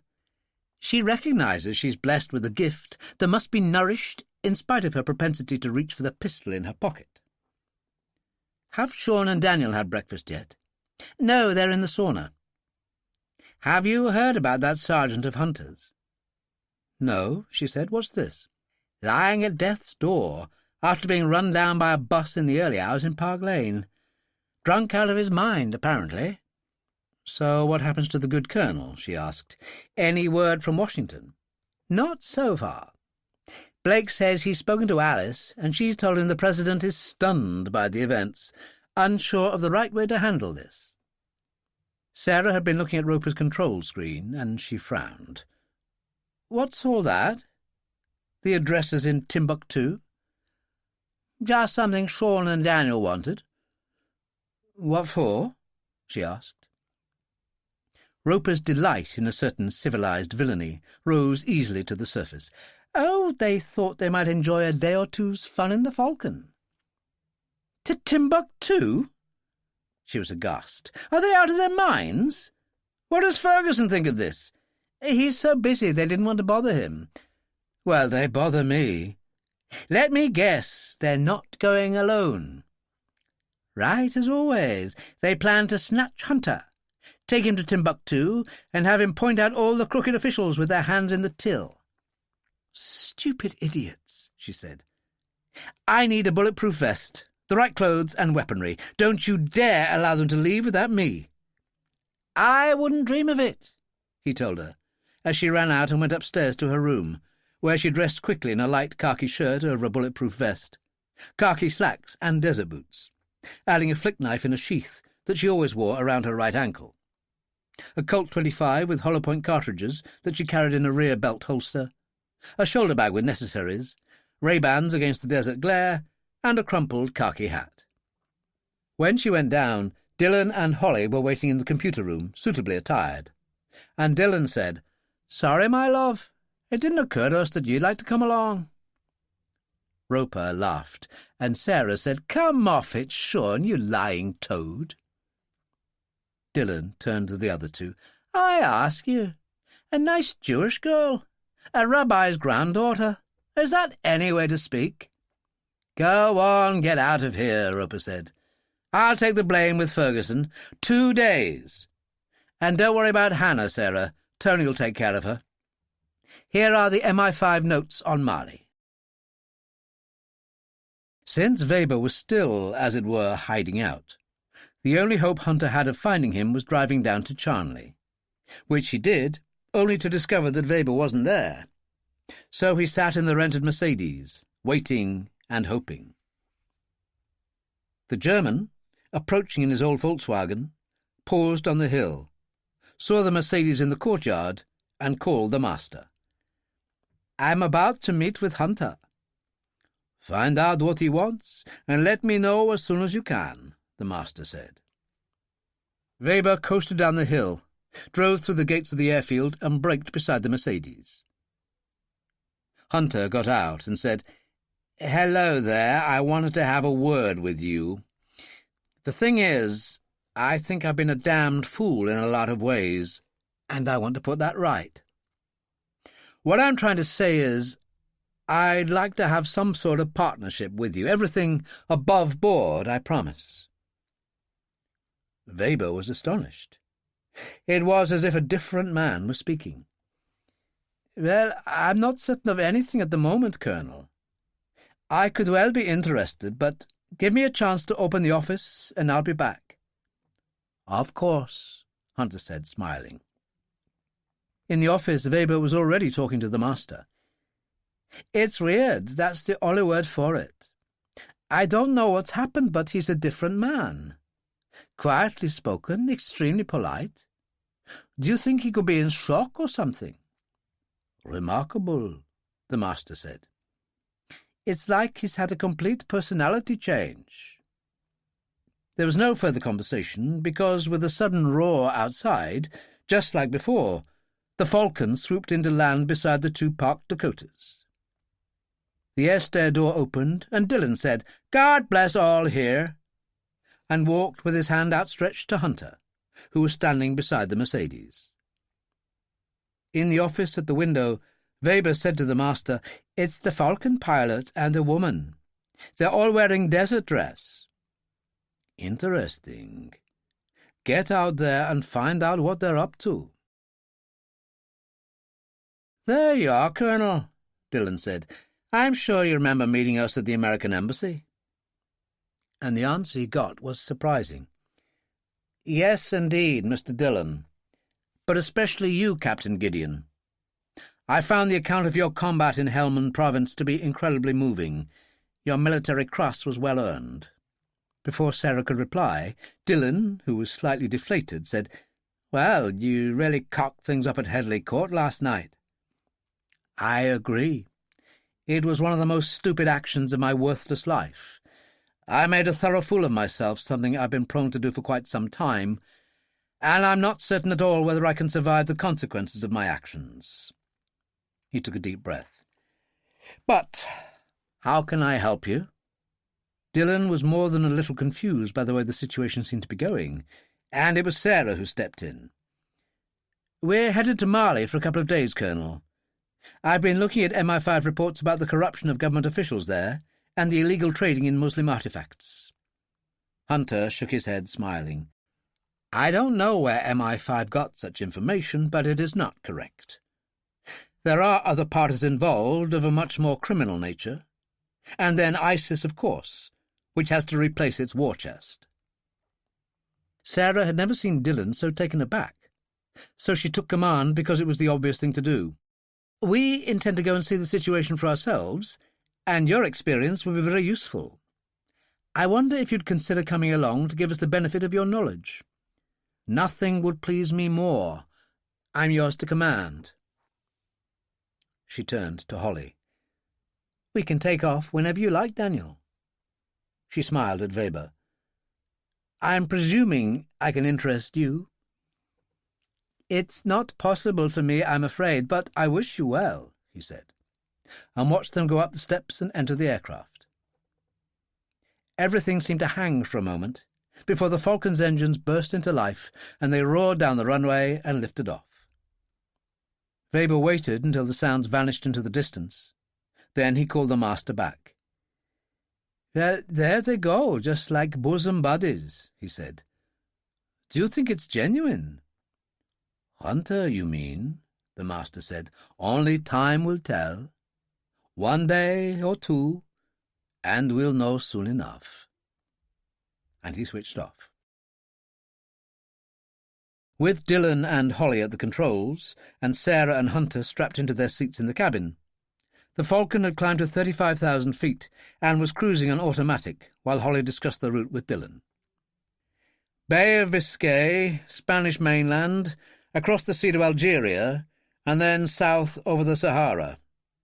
So easily said, but those are huge distances, several thousand miles, 6.5 hours. "And landing at Timbuktu?" Dillon asked. "That's where the action is. There is an airport, but I prefer the old airstrip at Fouad that's 10 miles out from Timbuktu in the desert. It's a leftover from the French Foreign Legion days, but the military find a use for it in these troubled times, so refuelling is available. This baby will be almost empty after 6.5 hours.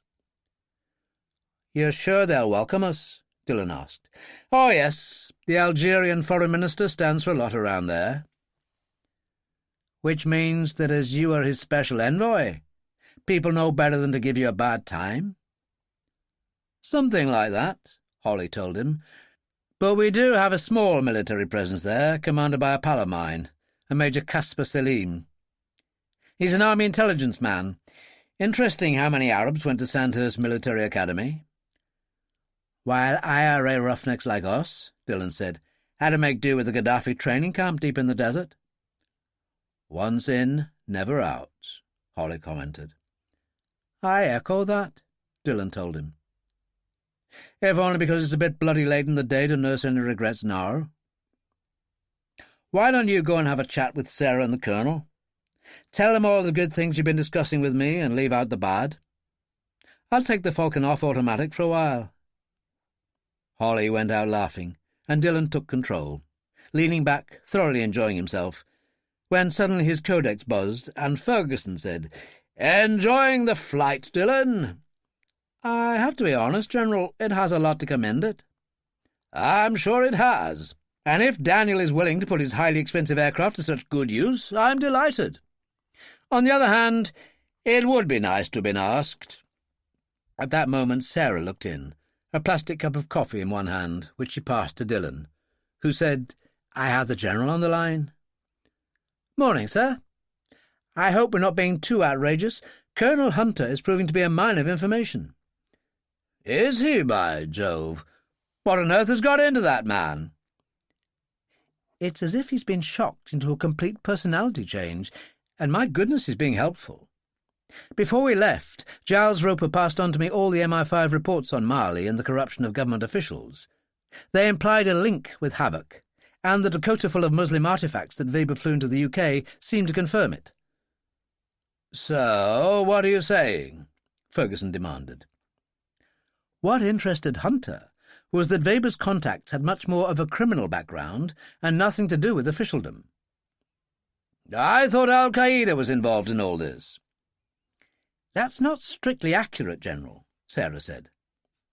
"The revolution operated under the black flag of Al-Qaeda to win the war, but the ordinary foot soldiers were the peasant variety, who stole everything in sight and had no idea that they were despoiling Muslim treasures." "Which is where the true thieves and villains stepped in," Ferguson said. "Stuff worth millions peddled around the world to the highest bidder." All very sad, really, sir, when you think of it. Not what Osama bin Laden intended at all. "Careful, Captain Gideon," Ferguson said. "Just remember which side you're on. And take care. You're sailing into uncharted territory. And don't forget we need proof about the villainy." She said to Dillon, "I suppose you got that?" "Every word. You were good, but he had a point. All you need is a head-to-toe black burqa and face veil. Just remember to leave your eyes exposed." "Damn you, Sean Dillon," she said, and returned to the cabin, where Hunter was reading a magazine, and Holly lay with his seat tilted back, eyes closed. Hunter said, "Is all well with you?" "I think so. I'll take a rest. I suspect it will be a pretty gruelling trip." And she lay back, tilting her seat also, and tried to sleep. She came awake with a start to discover Colonel Hunter sleeping and no sign of Dillon or Holly. She lay there looking up at the ceiling, then realized why she had awakened. Her codex was trembling. She said, "Who is this?" The master said, "Ah, there you are, Captain. I trust the trip is proving agreeable." "How do you know about it?" "Weber. He is concerned that you may be entering the circle of danger, as bullfighters call it, the one that offers only death in the afternoon. You must forgive him. He's a great fan of Hemingway." "As it happens, so am I." "Then promise me that you will take care at all times in Timbuktu. It is a wicked and dangerous place. I particularly urge you to guard yourself against a man called Dr. Aldo Florian. He owns the Astoria Hotel, popular with the French Foreign Legion a century ago." "Then it would have also been a house of pleasure," Sarah said. "Of course, but a superior establishment." "Is he Al-Qaeda?" "Allah forbid! There is not a kind bone in his body, and his code resembles that of a mafia godfather." "And you deal with such a man?" "But of course. Remember the old saying, keep your friends close, and your enemies closer." "So Why would it matter to me what kind of man Florian is? Because he controls the illegal worldwide traffic we've been discussing. The whole of North Africa, Europe, the UK, and America. It's increasing exponentially. That's a big word, Sarah told him. Don't tell me that the mighty Al-Qaeda can't do something about it. Our day will come, of course, but we have other things to control. ISIS to put in its place. Of course, she said. Their success must annoy you terribly. How do you like being outdone by upstarts? Nobody outdoes us, Captain. We are the aristocracy of terrorism. I see, she said. You mean you do it with style? He burst out laughing. Oh, I like you, Captain Gideon. Even though I'm a Jew? We are all people of the book, he said. We just use different books. Take care, Captain. We'll speak again. She lay there thinking about the call. Hunter was still asleep. The Falcon droned on, and as she adjusted her seat and sat up, Dillon ducked into the cabin. He opened one of the cupboards, revealing 3 large flasks of coffee and plastic mugs. Hunter pushed himself up, his sleep disturbed. Coffee, you two? Yes, please, Sarah said. Having a little kip, were you? No, but I was having a very informative chat with the master. I won't say are you kidding, Dillon told her, because you never do. Hunter said, What did he want? He urged me to watch myself because Timbuktu is such a wicked place, and to take care with Dr. Aldo Florian of the Astoria Hotel.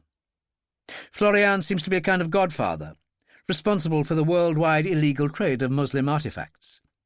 You'll be interested to know that Al-Qaeda has no interest in that kind of trade. Holly stepped out of the cabin. Don't panic, I've put it on autopilot. What's going on? The master's been having a chat with Sarah, Dillon said. Apparently he's told her that Al-Qaeda isn't interested in the illegal trade. Well, that doesn't surprise me, Sean. They got bigger fish to fry. Like taking over in other countries, you mean?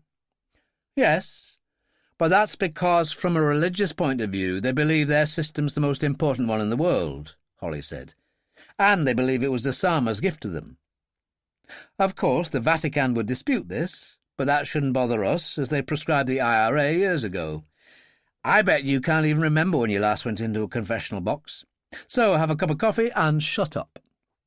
Aye, aye, Captain, Dillon said, accepting the coffee. But we can't get away from the fact that we need to find out as much as we can about Florian and his organisation, especially how it's affecting the UK. And we will.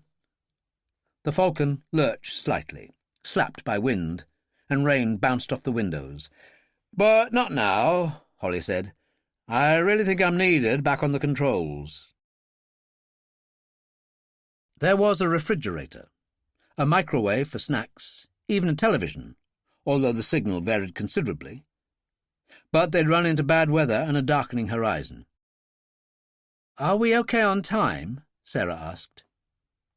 Hunter said, We left at 10, so we'll be arriving at 5:30. So it should be pretty dark. No, Captain Gideon, Hunter told her. Very dark in a way that only the desert can be. Does that worry you? No. I fought in Afghanistan, remember? So did I, but, coward that I am, I kept my head down. However, I believe what everyone from Lawrence of Arabia on has said. There is no other desert in the world like the Sahara. So cold, so bitterly cold at night, so incredibly lonely. And yet tribesmen and their families still travel with their camels and donkeys from one place to another in a journey that never seems to end. An ancient way of life, but who is to say it's wrong? Sarah said, and opened her shoulder bag. Are you armed? Why do you ask? I get the impression that Timbuktu is a rough old town, and my impression of Florian is pretty harsh. He may not carry a pistol in his pocket himself, but I'm sure he'll be surrounded by people who do. You are, of course, completely right, he told her. I thought so. She unzipped the shoulder bag and took out a silenced Colt 25 and a small box of ammunition. Hollow point cartridges. I come from a hard school, Colonel Hunter. In our business we don't aim to wound, only to kill. Whether you feel you can act in that way is your business. Never fear, Captain, this is exactly what I need. And he started to load it. She passed him a rear belt holster. The Colt fits nicely into one of these, easy to draw when you need to. She turned and found Dillon standing just outside the cockpit door. "What are you two up to?" "Preparing for war?" he asked. "I suppose we are," she said. "From the sound of things, Timbuktu is the town where it pays to take care." "Which should be interesting," he said, and went back to join Holly. Later, as she sat looking down at the desert below, stretching into infinity, Sarah felt engulfed by the vastness. They were still cruising at 35,000, but soon Holly started to take the Falcon down, until the network of trails and roads became clear, making ancient routes, vehicles and camel trains visible. Villages here and there, and then Timbuktu, rearing up out of the desert on the horizon like some fairy-tale city. The light blue sky of the day already tinged with the darker hue of night.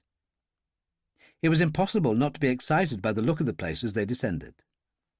They passed over the desert, lower and lower, until Fuad greeted them in the distance, the big surprise being the electric lights that marked out the runway and shone in welcome from the windows of the concrete flat-roof buildings to one side, the oil tanks clearly visible. A scattering of people watched as Holly dropped the Falcon in. He turned it around at the far end of the runway and started back to the oil tanks. "Fill her up, Sean. That's what I want in case anything untoward occurs and we need to get out fast." Most of the spectators were Arabs, but they spotted a sand cat in desert camouflage with a crew of 5 men in army uniform manning it, a general-purpose machine gun mounted on it. A uniformed major came to greet them as the air stair door opened, and Holly went out and greeted him with an embrace. "Caspar, how goes it? What's happened to the Tuareg robes?" "Too theatrical for the Chief of Staff. He feels simple khaki uniforms are more appropriate." "How bloody boring is that?" Holly said. "Well, orders are orders, you know how it is." "I'd like you to meet Captain Sarah Gideon." "My goodness, but I know all about you." Caspar gave her a hug. "One old Sandhurst hand to another." "I've heard a lot about you too," she said. "Have you met Colonel Samuel Hunter?" Caspar shook hands. "No, I missed you when you were last here. I was 50 miles out at an oasis. The usual nonsense, throat-cutting between families. Can't have that." Behind him a small team was supervising the refuelling, and Holly said, "All top quality, I trust." "Come off it, Daniel," Caspar told him. "When have I given you less? By the way, as your trip is completely unexpected, I'm afraid you're going to have to manage without me for 2 or 3 days. I'm needed at El Hajiz. Murder this time. I'll be off first thing in the morning." "Well, that's nice for you. We've no fixed plans.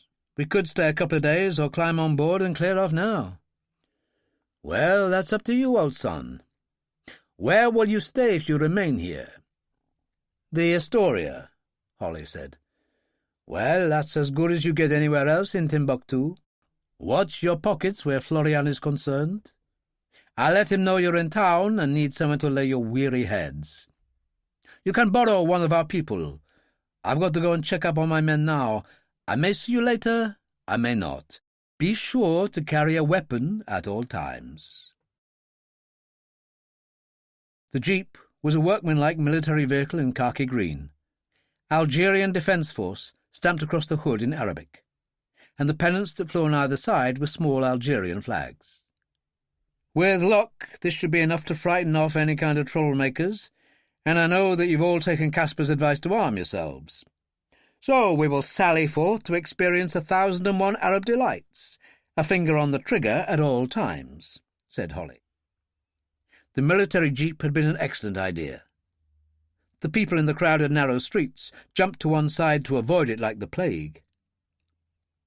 There was a warmth flowing like a current through those crowded alleys, and everything was varied. There were many women in black burqas and face veils, but just as many were flaunting faces of haunting beauty wrapped in the chador, the obligatory headscarf for women, and yet more women revealed faces of exceptional beauty framed by dark and lustrous hair flowing down over bare shoulders. The Astoria was 4 stories high, and stood in a courtyard at the end of a surprisingly wide alley. An entrance gate stood open, a large black man on either side wearing the same white uniform and green turban. There were cars parked inside the courtyard, and Holly drove in and paused. The man on the left called to his friend, "More stupid Westerners for the casino, but I could think of something better to do with a woman." Holly said to Dillon in Arabic, "I believe I've got something that needs scraping from my shoe." Dillon said, "You're mistaken, my friend. Here's the dong on my shoe." Their perfect Arabic bewildered both men, and things were made worse when Sarah joined in, also in excellent Arabic, and said, "They're not sure whether to play with themselves or say sorry." The one on the right raised his hand to her, and Hunter grabbed his wrist with remarkable speed and said, also in Arabic, "No way to treat a lady." There was a great booming laugh, and they turned to see a very large man in a fez and a fawn linen suit, the armpits damp with sweat. "It's a pleasure to hear such fluent Arabic, and I'm grateful you haven't shot both of them.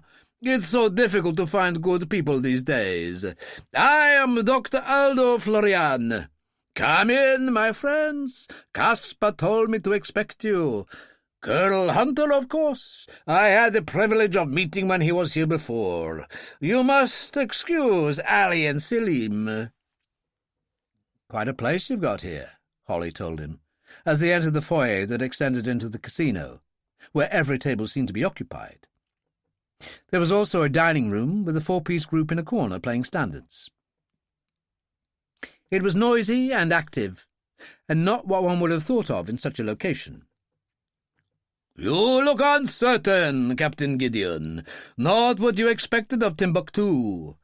So let's adjourn to my private quarters. Enjoy a glass of champagne, have something to eat, and get to know one another."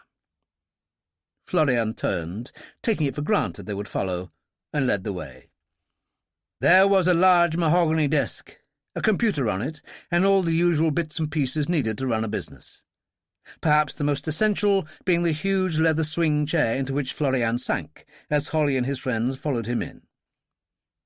They were followed by Ali and Selim, who positioned themselves on either side of the door, both having produced machine pistols from their large coat pockets.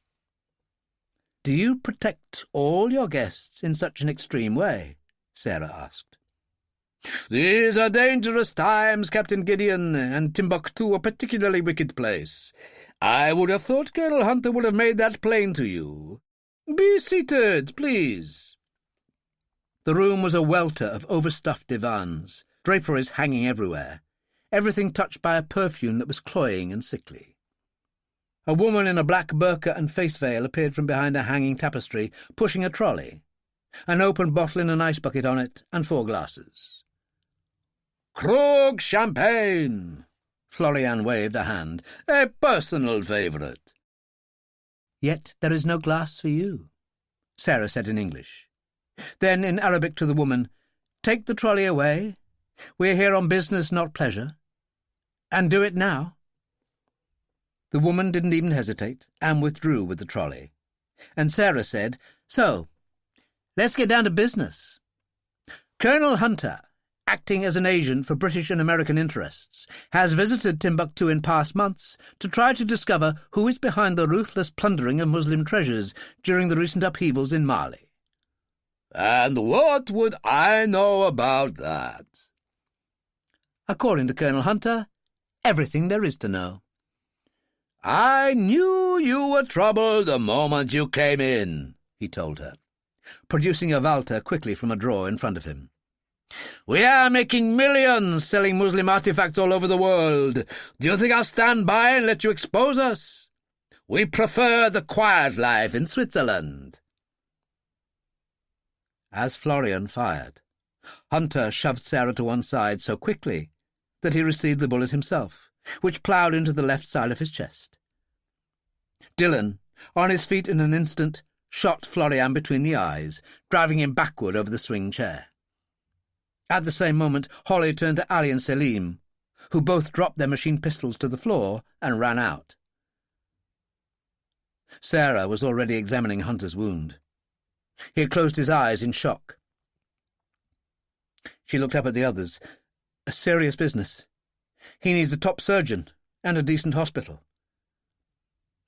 Well, all he'll get here while the authorities are arguing over the rights and wrongs is more medieval than anything else, Holly said, mobile phone in hand. Casper! We're in bad trouble and we've got to get the hell out of here. I'll explain when we get to Fuad, but make sure the Falcon gets a swift departure. And I'm going to need 6 of those army medical battle packs. Don't argue. We're leaving now. A moment later they were going, Holly and Dillon supporting Hunter between them, Sarah following, her hand on the Colt ready in her pocket. But they had in no way disturbed the general hubbub of the casino, and there was no sign of Ali and Selim on the door. In a matter of moments they were driving out of the gate, Holly at the wheel. At Fuad, it was raining the warm night rain of the desert, as Casper's medical sergeant examined the wound. "This is a bad one, sir," he said to Casper. "The bullet has ploughed through on the left side of the chest, but I think it has splintered the shoulder bone. All this is very close to the heart." "Do you think he can survive the best part of 7 hours on that Falcon?" Holly demanded. "Our battle packs are those used by American Special Forces. He'll be bandaged tightly and given plenty of morphine, but only Allah can say whether he can survive," said the sergeant. "Will there be any problems with air traffic control if we want to leave now?" Holly asked. Casper said, "Florian was a disgusting human being in every way. Get on that plane, and I will tell aircraft control that it's a request from the Algerian foreign minister himself. A speedy journey, my friend, and may Allah guard all of you, particularly a brave man named Colonel Samuel Hunter." The Falcon soared into the night, Holly staring into a multiplicity of dials, Dillon glancing back at the lights fading rapidly as they climbed to 35,000 and levelled off. And so we say farewell to Timbuktu, city of romance and adventure. If ever a city looked like a movie set, that did. So who do we call? Roper or Ferguson? Roper, Holly said. And if he thinks it should be Ferguson, he'll say so. Roper was in the computer room having a chat with Hannah, who was able to stay the night because Blake and Cazalet were staying over at Highfield Court, and they were both surprised when Dillon came on the line. "Where are you?" Roper demanded. "Winging our way back as fast as we can." "You didn't last long. What went wrong?" "Oh, a particularly obnoxious character named Aldo Florian tried to shoot Sarah, but the good Colonel Samuel Hunter flung himself in the way and took the bullet for her. It's bad, Giles. Through the left chest area, chipping the shoulder bone and 2 down close to the heart." "Then why isn't he in hospital?" "Because getting the hell out of there seemed the smart thing to do after I shot Florian between the eyes." "Let me get this straight," Roper said. "Hunter has saved Sarah's life. You'd have to see him to believe it. He's no longer the idiot who shot his mouth off to Cazalet. He jumped in to cover her and took Florian's bullet without hesitation. And then you shot Florian and legged it back to the plane, where we got some military first aid from Holly's chums, then got the hell out of there. Scores of millions these bastards are making, and Florian indicated they've been using Switzerland. I heard that just before I shot him. MI5 will be pleased." "The Muslim Council will be more pleased than anybody," Roper said. "But never mind that for the moment. What do you need?" "Permission to land at Farley between 2 and 3 in the morning. If Hunter's still alive, he'll need instant treatment, so alert Professor Charles Bellamy and Matron Maggie Duncan to be ready. He is a brave man. He did take the bullet and save Sarah's life." What about Dolan? He passed on, I'm afraid, but I still don't understand the change in Hunter. He's a different man. You'll obviously pass all this to Ferguson? Of course. Try to get him to take it easy for the next few hours, Hannah called. Sean, tell Sarah I love her. Of course I will, and we'll see you soon. Dillon turned to Holly. I'll go and see how they are. I'll bring you a coffee. He went into the cabin and found Sarah sitting beside Hunter with a basin of water and a hand towel. How is he? Dillon asked. A bit of a temperature. His forehead is rather warm. She wiped it carefully. Dillon said, I've been talking to Roper.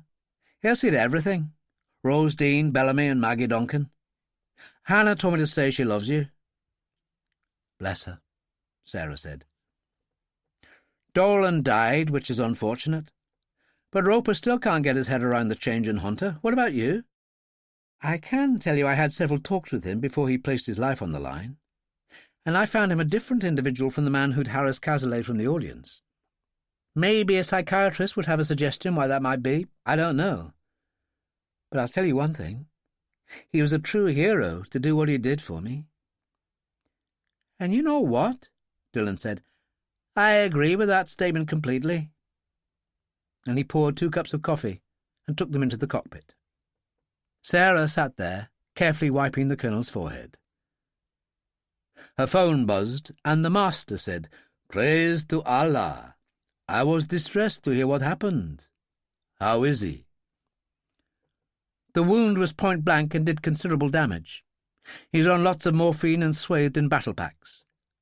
We've made arrangements to treat him at the highest level. Which means that hospital that Ferguson provides for his people, Rose Dean. I shall pray for you. She took a deep breath. I shall never understand you, you know. Don't let it worry you. We'll speak again. Try to get some sleep. Which she did, of course, out of it for a couple of hours, awakening to a panic at finding Holly bending over Hunter. Oh, my God, she said, how is he?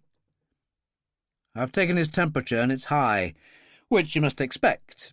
And he's sweating profusely, but we must also expect that. I've just made fresh coffee and filled the flasks, so keep drinking it. It'll help, I promise you. I'll get back to Sean. We're expecting heavy rain. He went out, and Sarah sat there on the stool beside the seat they'd tipped back, so that Hunter could be laid out on it. She was not conscious of having fallen asleep again, only that she leaned over, her cheek against the Colonel's body, when suddenly she was conscious that they were landing. The waiting ambulance with Bellamy inside greeted them, as did Tony Doyle in the Subaru, Hannah his only passenger. She threw her arms about Sarah at once, and Sarah burst into tears.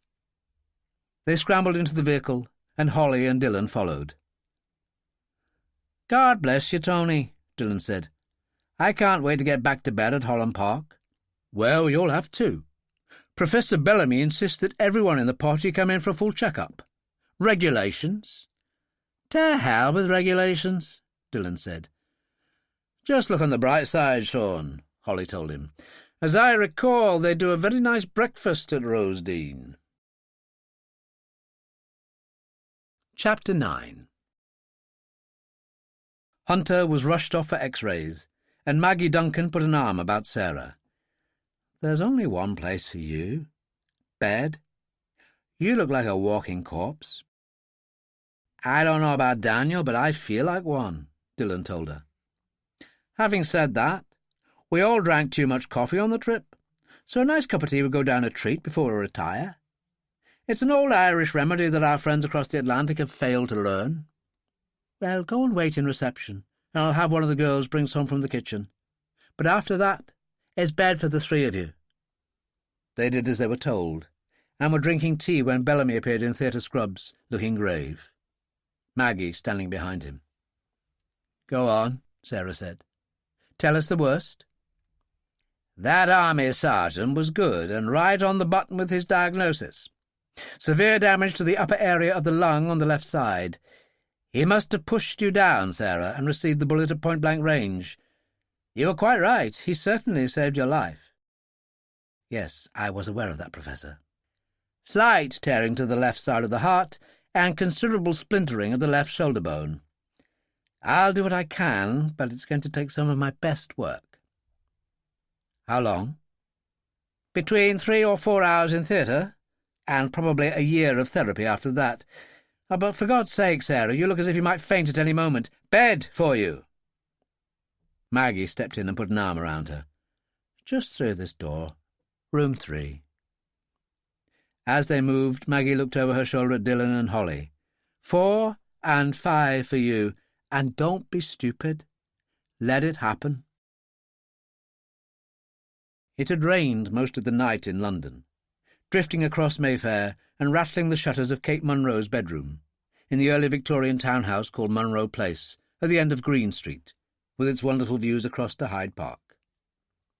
Originally the home of a great-aunt, a well-known suffragette in her day, it had passed on through the family, with the proviso that it should never be sold, only inherited.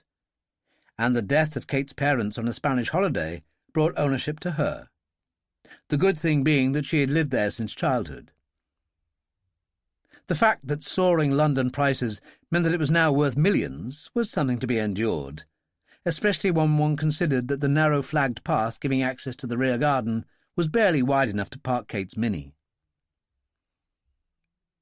A maiden aunt, her mother's sister Molly, had moved in while Kate went to St. Hugh's College, Oxford, where she studied geography, geology, and archaeology, enjoying life in the open air and managing to describe her travels well enough to create a reputation as a freelance writer, whose work was sought after. The events at Headley Court had been unlooked for. She had not attended with the intention of writing a piece. She had simply been interested in hearing Cazalet. And then the disturbance with Hunter had happened, and her instincts as a journalist had taken over. She did not work full-time for The Spectator, but had seen a number of her pieces published by it, and had been certain the editor would be happy to consider her work again. In fact, she had already knocked out 1,500 words, and intended to get straight on it after breakfast. She turned on the old-fashioned tea-maker beside the bed, then crossed to the window to pull back the curtains. In spite of the wind and rain and early morning traffic of Park Lane, the view of Hyde Park never ceased to give her joy. And as the kettle whistled, she turned, feeling good, and went and made her tea. She raised the cup to her lips, and her mobile buzzed. She picked it up with one hand as she sipped. "Kate Munro," she said. "I was very impressed with your question for President Cazalet. It was quite thoughtful." "Well, thank you." "And then that strange American Colonel Hunter and his rage. I've never seen anything like it. Are you actually writing about it for The Spectator?" "I'm freelance, but they have published me in the past. Tell me, who is this?" "People just call me the Master, Kate," he said. "But rest easy, I'm not a crank." "Well, I think you might be, my polite friend, so I think I'll switch off at this point." "And miss out on the most remarkable story of your career." "What do you mean?" "What if I told you that Hunter is in the private hospital called Rosedene as we speak? That he'd been shot in the chest yesterday in Timbuktu and flown back last night in a private Falcon jet, nursed all the way by Captain Sarah Gideon of the Army Intelligence Corps, one of General Ferguson's people." She hesitated and then said, "Who the hell are you?" "I've told you. Now let's see how far you get with the information I've given you. I'll call you again later." Kate went straight downstairs to her study, found her smartphone and sat behind the desk. The door opened and Aunt Molly looked in. "Breakfast?" "Not right now, love. I'll let you know." Molly withdrew, and Kate looked up Rosedene Hospital. And there it was. Private referrals only. No reference to medical staff. She phoned anyway, and when a woman answered, Kate said, "I'm trying to trace a friend, but I'm not sure whether I've got the right hospital. A Colonel Samuel Hunter." "This is a private establishment, and I'm afraid we can't give out that kind of information." "Thank you," Kate said. At Rosedene, Maggie Duncan pressed a button that put her straight through to Roper. "I just received a query asking if Hunter is here." "I'll get right on it," he said.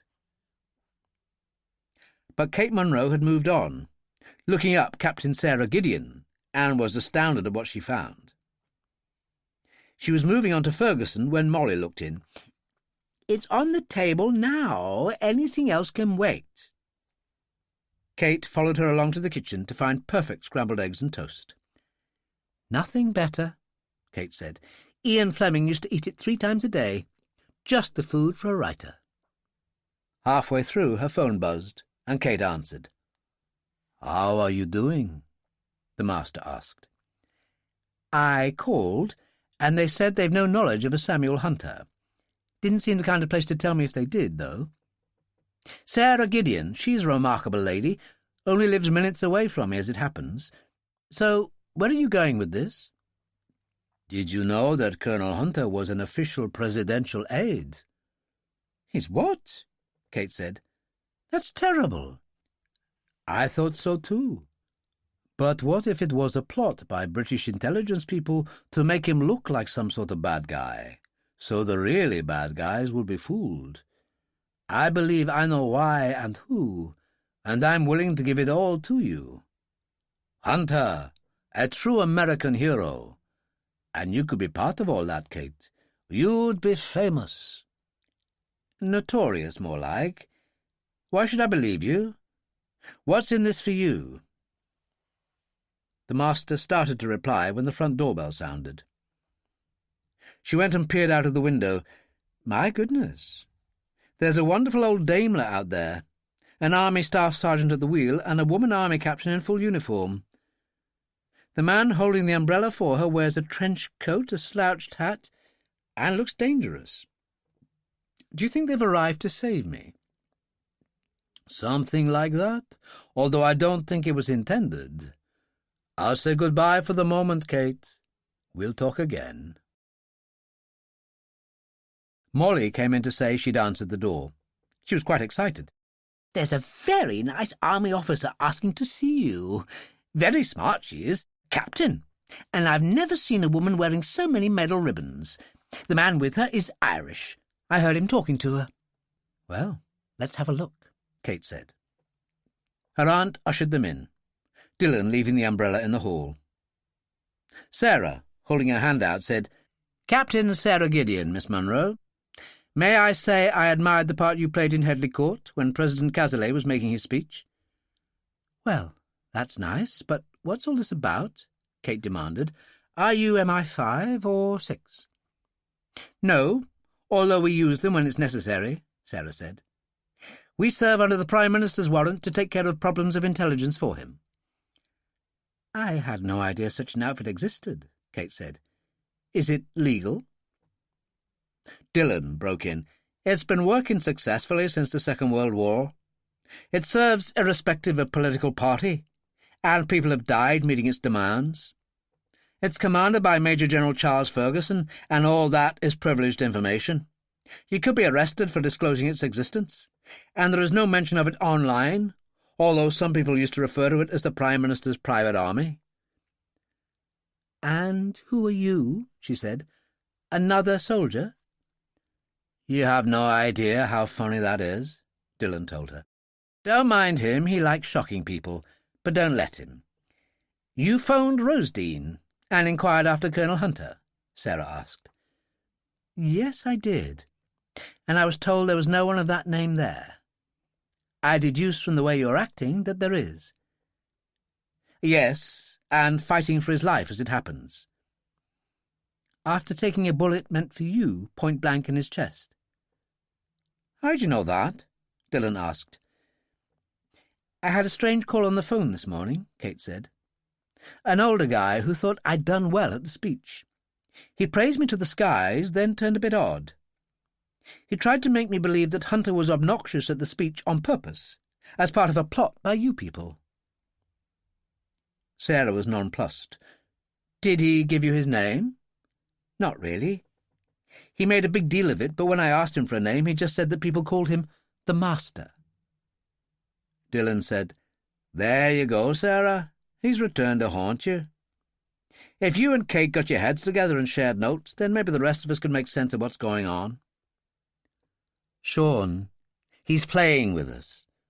I don't know why he's trying out this story, but maybe he thinks that by pitching it this way, it'll keep us from looking too hard into his business. After all, it makes Hunter into even more of a hero. Me too, in a way. All the press attention, I'd be famous. Maybe he was trying to buy me off with that. And you too, Kate." Dillon said, "Can you be bought, Kate? I wouldn't have thought so." "Not a chance." And just then Kate's smartphone buzzed. She answered it and found the master. "Are they still there, Kate?" he asked. "Standing right here."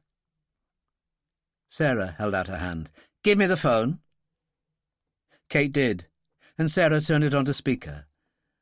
"What a fool you made of me on the flight back. All that soft soap you handed out as if you were concerned. But I was, and am. That is the civilized way we would like to behave, except that we serve on different sides in a war, don't we? And that means that one has to kill people. You did, didn't you, Sarah, when you fired that heavy machine gun in Afghanistan? What was your score? 40? Go to hell, she said. And Sarah switched off and turned to Kate. General Ferguson would like to see you, if that's convenient. Would that be a problem with your aunt? Not at all. She only visits me now and then. Has a cottage in West Sussex, Aldrich Bay, just along from Bognor Regis. I love it so much that whenever I get the blues, I jump in my old Minnie and drive down there. There is no such thing as an old Minnie, Dillon said. I tell myself that every time I get in mine. Of course, it's supercharged. Kate said, So is mine. Well, there you are, then. Obviously a lady of taste and discrimination. I allow Sarah and my cousin to use mine. He turned to Sarah. You could start a club. Never mind that, Sarah told him. We've business to take care of. General Ferguson would very much like to meet you, Kate. That will be at our safe house in Holland Park. It wouldn't be out of the way to call in on Rose Dean first. That's fine by me, Kate said. I'll just tell Aunt Molly what's happening. Then I'll get ready. At Rose Dean, Maggie Duncan was unable to see them for a while. A young nurse informed them that a trauma or two had erupted, but she'd be available soon. In the meantime, coffee would be provided in reception. This is nice, Kate said to Dillon. Small but superbly equipped, Dillon said. It's run by Professor Charles Bellamy to take care of people damaged in our line of work. Tony Doyle, sipping his coffee, said, He put you together a few times. I'm happy to say, Dillon told him. A lot better than trying to get the nuns to take you in or the village doctor when you were on the run. The first time I was shot was in Belfast, all at 19, and I thought I was bound to be lifted, Dillon said. So what happened? Tony asked. You know the British Army never stopped ambulances, so the Provost sent me and 4 others down to the border in one, where we could cross to a convent run by the Little Sisters of Pity. The Mother Superior, a surgeon who'd trained at London University, was first class. Kate said, You mean you were in the Provisional IRA? Probably its top enforcer, Tony told her. Kate looked at Sarah. I don't understand. You're not meant to. One of our best chaps is a convert from Al-Qaeda. I shot 40 men in Afghanistan. We find it takes all sorts. At that moment, Maggie Duncan appeared, wearing theatre scrubs. Sorry. It's been all hands to the pumps today, and Professor Bellamy is busy reassuring 2 or 3 patients. He'll be with you soon, but come along the corridor and have a look at Colonel Hunter through the viewing window. He was festooned with tubes and electronic lines, fluid of one kind or another pumping into his body. There was a slight humming, the room dimly lit, and there was a corpse-like look to him. What are his chances? Sarah asked Maggie. It was Bellamy who answered as he came up behind them. Not good at all, I'm afraid. It wasn't until I opened him up that I discovered Florian had been using hollow-point cartridges. I hardly need point out to you, Sarah, the appalling damage such rounds can cause. We'll stay in touch, Sarah said. This is Kate Munro, a new friend, and we've got to have words with Ferguson, so we'd better get moving. As they went back to reception, Philip Hardy entered. I thought I'd better show my face. How is he? Professor Bellamy can tell you that, Sarah said. He's still here. She turned to Kate. I'm sure you remember Ambassador Hardy from Headley Court. This young lady is the journalist who asked President Cazalet why he'd left Harvard. Hardy shook her hand. And thank God he did. He saved my life more than once in Vietnam. I'll go see Bellamy. I'm pressed for time. Sarah turned to Kate. Are you okay? Oh, you know how it is, Kate told her. I've met one of the few women in the British Army to be awarded a military cross, the top enforcer of the Provisional IRA, and the American ambassador. And I'm about to have words with the general commanding the Prime Minister's private army. Just another day, I suppose. Not quite. You also get the Army's finest bomb disposal officer, Major Giles Roper, winner of the George Cross, and though that's as good as it gets, it also earned him a wheelchair. He's the man who traced you so quickly. Well, that's it, Kate said. I give in. So let's get moving to this Holland Park place. It astounded her when they got there. The grim walls and electric gates, all rather intimidating, but Roper's computer room with its multiplicity of screens she found quite amazing, as she did the man himself, sitting in his wheelchair and devouring a bacon sandwich while reviewing the world. You asked Jake Cazalet exactly the right question the other night, he said, because his answer told us so much about him. And the ability to extract such information with accuracy is what good journalism is all about. Why, Major Roper, she said, I suspect that praise from you is praise indeed, if slightly overdone. Dillon said, There you go, Giles. The lady's got the measure of you straight away. Ferguson entered at that moment, followed by Sarah, who had gone to get him. Don't listen to him, Miss Munro, he said. Dillon, as you'll find, seldom takes life seriously for very long. But let's get down to business. The approach the master made to you was the first time he's been in touch? Absolutely, Kate said. He called me out of the blue and told me how good I'd been at Headley Court. I asked him for his name, and when he said that people called him the master, I decided he was a crank and told him I was cutting off. That was when he launched into the whole Hunter affair, and what a big deal it could be for me if I became involved. He said I'd be famous in America, on television, everything. He told me about Rosedene, Captain Gideon. So, what did you do? Checked that Hunter was at Rosedene, and that Captain Gideon existed, and he phoned me back, and we were talking when she and Dillon arrived at my house. I didn't know who they were at the time, so he cut off. And that was it, Ferguson said. No. He called me back later, and when Captain Gideon realised he was on again, she took the phone and gave him a bad time. She shrugged. That's it, and I've not heard from him again. Well, thanks for being so frank. Look, General, she said, I want to be reasonable about this, and I'm not averse to serving my country, but what's going on here? We're not fighting just ISIS these days, he said, but also Al-Qaeda. Their Grand Council is based in Europe, but they have what they call masters based all over the world, controlling events at a local level. Can't you do anything about them? Well, yes, we can, and we have disposed of a couple. Finding this one is proving particularly difficult. What do you want with me? I'm not certain.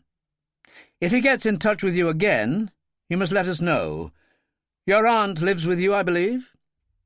Only now and then. She's gone back to her cottage in West Sussex. Well, I can't say I'm happy about that, Ferguson said. You should have someone there, especially overnight. Somebody who knows what they're doing. And is capable of shooting the hell out of anyone who tries to gain access, Dillon put in. And who would you suggest, Sean? Sarah asked. Well, as I mentioned to Kate, I have a cousin on the other side of the park at the Royal College of Music. 19 years of age and a genius. You wouldn't happen to have a piano in the house, would you? Indeed I do. In the garden drawing-room there's an old upright Bechstein. I don't play, but Aunt Molly does." "Well, there you are, a sign from heaven indeed." "I'm sure she'll be excellent company, but aren't you forgetting the security part?" "Not where Hannah's concerned. My cousin was raised from childhood in the depths of the Irish countryside during the Troubles. She was handling a pistol at 12, carries a Colt 25 in her handbag, and sometimes uses a stick because, like Sarah, she limps. In both their cases because of enemy action." "I'm speechless," Kate said. "You'll be able to write a book about it," he told her. The last Hans Weber had seen of Colonel Samuel Hunter was his departure from Charnley in the Falcon with Dillon, Holly, and Sarah Gideon. He was unaware of the events in Timbuktu, or the fact that the Falcon had already returned. He had locked up at Charnley and moved to Hatherley Court to await developments, which was where the master found him. Weber listened in amazement to his account of events. "So Hunter's prospects don't look very good." "Not really. In spite of his being in the hands of a great surgeon, although I'm not suggesting he should be assisted into the next world, his demise would certainly be a relief to a wide range of people." Weber was horrified, but didn't say so. "What do you want me to do with the Dakotas?" "Nothing is the answer, not at the moment. MI5 are aware of the first load of Muslim artifacts brought into the country, yet they haven't arrested you, and haven't closed Charnley down. You can still leave it open for small aircraft and the like. There is a living there, so carry on as normal while we see how the other business works out. I'll speak to you when I need to." On his barge at the Quai des Brumes in Paris, the master took a glass of red wine out to the stern and sat in one of the cane chairs, considering the situation. Weber was a faithful servant, events had shown that, and he could still be so in the future. Colonel Samuel Hunter had morphed from a rather bad man into a gallant hero, which would have made him totally useless for any future machinations the master had in mind. On the other hand, that didn't really matter now, as his life touched the edge of death at Rosedene, despite Professor Bellamy's best work. Which left Kate Munro. A disappointment, really. It had started well. After all, he had offered her so much.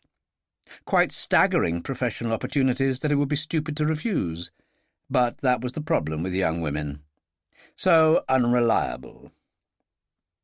He sighed. He decided to try one more attempt to make her see reason, and reached for his phone.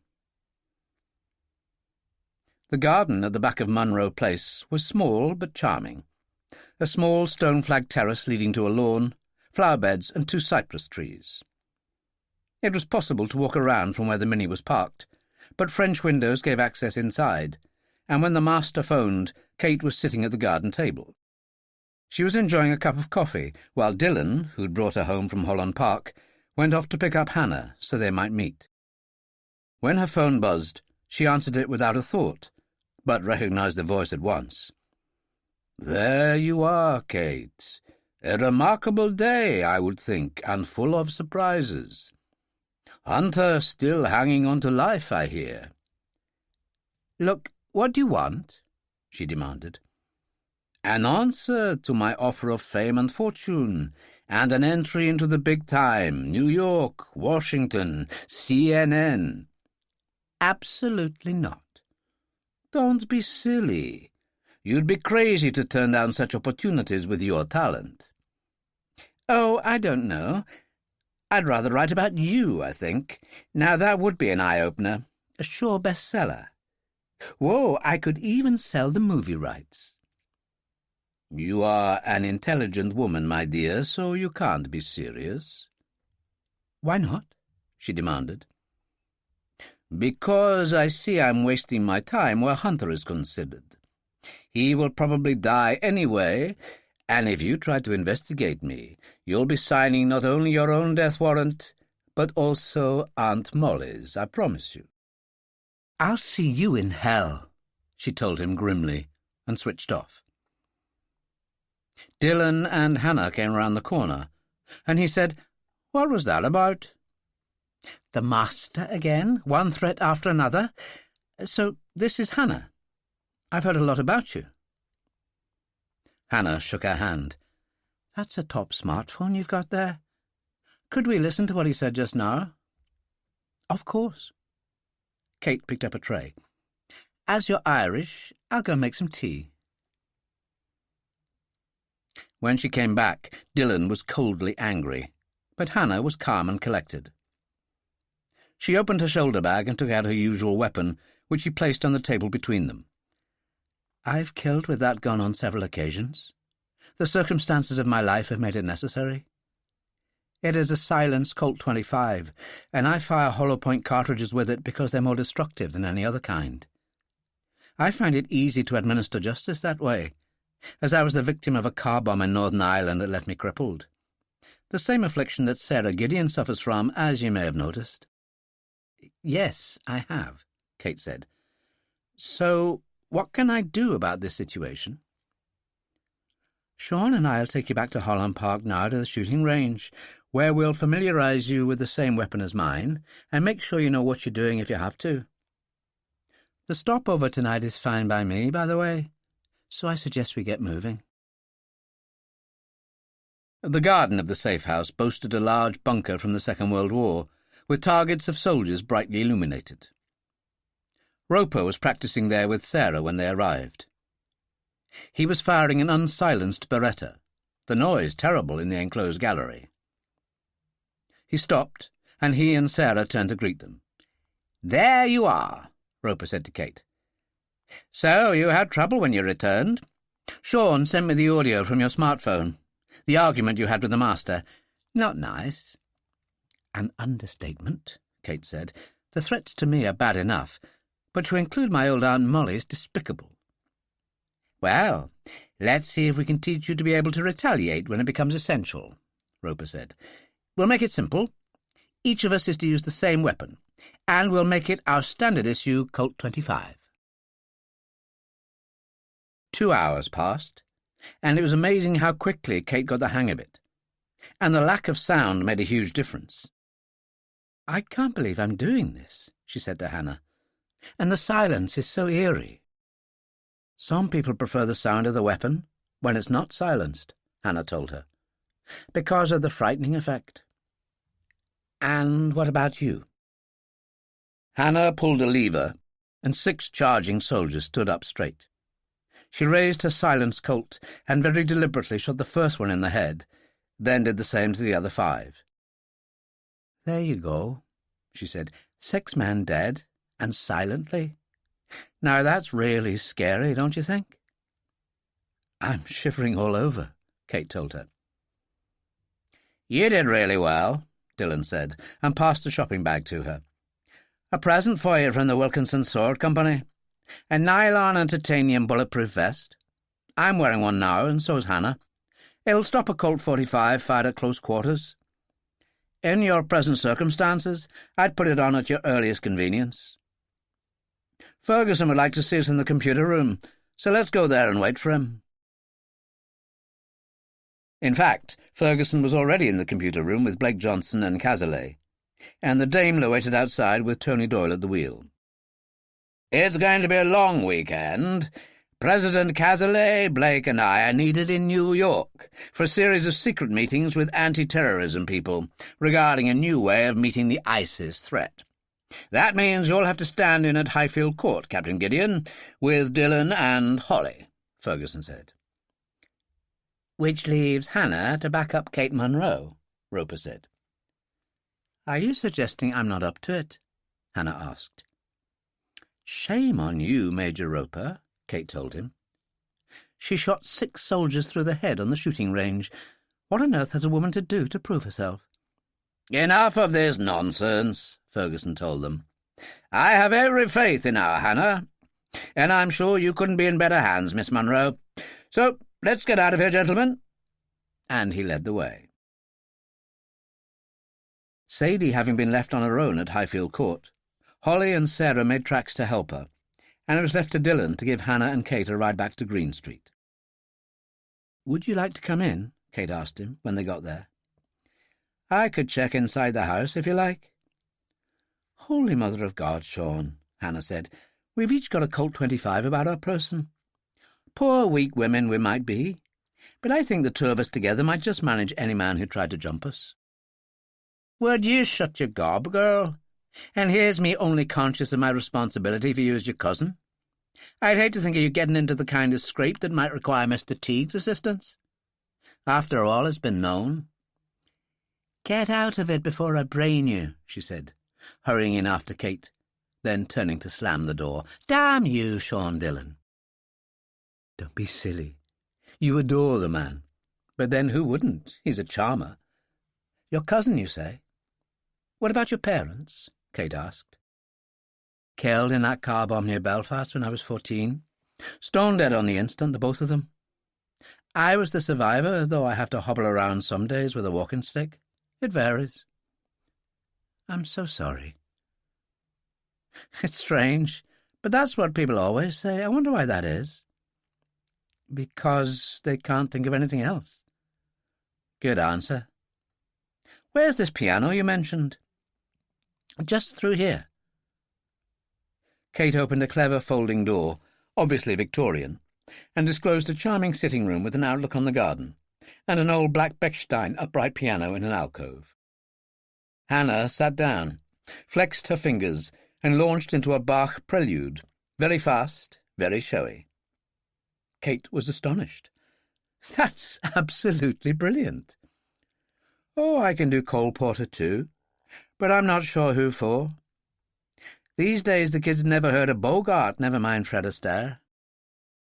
She dropped into a sofa, and Kate sat opposite on a stool and said, What on earth did Sean mean about Mr. Teague, and for you not to get into the kind of scrape that might require his assistance? Well, Mr. Teague is the boss of what we term the disposal team. We call him in when there's a body, or maybe two, that needs handling. You mean he's an undertaker? Not exactly. What you might call a private undertaker. Cremate a corpse, you'll have about 6 pounds of grey ash in an hour. But is that legal? No, it's not. Ferguson decided years ago that too many bad guys, terrorists and people of that ilk were getting away with it. Courts failing. So he brought in summary justice. We knock them off, and Mr. Teague cremates them.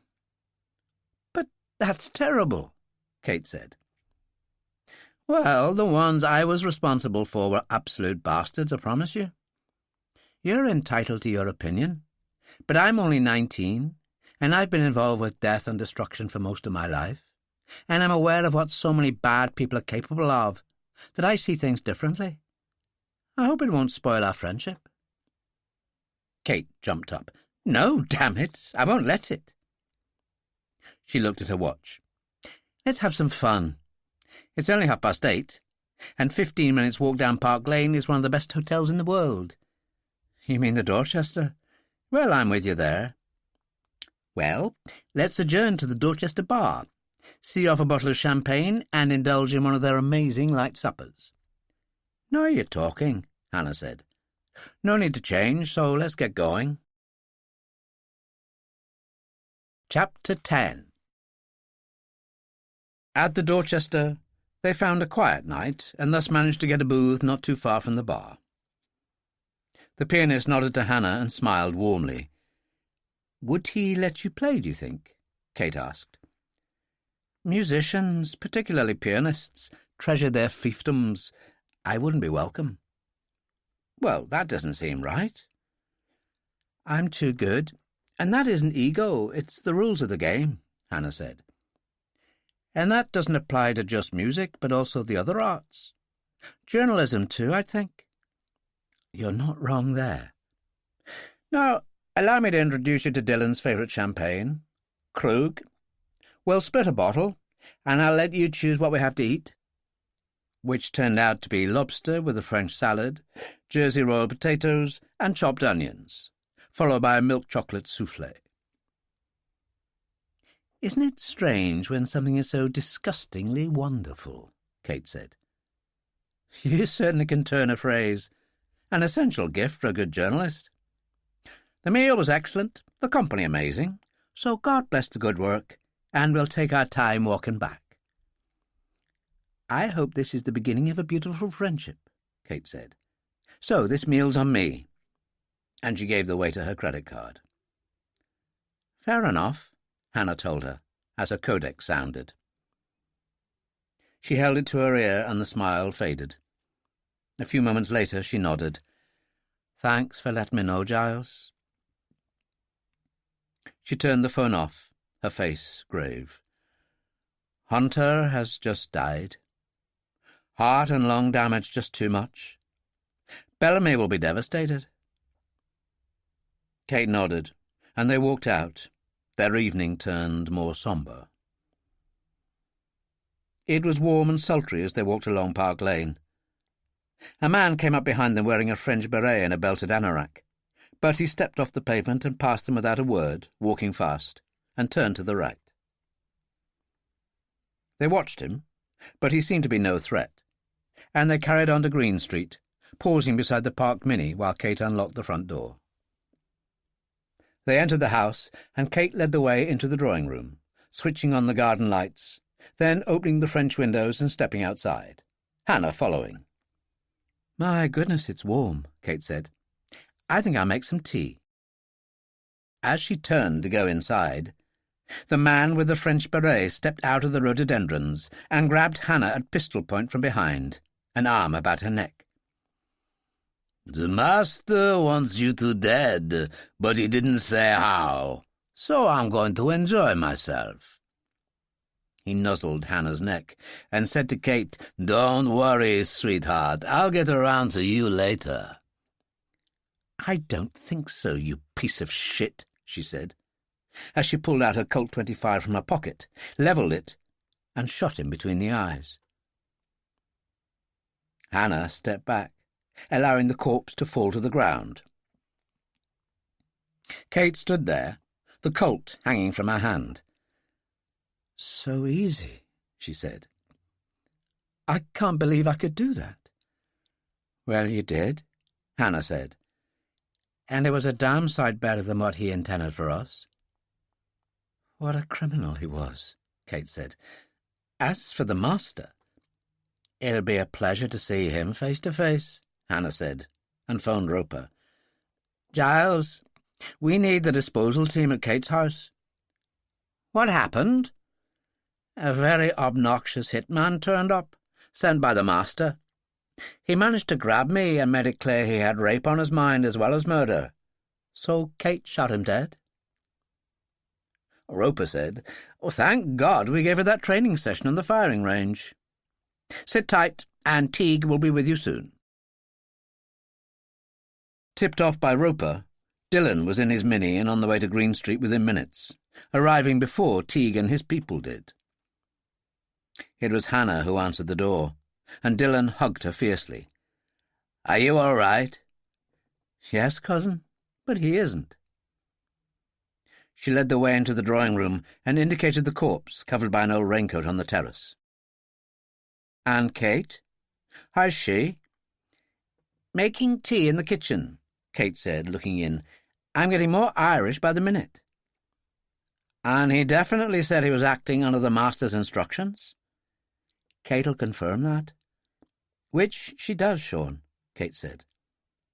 And a tall man with silver hair and wearing black overalls came around the corner with 3 other men, also in black overalls. "Ah, it's you, Sean. Come to help the ladies out?"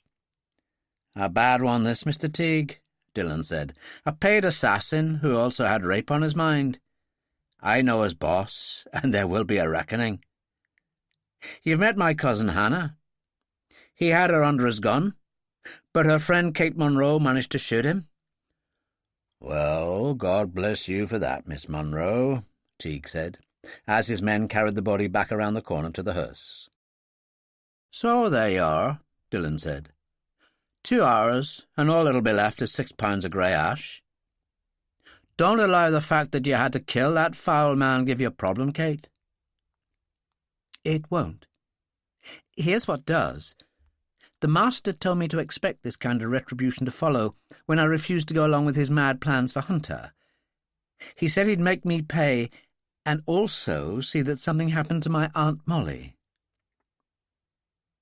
There was a nasty silence until Hannah said, "Do you think he meant it?" "No doubt," Dillon said. "He's just tried to organise a double murder, and the one who shot his hitman was you, Kate. Now he'll want revenge, and that's a short step to Aunt Molly." "We must phone and warn her," Hannah said. "Well, she wouldn't know what I was talking about. She's a sweet 82-year-old who attends parish church on Sundays and is nice to people because she always has been. She lives in West Sussex. What am I wasting time for?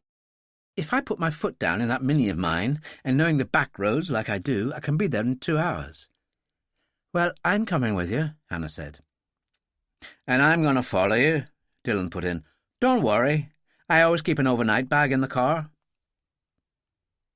He called in to tell Roper what was happening, who said, "Keep a pistol in your pocket. I've got a bad feeling about the master. I think he's getting desperate." "I've been killing men since I was 19, Dillon said. "He's welcome to bring it on." Hannah and Kate emerged from the house and clambered into the Mini. Kate switched on with a roar and started to move, and Dillon went after them.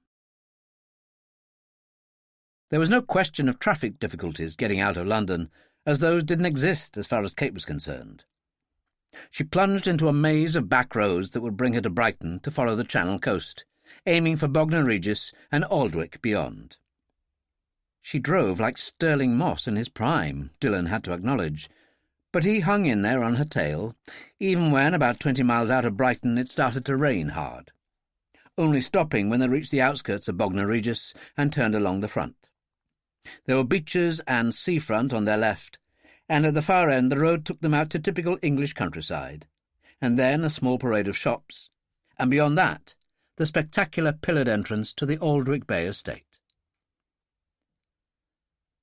Hedge End was larger than expected for a cottage.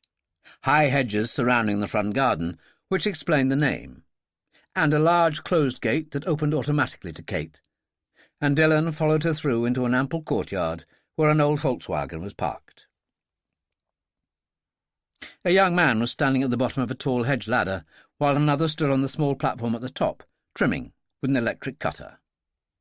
On closer inspection they were twins, wild black hair dishevelled, denim shirts damp from the rain.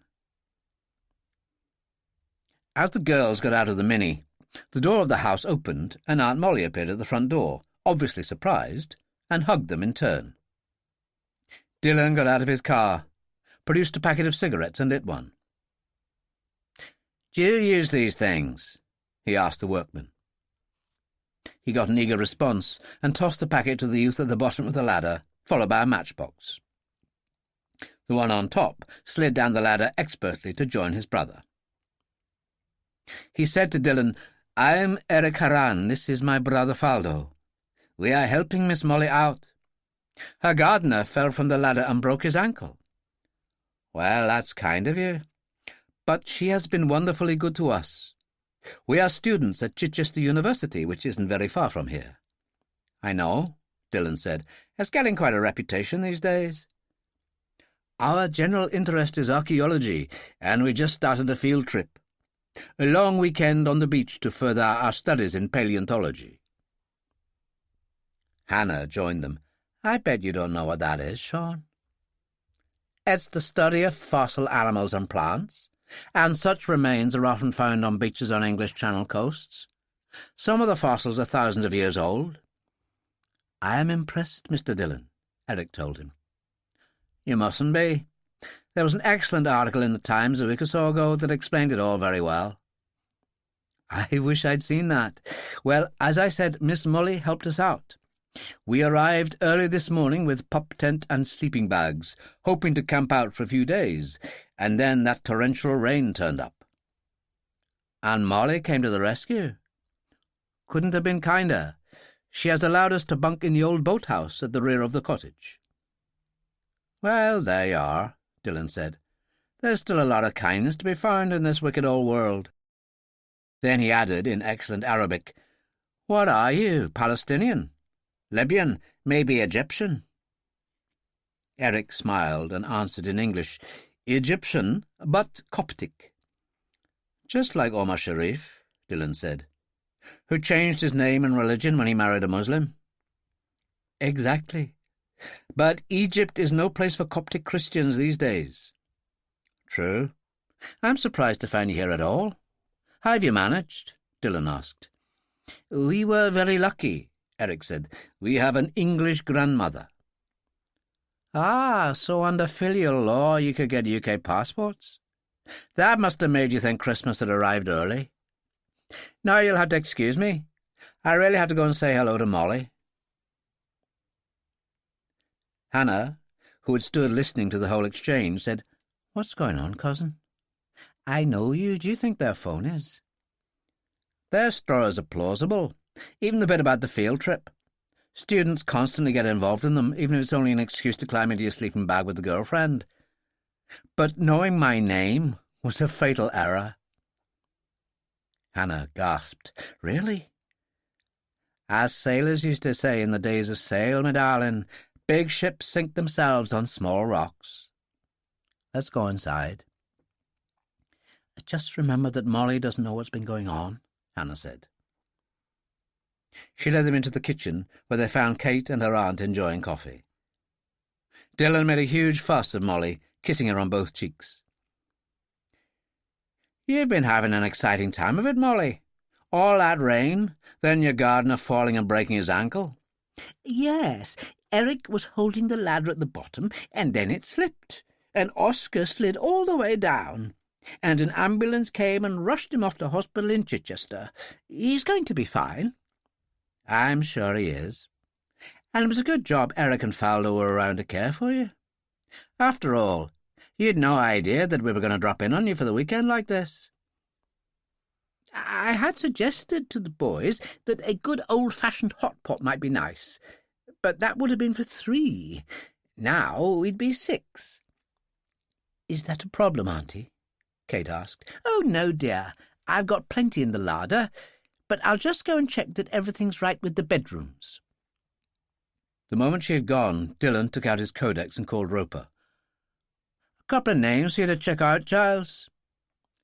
"Got it. I'll call you back." "What's going on?" Kate demanded. "Is there something wrong with them?"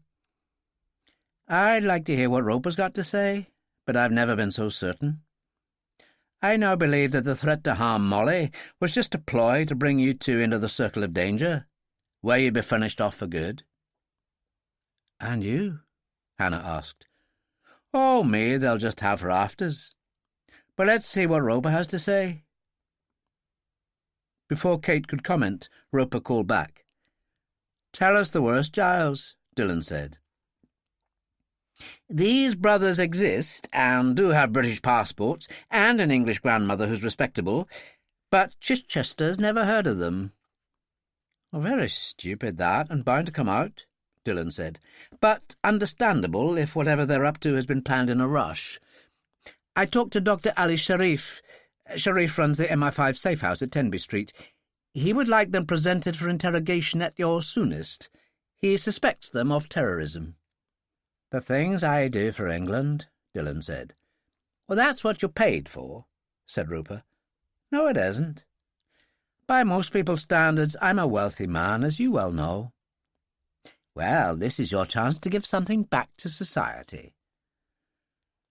"And Miss Molly's good old-fashioned hot pot tonight?" "Oh, my heart bleeds for you. I've discussed this with Ferguson, and if Kate's listening, he feels you should find an excuse to bring Molly back to London tonight." Kate answered at once. "I hear you, Giles, and I'll see to it." "OK. It's up to you now, Sean. But then it so often is." "And that's supposed to make me feel good, is it?" Dillon said. But Roper had gone. The two women were stunned. But how on earth do we explain any of this to Aunt Molly? "Leave it to me. As far as those two, I'll take them in charge, as the police say, and spirit them away to London. It's a long-standing habit of mine to keep handcuffs on board my car. I'll stick them in the back seat, shackled together, and even do their ankles. Very uncomfortable, all that way." "I'd say that's an understatement," Kate told him. "Well, cruel hard I am. Dickens would have loved me." He took out his Colt, ejected the magazine, then rammed it home. As it started to pour with rain, I'd better get on with it. They're not in here yet, so I'll try the boathouse. I'll pick up my handcuffs from the Mini and one of those umbrellas from the stand. Kate and Hannah followed, watching him take the umbrella, put it up, and start walking to the boathouse. Hannah said, "Who does he think he is, Wyatt Earp? Is there a back entrance?" Yes, there is," Kate said. "Well, maybe I can do some good there." Hannah took an old oilskin from the stand. "Don't worry, I'll be right back." And she went out into the rain. Kate was just about to go after her when Aunt Molly called down, "Are you there, Kate? Come and help me to make up some extra beds." Kate hesitated for a moment, reluctantly watching Hannah setting out along the beach before turning behind the boathouse. Then her aunt called down again, and she turned and mounted the stairs. Eric Haran stood, the door open no more than a foot, and peered out, clutching a Walter PPK. Faldo sat at an old table beside a pungent oil stove, the same weapon as his brother lying in front of him. "What are we going to do?" Eric asked. "The master has made it clear he wants him dead. We'll have to shoot him." Hannah had been easing the old-fashioned bolt on the rear door open and stepped inside, her Colt ready. "No, that's not nice," she said. "Not nice at all." She shot the Walter off the table and invited Faldo's brother to drop his, which he did, looking stunned, and she held up a Colt and said, "Silence mode, always a shock," and then raised her voice, "Sean, where the heck are you?" The door swung open, and he walked in. "I was waiting for you to finish, oh great one." And he flung a pair of handcuffs on the table. "But if you'd care to do something useful, cuff 'em, as they say in cop shows." At the same moment, a mobile rang in Eric's pocket, and Dillon reached for it quickly and switched it to speaker. The master's voice was clear. "Is this Eric or Faldo?" "It's neither, you chump. Just your old friend Sean Dillon. Eric and Faldo are in handcuffs, I'm afraid, facing a journey to London." The master sounded amused. "Why, Eric, you and your brother seem to have let me down badly. All debts will be paid in full. My deepest respects to your grandmother, who will be delighted at the news, but for how long, I wonder?" Eric, a new strength in his voice, said, "Our grandmother has nothing to do with this business." "Too late to think about it that way now," the master said. "There is a debt here that must be paid." "A debt on my part, too," Dillon said, "because I intend to execute you." "What a stupid man you are to think that you could do that. I don't deal in fantasy, but in reality I can cause calamity right there in London, or in the White House itself, little man." "You must be mad," Dillon told him. "Well, we shall see what I can accomplish in the next few days. Look for me." Faced with the ignominy of being trounced by a female, the brothers argued angrily in Arabic as they were urged into the rear seats of Dillon's Mini to have their ankles manacled. They calmed down after stern words from Dillon in Arabic. "What's going on?" Hannah asked. "Each has been blaming the other for praising Osama online and allowing the master to come into their lives. I just now told them that their UK passports are going to be cancelled and they'll be sent back to Egypt. It's frightened them to death, which is why they're suddenly behaving themselves." "Do you think there's any chance of their being sent back?" "Doubtful. I think Dr. Ali Sharif will have plans for them. But if you knew what life is like in an Egyptian jail, you'd know how the prospect terrifies. They'll be good boys on the trip back to London." "You can be a proper bastard when you want to be, can't you, Sean?" "Hannah, these people are all the same. Foolish puppets of men like the master, spreading death and destruction like you faced the other night. I'll tell you, cousin, I've made a personal vow that I'll see the master dead, one way or another. Kate came running from the cottage, clutching an umbrella. Just go, will you? It's difficult to make sense of what's happened, but it would help if you went. I can't imagine that we're likely to be threatened by any more of the same ilk, so I'll take my time convincing Molly that Mayfair might be good for her again. And as they took to the road, Hannah said, Frankly, I can't see Aunt Molly being anywhere near as happy in London as she is in the Aldwych estate. It's a lovely place. You can see that straight away. And violent fools like you and me aren't welcome. Save all your anger for the master, Hannah. We'll get him one of these days. Eric Haran, who had obviously been listening, said, But you'll never catch the master, Mr. Dillon. He is just a voice that comes and goes without warning. That is how he entered our lives, a voice from nowhere telling us we were needed by Al-Qaeda. And you believe that? Yes, but now I'm not so sure. This Dr. Ali Sharif, is he a good man? He used to be in your shoes. Believed in Al-Qaeda, but then Ferguson turned him. He's quite good at interrogation. Don't try to lie to him. He has a brilliant mind, and you'd be foolish not to listen to him. As for me, I have one important piece of advice for you. Never go anywhere near Egypt again. Don't even travel on a plane that might have to make a stopover. You could be in the worst prisons in the world and drinking water out of the lavatory bowl before you know it. They never forget, and they never forgive. And if Sharif offers you a job with MI5, grab it with both hands. Tenby Street Safe House had been a Victorian primary school in its day, a grim-looking establishment that offered ample accommodation to meet the requirements of MI5. It was London's turn to be flooded by heavy rain, and in response to Dillon's mobile call, Dr. Ali Sharif waited under an umbrella, flanked by 4 military policemen in waterproof capes, who had the boys out of the Mini in no time and hauled them inside.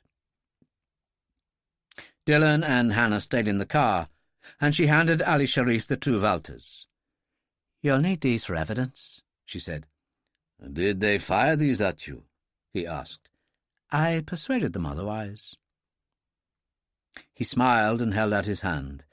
"You were so kind to me when I thought I was going to die in Rosedene last year."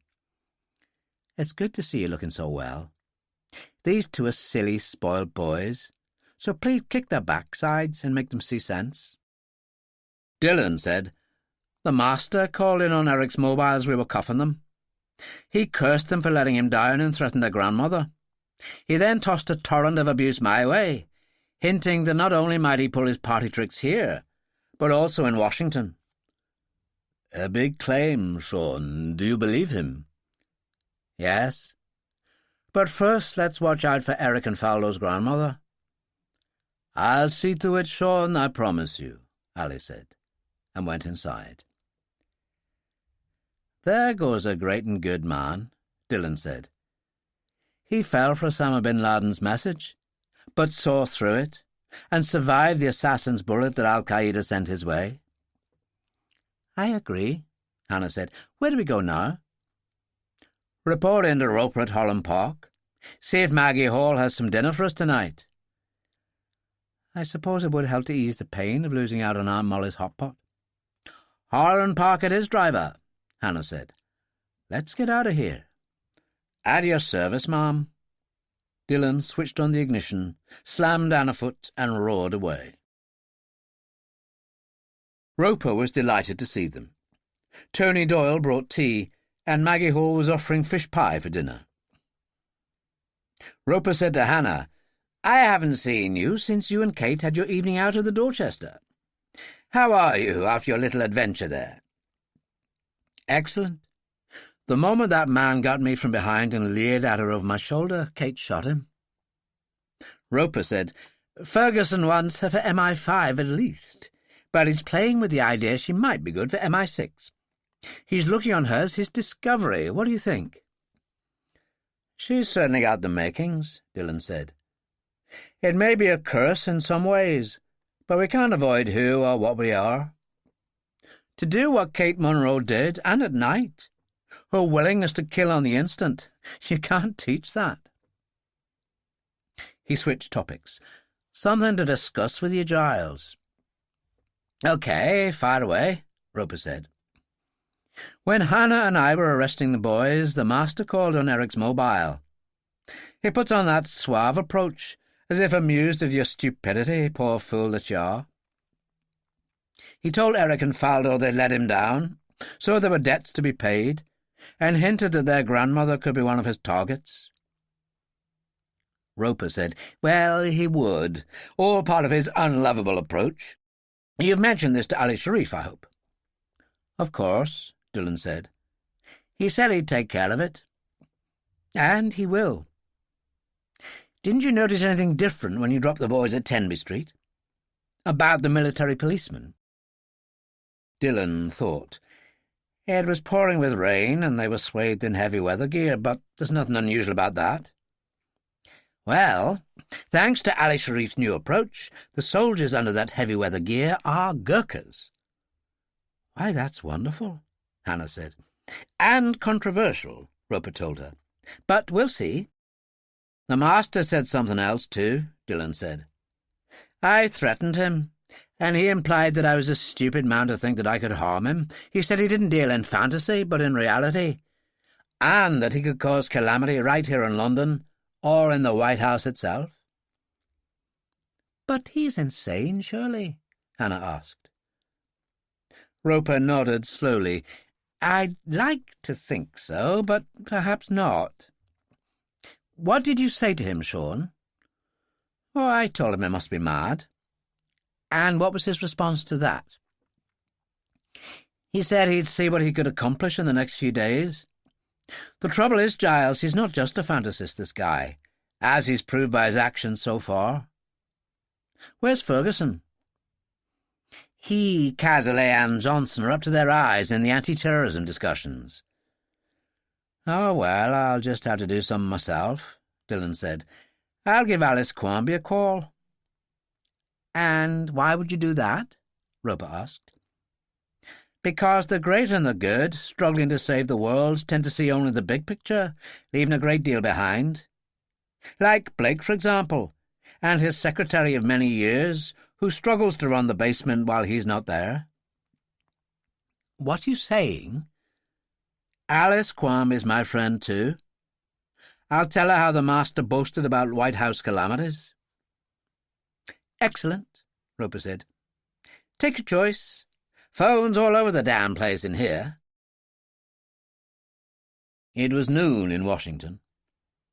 Alice Quarmby sat at a table outside a coffee shop, a shopping bag loaded with groceries at her feet. A phone rang. She hurried to turn it on, and Dillon said, How's my girl? Never mind that, Sean. How's my boy? I hardly see him. He and Cazalet are pulled in to serve on one committee after another, in a futile attempt to save the world from I don't remember what anymore. You sound depressed. I am, I suppose. I was recently involved in a phone exchange with the master. How did that happen?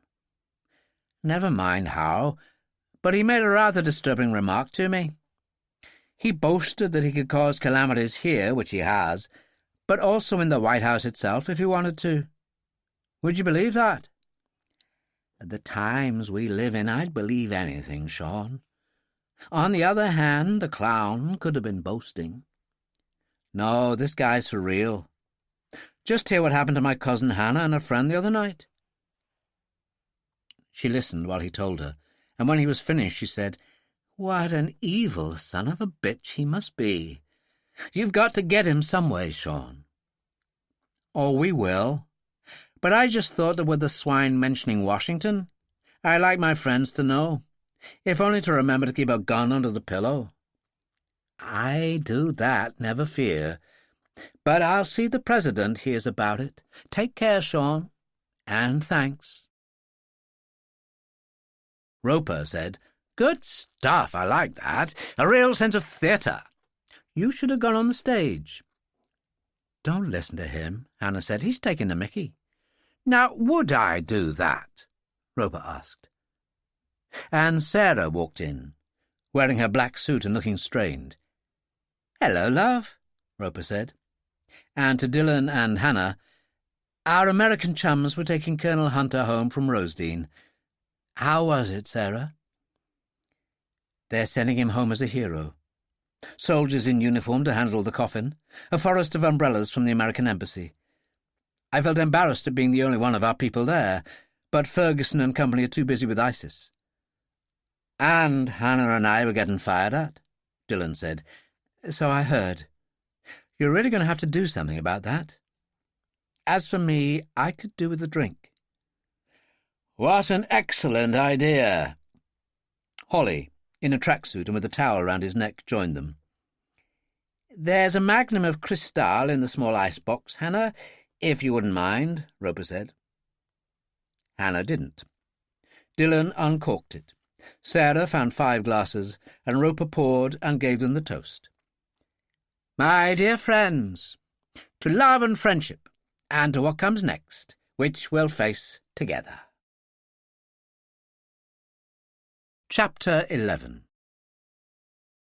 Hannah borrowed the Mini and sped up to Highfield Court, where she persuaded Sadie, much against her will, to return with her for dinner at Holland Park. They went in for 7 o'clock, had settled themselves to Maggie's turtle soup when there was the roar of a Daimler arriving.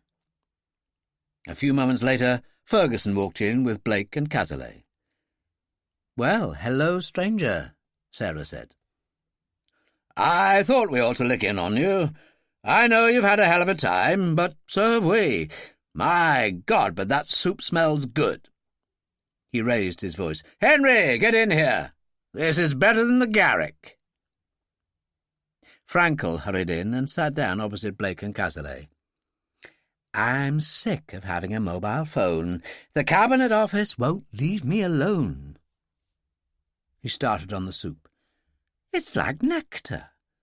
And fish pie to follow, I understand. You do realise what a treasure Maggie is?" "As a matter of fact, we do," Hannah said. "Good. Because you'll really need to keep your strength up, Ducky, what with all these people you seem to go around shooting. That episode the other night after your meal at the Dorchester was quite something." "That's old news," Dillon said. "You should have seen us shoot someone's Valter off a table this morning. Annie Oakley couldn't have done better." Cazalet said, "It doesn't sound as if you're finding much time for your piano, Hannah." "Mr. President," she said, "I appreciate that the demands of the great and the good, and sometimes the not-so-good, take up all your time these days. But meanwhile we've been guarding the wall." "Now then, Hannah," Ferguson said, "just let it go." "No, I won't, General. The assassin who tried to murder me and Kate Monroe the other night boasted that he was acting under the master's orders, and that he intended to rape us. Well, he made a mistake, just like the 2 fools this morning who we turned over to Temby Street, just like the master himself and his threats." She had the attention of everyone now, and Ferguson said, "We'll discuss this later." "But later is too late, sir. I heard the master say that he'd caused calamity not only in London but also in Washington. When Sean told him he must be mad, he said we'd see what he could accomplish in the next few days." There was complete silence, until Blake said, "Have you spoken to anyone about this, Sean?" "Yes, I had words with Alice Quarmby. She told me she'd speak to the President." Ferguson said, "Hannah, I hear what you say, but there is a bigger picture to all this." "I know, sir. But you know my family background. It's the foot soldiers who take the heaviest burden." And with that, no one could argue. After dinner, Roper said, "If you could give me a full account of what happened with these 2 young rogues you passed on to Ali Sharif, Hannah, it would help my records. Do you mind if we do it now?" "I'd be happy to." "Then, if you gentlemen will excuse us." And he rolled out in his wheelchair, Hannah following him to the sanctuary of the computer room. "Was I out of order saying what I did, Giles?" "Not at all," Sarah said from the doorway as she joined them. I particularly like that phrase about us guarding the wall. Yes, I thought that particularly apt, Roper said. But their problem is they don't know what to make of you. Even Ferguson isn't sure. I, however, haven't got the slightest problem. Do you, Sarah? Not a bit, Sarah said, then put an arm around Hannah and kissed her cheek. They broke the mould when they made you. Hannah almost blushed. What Dillon said. Do you think Alice Quarmby has spoken to the President yet? I can't say, said Roper, but I know she will. She told Dillon she would. So we wait and see, Hannah said, which just about sums life up at the moment. Which was very much how it looked to Alice Quarmby, for several attempts to see the President had failed. Even her friendship with his secretary, Elsie, had got her nowhere. So she had gotten some food from the White House canteen, consumed it alone in the basement office, and tried to clear her desk, which was always a problem with Blake being away. She decided to try the Oval Office again, and saw Elsie making for the powder room, so she took a chance, tapped on the door, and went in. And she was lucky, because the President was working at his desk quite alone, and looked up, startled. "Why, Alice, it's you. Did we have an appointment?" "No, Mr. President, I'm here quite illegally, and behind Elsie's back, because I was desperate to see you." "Well, you're here, so what's this about?" "The Master, sir. Things have been getting out of hand in the UK." "Well, nobody's telling me that. I hear damn little from Blake. In fact, no reports at all." "State affairs are beyond my remit, Mr. President. What I do know is this dreadful man has been responsible for a great deal of death and destruction, and he's now threatening to do the same to Washington." "Who says so?" "Sean Dillon. He phoned me at noon and asked me to speak to you, which I now have." Behind Alice, Elsie opened the door and peered in, and the President waved. "It's all right, Elsie." She withdrew, and the President said, "Let me make one thing clear. I have enormous respect for Dillon, but the Secret Service and the FBI will need more than that to go on. All I know is he means to try something, and he's an evil creature capable of anything.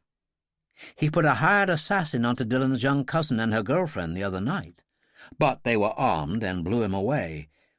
He could easily be planning the same kind of thing for the streets of Washington." "Alice, I'll speak to the right people. I can do no more. Tell Elsie on the way out that I sent for you. It'll make her feel better." Which Alice did. But as Elsie couldn't understand how it had happened, it didn't help at all, and Alice returned to her office to clear her desk and get ready for home. She answered her phone when it rang, thinking it might be Blake, so the sound of the Master's voice was a shock. "Oh, dear Alice, you have been a naughty girl. So now we've got the President discussing your information with the Secret Service, the FBI, the Washington, D.C. police. Have I left anyone out? It won't help, you know. It certainly won't help you. So why don't you go home now and think about where your stupidity has led you?"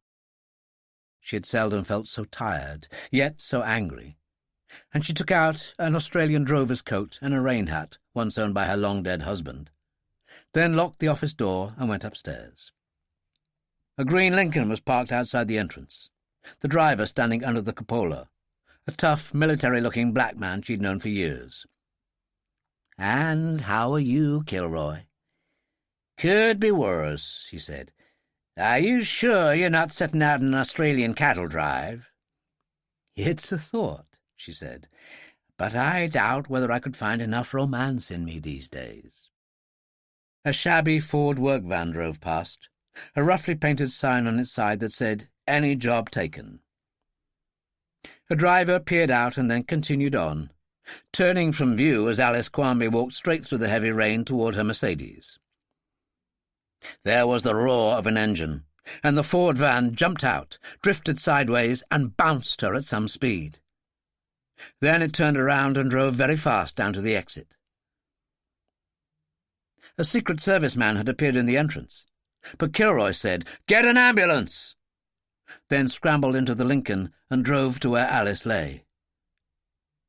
She made no sound, and there was no blood on her face. It was as if she were in a deep sleep. Old soldier that he was, Kilroy opened the drover's coat and found blood on her left side, and, gently sliding a hand down her left leg, was aware of a fracture. It was then that the ambulance arrived from MedStar Washington Hospital Center and took Alice away, and then the police arrived, grateful for Kilroy's description of the guilty vehicle, its number, and his opinion that the driver who glanced out appeared to be of Middle Eastern appearance. As for the President, he was consumed with guilt at not having treated Dillon's information more seriously. Most difficult of all was to have to explain it to Holland Park. It was Roper who took the call. "I'm sure you appreciate how terrible I feel about Alice Quamby. She's being treated at the finest trauma center in Washington, but I feel mortified that I didn't take Dillon's warning more to heart when Alice brought it to me." "We've all miscalculated the master to some extent, Mr. President," Roper said. "I'll let General Ferguson know what's happened, and Blake. I think this will hit him particularly hard." Which it did, and Cazalet and Ferguson made the decision to drop Blake from the Cabinet Office Committee and have him return to Holland Park and await events. Blake was completely stressed out, and his friends, Holly, Dillon, Hannah and Sarah, were being particularly careful with him. Suddenly Roper sat up. "Fox News coming up now. An attempt to murder White House staffer Alice Quamby by, here we go, Muslim youth Wali Hakim, who crashed in flames while being chased by DC police. Hakim was known to have an interest in Al-Qaeda and ISIS, and was in police files in New York and Washington. Alice Quamby remains heavily sedated in the trauma center at MedStar Washington Hospital Center." "News, at least," Hannah said, "and hope in it." Dillon's codex sounded, and the master said, "So, here we are again, Mr. Dillon. Alone, are you? Or with friends? Or perhaps you haven't any left, after stirring up the wretched Alice as you did?" Blake exploded then. "You are not fit to mention her name." "Oh, yes, I am. And I'm winning, Mr. Dillon. It's time you realize that. The young Wali Hakim was a martyr for our cause. There are others like him. We can't be beaten." And he switched off. Blake was distraught, and it was obvious to all. "You know, my mother died of cancer when I was 12 years old. So was my dad and I until I lied about my age at 17 and ended up in Vietnam. Then, years later, when I inherited the basement, I found this icon named Alice Quamby came with it. The old broad, as she described herself, serving one president after the other over the years. A White House institution. Oh, God help me, I don't know where to put myself." Holly said, "Well, I do. In Washington, D.C. I have a perfectly good Falcon jet at Farley Field, and we can make the flight in 5.5 hours if we push it. Is that okay, Major Roper? I understand you to be in command here when no one else is around." "True," Roper said. "So my orders are to get the hell out of here before I change my mind. And yes, I'm aware you'll need a second pilot, so that's obviously you, Dillon. And no arguments from the ladies, please." "Who's complaining?" Sarah asked, as Holly, Blake and Dillon left quickly, and Dillon's Mini roared to life. "Just shut up and allow me to send Farley Field my orders for the flight." "What a shame. I'd always had hopes of making Colonel, but you can't have everything." "I always thought you were special. Now I know you are. Hannah told him. "So, are you two on the same wavelength over this?" Roper asked Sarah. "Absolutely," Sarah said. "But I do think you should send a message to the White House, notifying the President that Blake is on his way, which, ironically, is exactly what the President has been wanting for some days. I don't think General Ferguson would argue about that, so you may be a colonel yet." "For the first time I can see why you are in the Intelligence Corps, Captain Gideon," Roper said. "I'll follow your orders at once. I'll also request the hospital to expect a visit at, say, 10 o'clock Washington time. Since the request is from the White House, I'm sure they'll comply." "Excellent. My final advice is don't speak to Ferguson. Just send him a text. Once he's read that a time or two, shocked though he may be, he'll realize he has no option but to agree." "Your advice is noted, and at the rate you're going, I expect you to make major sooner rather than later." Hannah said, "Do you have any orders for me, sir?" "Yes," he said. "Take Sadie home to Highfield Court. Lock yourself up in the conservatory, sit down at the Schiedmeyer Concert Grand, and get practising."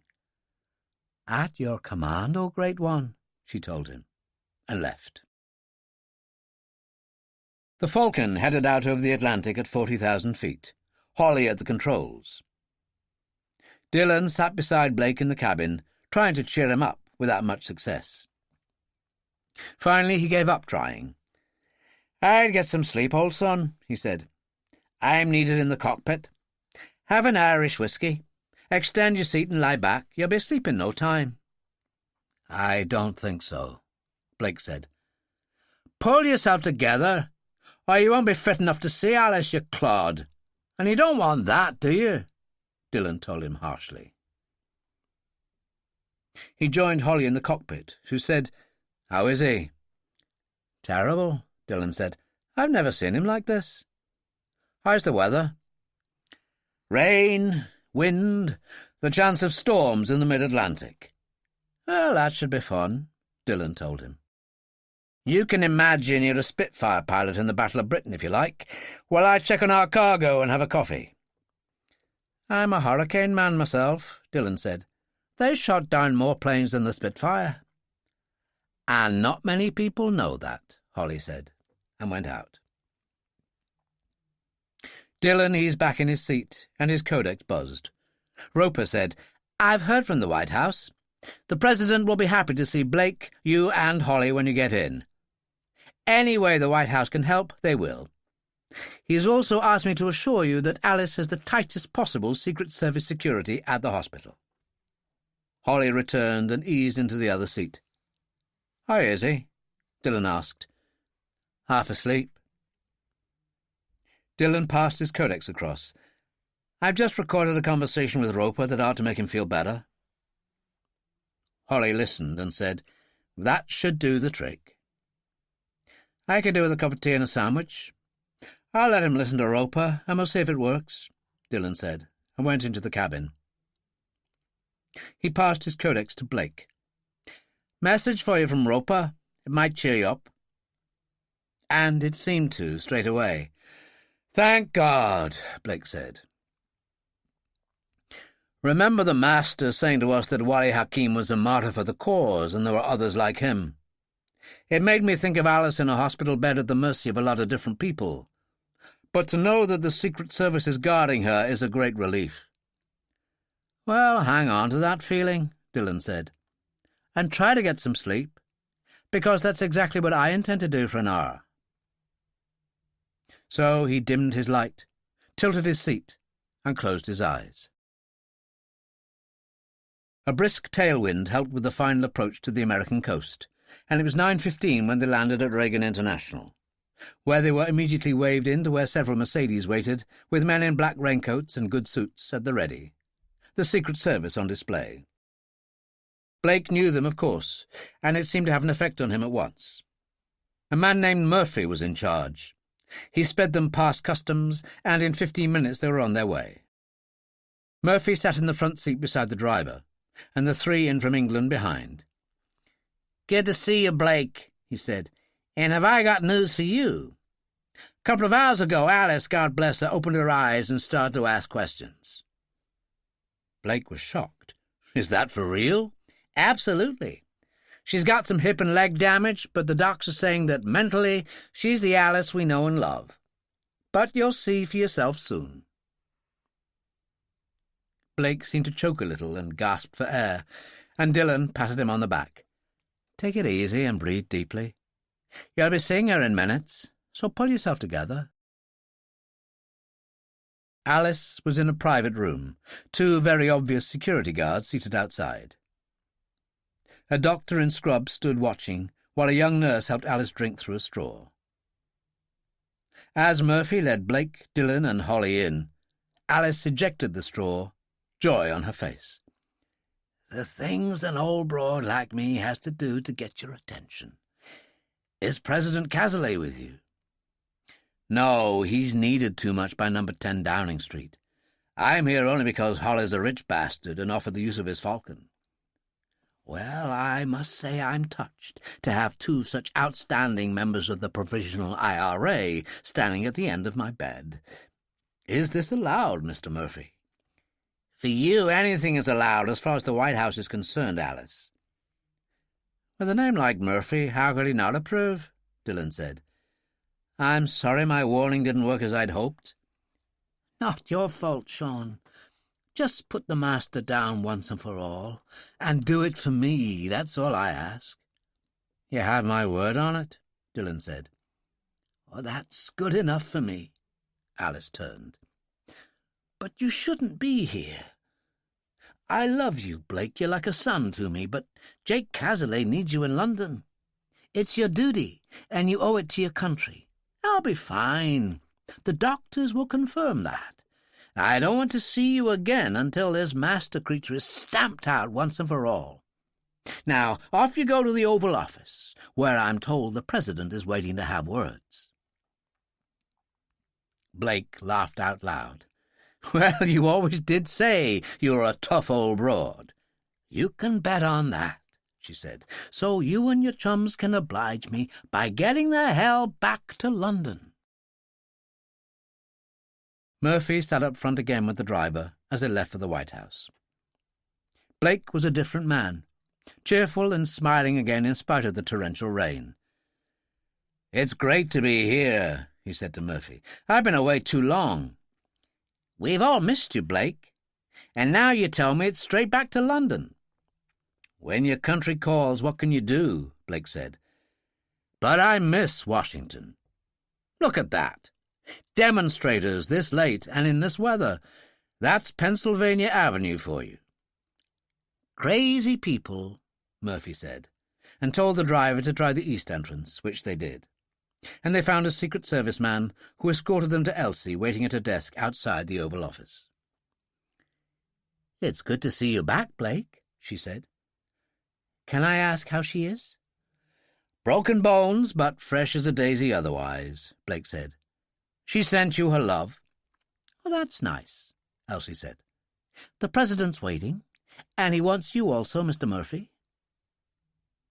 She opened the door to the Oval Office, announced them, and Murphy led the way in.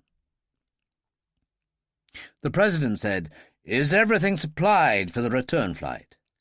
"So I am told, Mr. President," Murphy said. "Excellent. Just wait outside." Murphy went out, and the President said, "I was going to say hello, Blake. It's been a hell of a long time, but I've something much more important to say to you. Alice told me, Mr. Dillon, that you'd asked her to make clear to me the threats the master had made about his intended behaviour in Washington. I made the huge mistake of not taking it seriously. The guilt I feel for this is beyond description." Dillon said, "The depravity of the master is considerable, Mr. President. It's not your fault. Anyway, we've just had the pleasure of finding Alice awake and active again." "Particularly with her mouth," Blake told him. "And if I might make a suggestion, nothing would thrill her more than a visit from you." "That's a great idea. I'll see her tomorrow." The President was smiling now. "You always come up with an answer. That's why I missed you so much. but I realise now that the work you and President Cazalet are engaged with in London is of crucial importance. It's good to know you support us in this way, Mr. President. And you, Mr. Holly. Special Envoy for the Algerian Foreign Minister now, I hear. It's good to see you too. Now I'll say goodbye to all of you, and have a safe flight back. The door opened, Murphy appeared and shepherded them out, walking them through the convoluted corridors of the White House to where the Mercedes waited to take them back to the airport. Holly checked his watch. midnight. I've never spent such a short time in America. Dillon said, At Holland Park right now. Maggie Hall is serving full English breakfast. Murphy said, What about the full Irish, Sean? You'd have to go to the Europa Hotel in Belfast. They do the best in the world. I often dropped in during the Troubles. Roper had to call in there a time or two to defuse bombs, but we never met. Ironic, that. Who's Roper, then? Murphy asked. Probably the greatest bomb disposal expert during the Troubles, Dillon said. He's been in a wheelchair for years. It was a woman who got him in the end. A real crazy after revenge. A great man. He was awarded the George Cross. I don't understand, Murphy said. You were on different sides. In the end, my old son, you could say we're all on the same side. But you would have needed to go through it to understand that. The Mercedes turned into the airport and drove straight to the Falcon through the torrential rain, and pulled up at the air stair door. Dillon shook hands with Murphy. Look at it. The romance of flight. If we go down in the middle of the Atlantic, it was a real pleasure. And he opened the car door and ran for the steps. Holly let Dillon take the flight up to 30,000 feet, climbing gradually all the way to the main coast, then up to 40,000 feet as they moved out over the Atlantic. Blake, the non-pilot, made himself comfortable with a pot of coffee in the cabin. Remembering Roper's nocturnal habit, he tried calling him on his codex and struck gold. Good to hear from you, Roper said. What on earth is behind this extraordinarily quick return journey? Well, it appears that Alice is going to be all right. She was in some kind of a traumatic state, little evidence of life besides breathing, when it seems she suddenly opened her eyes and started asking where she was and what had happened. So, how is she?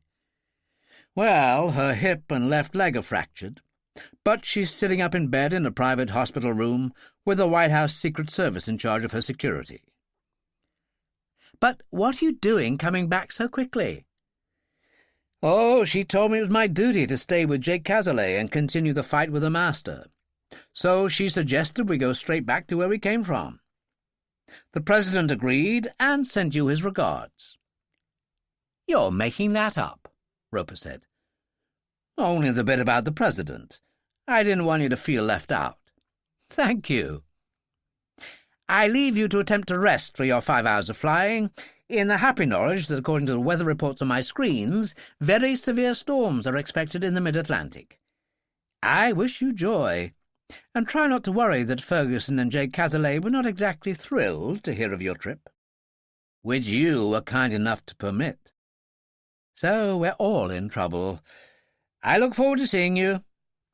And he switched off. In the barge on the Quai des Brumes, the Master sipped coffee and considered the quick trip to Washington with a certain perverted enjoyment, because although Daniel Holly was an enemy, the élan with which he'd been able to offer a friend the use of one of the most expensive jet planes in the world was quite admirable. The only thing more extraordinary was the thought of Alice Quarmby sitting up in bed and drinking through a straw. More bungling. It was infuriating. It was time to find some good news, and his thoughts turned to Pound Street. He wondered how the new Imam was surviving. Not easy being the new man, especially since he'd lost his strong right arm, Omar Bey, the one they called the Beast. A few minutes later, Imam Yusuf Shah was sitting at his desk when he got a call. He was shocked, as always, by the quiet voice. "There is one God, and Osama is his prophet. This is the master, concerned by your problems. Has there been any word about Omar Bey?" "Nothing," the Imam said. "I have discussed the matter with Scotland Yard, but they merely shrugged their shoulders. As far as they are concerned, he had a bad reputation for violence, and met someone who was worse. Do you have some thoughts on the matter?" "The man Dillon we have spoken of, I believe him to have somehow put Omar Bey into the river. It is a favoured method of his and the gangsters along the Thames. With strong tidal currents, anyone who goes in is swallowed by the sea eventually." "What can we do about this man?" "I am thinking about it now. I'll be in touch when it is time to strike." Dillon and Holly were in the computer room with Roper when Sarah and Hannah arrived from Highfield Court. "Well, that was a memorable trip," Sarah told them. "Yes," Hannah said, "and great news about Alice." "Blake was thrilled," Holly said. "But all that activity proved too much for him. He's sleeping his head off in the guest wing. Ferguson slept over too." "General to you, Major," Ferguson said as he entered. "The hero's return, is that how you see it?" He sighed. "Well, I suppose it was in a way. On the other hand, it was a gross breach of discipline, so don't do it again." Roper looked suitably serious. "Of course not, General." "Just so we understand each other. Get the Daimler ready, Sergeant. I'm needed at Downing Street." "At once, General," Tony Doyle barked, and was out like a flash. "That's what I like to see. Good order and military discipline. What about you, Hannah? Why aren't you at college?" "I'm dropping her off, General," Sarah told him. Hannah started to say something and stopped. "Excellent. I see your birthday's coming up, Sarah." Yes, General." "Rather more impressive. It'll also be a celebration of your 15 years in the army." He turned to Roper. "I think that calls for a party, don't you, Major?" "I certainly do."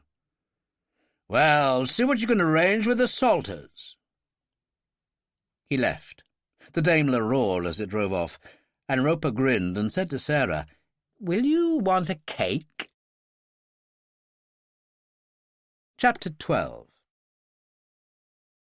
The moment the sound of the Daimler had faded into the distance, Sarah said, "It won't be a very big party, though.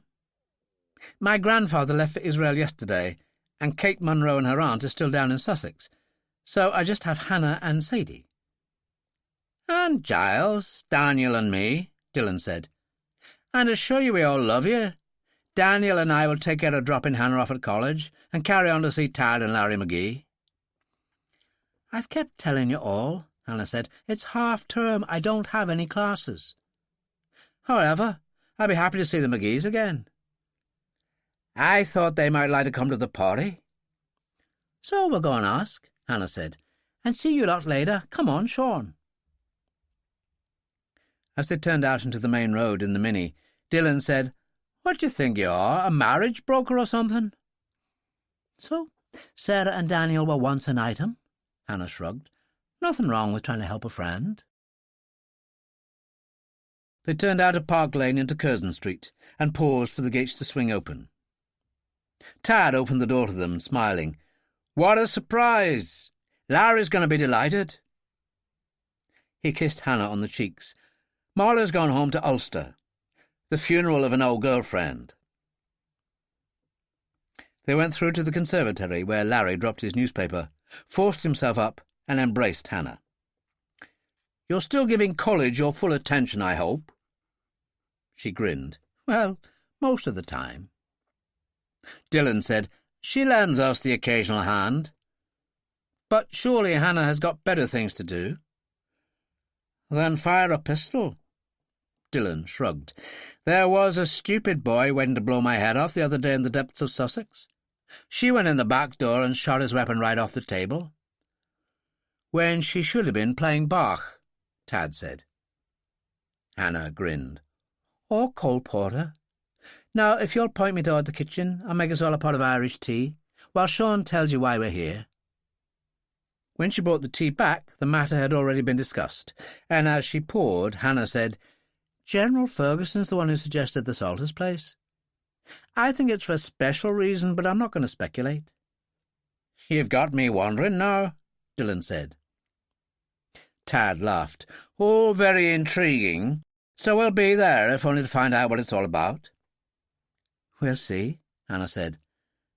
But will it be all right for me to inquire how things are at Drumore House? My visit there was pretty remarkable. Well, you'll be interested to know that Eli's proved an impregnable wall where Finbar's concerned. The big man's grown even bigger in a way.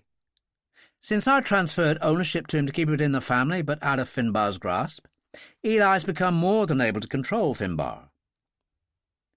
And the legend of the Maria Blanco? Hannah asked. Hugh Tully, the IRA Chief of Staff for County Down, is still alive, but the original story's still the same, and the whereabouts of the boat itself a mystery. We have to accept that there's no answer, Dillon said.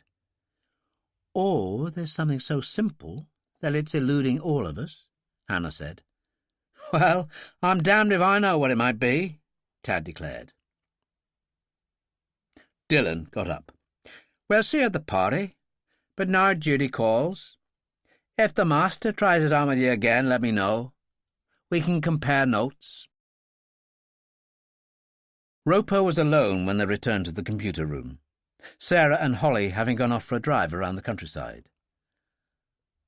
Are the McGees coming? He asked. Wouldn't miss it, Hannah said. Have you spoken to the Salters? Not yet, but I thought we'd call round this evening to the Dark Man. With any luck, Dora's hot pot will be on, Roper told her. That suits me, Dillon said. I'll take you in the back of the van. What time? Let's say 7. I bet Sarah and Daniel will join us, Hannah said. Well, that's fine. Now I'll give myself an hour in the steam room. I suggest you sit down at the dining room piano for an hour, Hannah. Half-term or not, you need to practice. George Moon had been awakened early by the drumming of heavy rain on the cabin roof of his motor launch, the Moonglow. The heating system had packed up, and when Moon rolled over, he realized his bedclothes were damp. Cursing, he got out of bed, searching drawers for fresh clothes, his wardrobe for a decent suit, a small, insignificant man scrabbling for his steel spectacles that had fallen to the floor in the night. As he straightened, Moon's mobile buzzed again. "Who the hell is this?" he demanded. "You sound annoyed, Mr. Moon," the master told him. "On a morning like this, the London waterfront is not exactly the Riviera. Most uncomfortable." Moon hesitated. His door opened to the deck, and told himself to stay calm. "What do you want?" "To remind you that only a few days ago I deposited £75,000 in your bank account." Moon took a deep breath. "Yes, I remember. So again, what do you want?" "Some civility, you nasty little man, or I promise you'll regret it. So struggle up the steps from the pier, knock on the door of the pub and talk to your disgusting cousin Harold, who I expect to put to work for me tomorrow night. And remember this, for the kind of money I'm paying, I suspect Harold will be happy to dispose of you in the Thames, too." Which was undoubtedly true. Moon took comfort in the fact that he had an original Walter PPK loaded for action in a hidden drawer of the old Victorian desk in his cabin. He quickly checked that it was still there, then went out into the heavy drizzle, put up his umbrella and mounted the steps to the pub, where Harold opened the door. "There you are. I thought I'd lost you." Moon noticed he seemed a trifle strained. "Dirty morning. You get in and I'll see to your usual." "The master called," Moon said. "He wants to speak to both of us." "Really?" Harold said. and his tone made it plain to Moon that something odd was going on, and it put him on high alert, and even more grateful for the Walter in the desk drawer. Moon's mobile buzzed, and the master said, "To business. Harry and Billy Salter are hosting a birthday party at their restaurant, Harry's Place, the night after tomorrow." "I like it," Harold said. "I've got a few scores to settle with the Salters. Do you want us to smash them up?" The master said, "No, something more subtle. Get a gang of young villains to frighten the hell out of them. Shake them up a bit. And one thing more. I understand that Harry Salter's proud of the Linda Jones, an old Victorian Thames boat he spent thousands renovating. He keeps it on the end of the jetty outside the Dark Man. Sink it." "I could sail up there in the inflatable," Harold said. "I'd love to see the bastard's face when it goes down. The Thames is 40 feet deep off that jetty. And since you mentioned the young villains before, I've already put together a posse of very bad lads indeed," he added. "They'll be led by a guy named Barry Maguire, who got 10 for manslaughter and was released after 5, which was a big mistake from society's point of view." "And you?" the master inquired. "I'll be visiting the Linda Jones in the inflatable." Moon asked, "Is Harold's plan to your liking?" "Certainly," the master said. "In fact, it would seem to cover everything except you, who don't seem to be doing very much."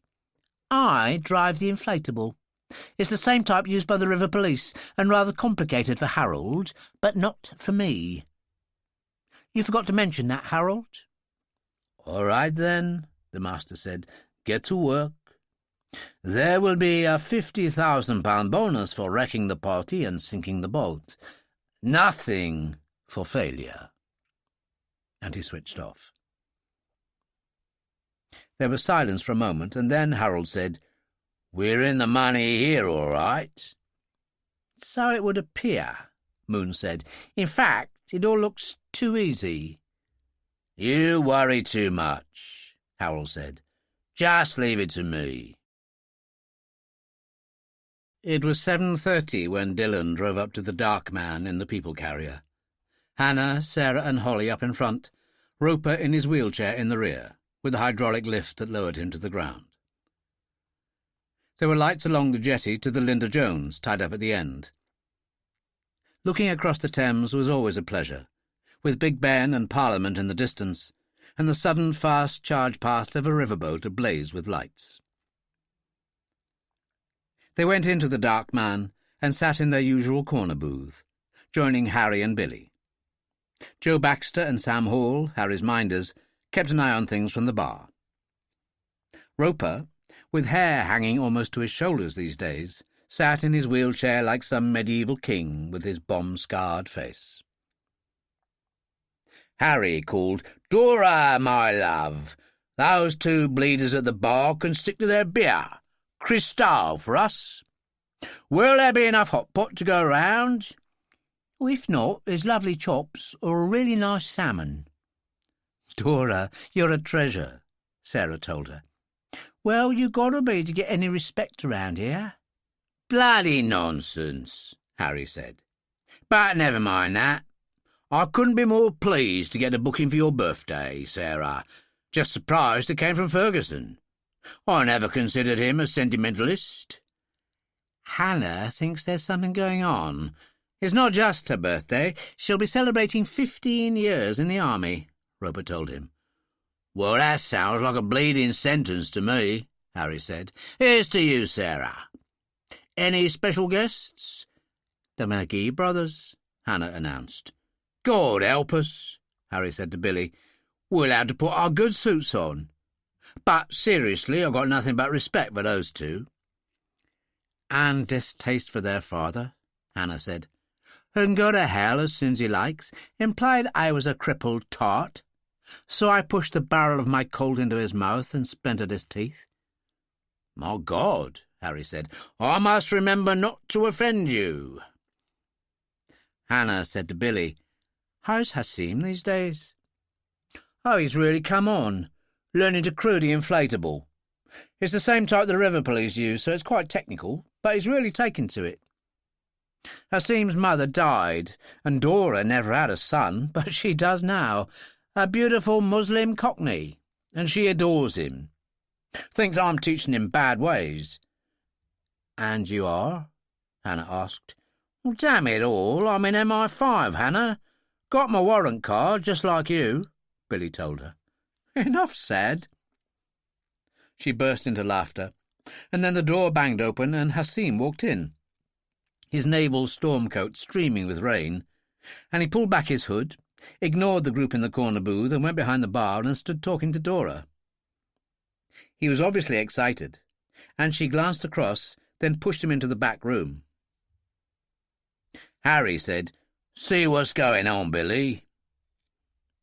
Billy did, following them into the back room, finally emerging with Hasim, whom he brought across. "Tell Harry what you told me." Hasim said, "Do you remember my friend Caspar Hassan, Mr. Salter?" "Yes, I do. A third-rate petty thief who specialised in breaking into old folks' houses. They gave him 18 months, and he deserved more." "He's going straight now." "Don't make me laugh. He'll be a thief till the day he dies." To everyone's shock, Billy took his uncle on. "Just shut up, Harry, and let the kid talk. It's important." Harry scowled. "Well, it better be good." "Oh, it is," Billy said, "and I've not even heard the half of it." "Well, come on, then," Harry said. "Just put us all out of our misery, for God's sake. What's the story?" "I was at Wally's, looking for somebody to try a few rounds with in the ring. I go in now and then when I've got time." "I know. Young punks pretending to be hard men. I told you before, you're better than that trash." "OK, but it was different tonight. This old geezer called George Moon was there. A right creepy specimen, believe me, and he had his cousin with him, an oaf named Harold, who really did believe he was the terror of the neighbourhood. He got in the ring with me once, told me not to worry, go easy on me because I was a Muslim." "The bastard," Dora said. "So what did you do?" Harry asked.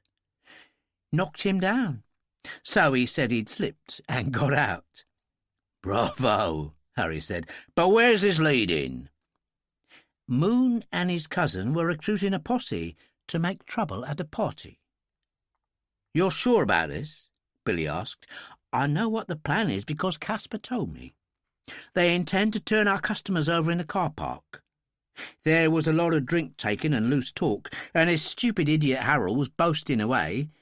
Said there was plenty of money in it because they were doing it for a man called the Master, who was very rich, and Moon told him to shut his mouth." There was silence for a moment, and Roper said, "How did you fit into all this? Didn't it occur to these people that you'd warn Harry?" "Well, the only person who knew I worked for Harry was Caspar, and whatever you think, he's going to stay quiet. He's just another Muslim to these guys like me. The Muslim Cockney with a brown face. Always despised by those kind of people. But there's stuff I haven't told you yet. Make your mind up if you want to know, because I want to sit down and eat." "Go on, then. Tell us the worst," Harry said. "Burn down the Dark Man?" "Oh, no, all those fire engines would make too much fuss. They've got a big inflatable like we have, the same model as the river police. The word is that Harold's useless with it, but Moon's a dab hand." "The pompous idiot," Billy said. "I find that hard to believe. What's his intention?" "To sink the Linda Jones." Harry's face seemed to change completely, dark with astonished anger. "He's what?" "Like I said, his target is the boat, according to that stupid Ponce Harold. He said you've been king of the river long enough, and it was time someone put you in your place." Hasim shrugged. "I'm sorry, but according to Caspar, that's what Harold was saying." "Put me in my place?" Harold said. "I'll crush him like a maggot. Him and his miserable cousin. I'll destroy them." Hannah jumped straight in. "No, you won't, Harry. We're all going to consider this carefully at a council of war. But in the meantime, Hassim isn't the only one who's hungry." Harry gave a great barking laugh and said to Dora, "What a girl! Putting me in my place when I needed it. I knew she was trouble the first time I met her on that horse farm of hers." The meal was as good as usual, Dora made to blush with the compliments, and then they got down to business over tea and coffee. "We need a plan of campaign," Hannah said, as Dora was pouring. "First of all, do we still have the party?" "If we don't," Dillon said, "it means these sods have won, and I'm not having that." He turned to Holly. "What do you think?" "All this aggro in the car park doesn't worry me. Moon won't hand out pistols to his young thugs. Too dangerous. So I don't see them as a problem, not with all of us ready for them." "Fine," Hannah said. "This leaves us the Linda Jones." "I'll take care of that," Billy said. "Moon's old motor launch is chained to the jetty. I'll take some bolt cutters from our workshop and slice through the chains easy as butter. Sinking that launch would be a cinch. Hassim will help with the inflatable." "Now that I like," Harry said. "What clever sod you are, Billy." "So, I guess the party is on," Sarah said. "Is it private, or do we keep the place open? It's your restaurant, Harry." Dillon said, "I don't think we should risk the safety of any bystanders, just in case the master has something else up his sleeve." "Pure evil," Hannah said. "A few days ago at Holland Park, a suitcase was delivered for President Cazalet, and it turned out to be a bomb. Major Roper sat in his wheelchair in the rain, with Staff Sergeant Doyle holding an umbrella over him, and he defused it. And a girlfriend and I were stalked to her home by a killer, hired by the master to rape and murder us. While he was trying to throttle me, my friend managed to shoot him dead. The master boasted on his mobile of having been responsible." There was a silence for a while. Then Sarah said, "Harry, I think we'll make it a private party. Is that okay with you?" "Absolutely." "And the aggravation the Moons are going to cause?" "Bring it on." When the birthday evening rolled around, Hannah wore the fabulous black silk Givenchy evening suit that Sarah had bought her when they plundered Harrods one day. A black-ribbed shoulder bag complemented it, perfect to carry her Colt 25 and spare ammo. When she appeared, Sarah was in black too. "My goodness, we look like sisters." "Well, I think of myself as your younger sister," "which I never had, but now I do. So, as your big sister, let me check you over. Are you carrying?" "Of course." "And your bulletproof vest?" "Every girl should have one," Hannah said. "Then let's get moving." They rendezvoused at Holland Park, and were surprised to find Roper resplendent in a black velvet jacket, Victorian style, his long hair tied with a bow, a silk scarf at his neck. Tony Doyle, in dress uniform, was pouring a glass of Cristal. "My goodness, Giles, you look like Oscar Wilde come back to haunt us." He raised his glass. "And you two look absolutely smashing. Happy birthday, Sarah." They went to give him a kiss, and Dillon and Holly entered, both wearing black tie. "What about us?" Dillon demanded. "Wonderful," Sarah told them. "You look like gangsters in an old Cagney movie. Now have a drink, and then, since everybody's here now, we'll be off." Dillon noted, "They say it'll be raining later on. That should be uncomfortable for all those thugs Moon's taken on." "Well, bad cess to him, as we say in Ireland," Hannah announced. "And let the battle begin." George Moon already had the light on in the cabin of the Moonglow at the jetty below the old pub. He had changed into a Harris tweed suit against the penetrating dampness of the Thames evening, and the sound of rain tapping against the roof gave little hope of any improvement.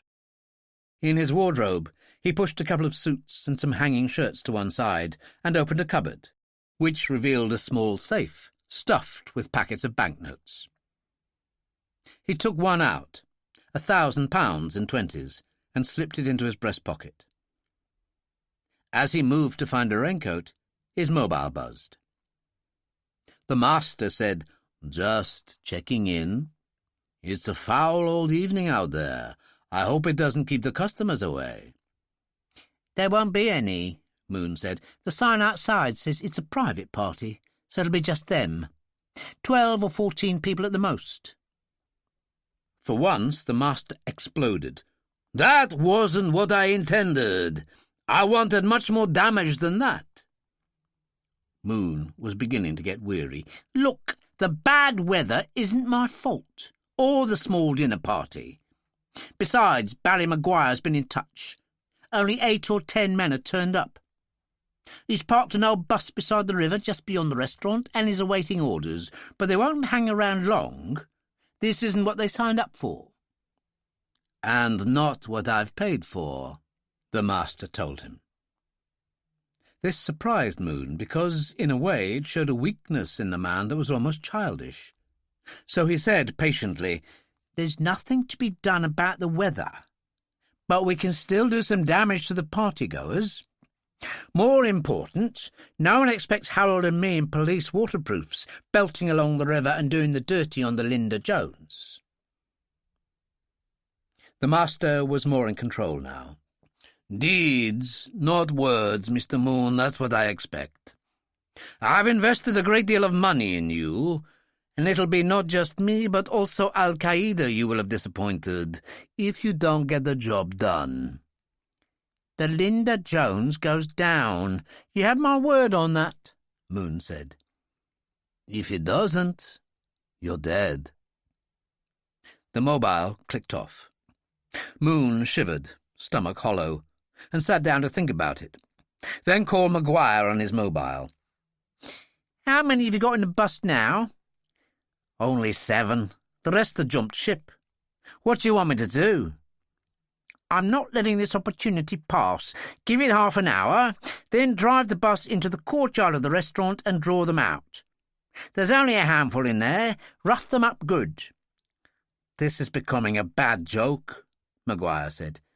"Nobody's laughing, Maguire. You're getting paid, so get to work." The door opened and Harold entered wearing yellow oilskins. "We set?" "Oh, sure," Moon said. "Let's see. I've just had the master on, full of threats. The whole thing's a cock-up because Salter made the birthday party private and closed the place to outsiders. It's pissing down rain. Oh, and if the Linda Jones doesn't sink, we're dead. How's that?" "Oh, stop whining. Put your waterproofs on, you gits. Run me up to the Dark Man and I'll sink the Linda Jones for you." And Harold turned and went out. At the Dark Man, they were getting ready to leave for Harry's place. Dora looked very dapper, her blonde hair fresh from the beauty salon, pearls at her neck, wearing a knee-length black dress and pumps. "You look the business girl," Salter said, and kissed her cheek. "Why, Harry, I didn't know you cared," she told him. "And I've never seen you look smarter." "Well, I would in a monkey suit, girl," he said to her. And as Joe Baxter and Sam Hall also wore black tie, added, "We look like Al Capone and some of his boys on a bad night out." At that moment, Billy and Hassim emerged from the storeroom behind the bar, wearing black wetsuits and cowls. Dora said, "I don't like this at all. He's only a young lad." "I'm as good as Billy driving up police inflatable," Hassim said. "And so he is," Billy told her. "He's not going in guns blazing, but he's there to pick me up quickly if I end up in the river. I trust him completely."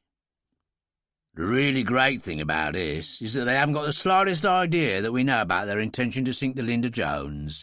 They're coming up river to find a pub in darkness and easy prey." Harry smiled. "But it's Moon and Harold who'll be the prey." "And afterward you get straight on up to Harry's place," Dora said, putting an arm around Hassim and kissing him. "Oh, for God's sake, leave the lad alone, Dora," Harry told her. He gave his nephew a brief hug. "Take care, Billy. Come back safe, and try not to kill anybody this time." They drove away, and Billy and Hassim stood there holding flood lamps dipped to the ground, rain bouncing off their wetsuits. Hassim asked, "What now?" "Follow me and I'll show you," Billy said, and led the way along the jetty to where the Linda Jones was tied up. He stepped over the stern rail under the canopy, followed by Hassim, opened the saloon door and reached for the switch. Light came on under the stern canopy, and it was strangely comforting with the rain drifting down. "We'll wait for them here," Billy said. "Not with the lights on, of course." He switched off and gazed down the river, lights winking in the distance, and Hassim said, "Are you sure they'll come?" "Absolutely," Billy told him. "Nothing has ever been more certain." Chapter 13. Harry Salter's rise from gangster to multimillionaire had been the product of his discovery that there was more money to be made from business than criminal enterprises. All along the Thames, decaying warehouses had been resurrected as offices or blocks of flats, and occasionally something personal like Harry's place. On a good night there would be a queue at the restaurant, people hanging in there hoping they might get in. But not tonight. Only Fernando, the Portuguese head waiter in his white tuxedo, stood in the arched entrance at the head of the steps, flanked by two waiters in white monkey jackets, each clutching an umbrella. They hurried to meet the dark man party as Harry led the way in. "Are we the first?" "Yes, but there's a bus parked up in the car park," Fernando said. "I checked it out, pretending to be an attendant, and was told to go away in quite colourful language." "Did you recognise anyone?" "Barry Maguire seemed to be in charge. There are only 7 of them, typical yobs." "Not Maguire. He's an evil bastard, that one." "Good. We know what to expect. We'll see you inside." The restaurant was designed in an Art Deco style, white the predominant colour, a bar and a piano beside a dance floor, small and intimate tables dotted around it, and booths against the wall. Fernando led the way to the bar, seated Harry and Dora, Baxter and Hall taking up their stations. The head waiter heard other voices and hurried off to meet Roper, who was followed by Sarah, Hannah, Dillon, Holly, and Tad McGee. "I can't believe this weather," Sarah said. "Tad is leaving his Aston Martin in the hands of an attendant to park in the courtyard. I hope it'll be all right." "I don't think it'll come to any harm there, the way things are shaping up," said Harry. "And why would that be?" "The master must be cursing the day he put his trust in that fool Moon and his cousin Harold." Harry filled in the blanks for them, and when he was finished said, "So, instead of Moon and an unruly mob putting the fear of God into my customers, we're left with one bad bastard, Maguire, and 6 or 7 third-raters sitting in an old bus in the car park, putting away too much whiskey because they don't know what else to do." "And Billy and Hassim?" Dillon asked. "Guarding the Linda Jones, in case that clown Harold tries to do his thing. He and Moon are right up the creek without a paddle. So let me say happy birthday to Captain Sarah Gideon." He hugged her. "Shot and shell, 15 years in the army, a truly remarkable lady." Roper's codex buzzed at that moment. He listened, then held up his hand. "Can I have quiet, please? Ferguson would like a word. I'll put it on speaker." "It's impossible for us to get away. It really grieves me," Ferguson's voice said. "Your service with the British Army has been truly remarkable. Wounded and decorated, a veteran of every conflict your country has served in, and I couldn't respect you more, Major Gideon." Startled by his mistake, Sarah hurriedly corrected him. "Captain, General." "Not if you can be bothered to read the army list today, Major Gideon." The party exploded with delight, Hannah flinging her arms around Sarah, then others reaching out to embrace or kiss her. And Roper pulled her over and did just that himself. "Bless you, Sarah, for everything about you. Not to have read the army list shows real style." "Listen to that," Ferguson said. "The voice of Lieutenant Colonel Giles Roper, confirming that he doesn't read the army list either." For once, Roper was speechless, as the group erupted again around him. "Go on, have your fun, and I'll see you soon," Ferguson said, and switched off. "Christo for everybody," Harry said. Barry Maguire was an angry man, and not just because he'd been drinking heavily. He could handle that, but what he couldn't handle was the fact that everything had gone wrong. Nothing had happened like it should have, and he saw his money flying out the window. The other men drank and argued, but were careful not to offend him, for it was a known fact that he'd killed a man, and done time for it. He sat at the back of the bus, staring morosely out of the window at the rain falling in a dark curtain, dimming the lights on the other side of the Thames, when his mobile phone jolted him. "This is the master, Mr. Maguire. I'm sure you've heard of me. You must be very disappointed. No big money here, I'm afraid. George Moon and Harold got it very wrong." "They certainly did, the bloody morons." "Well, let me tell you what to do to improve matters. First, cause a ruckus. Tell your friends to have a go at the cars in the courtyard. Draw out the people inside. They'll be armed, I'm sure." "And so am I," Maguire said. "Don't be stupid. Dillon and company would kill you dead without a thought. If that's what you want, I suggest you make arrangements with your undertaker. I don't care what happens to the other morons, but if you want to make a great deal of money, listen closely." Suddenly Maguire was alert and alive again. "So what can I do?" "Get these few louts you have. Cause problems with the cars, as I said. You say you have a weapon? What is it?" "A Belgian Leon automatic." "Hardly a Walter PPK, but it will do. Fire a few shots in the air to get things moving, but don't get involved yourself. Here's what I want you to do. Not much more than a mile down the river is Moon's old pub. His motor launch, the Moonglow, is chained to the pier. The pub is his office, and Harold sleeps there, but Moon always sleeps in the launch." "So what?" "Harold, being the rat he is, has told me that Moon has a fetish for cash in large amounts, and has a secret safe somewhere in the old launch." "I don't believe it. How would Harold know?" "Because they have a relationship that might shock you. And when Harold needs cash, Moon always gets it for him from the launch, for which he has the only key." "So what are you expecting me to do?" "What you do best. After all, you did serve 5 years in prison for manslaughter. With a gun in your hand, I'm sure you'll have no difficulty in making them see reason. If they're not at home, I'd wait."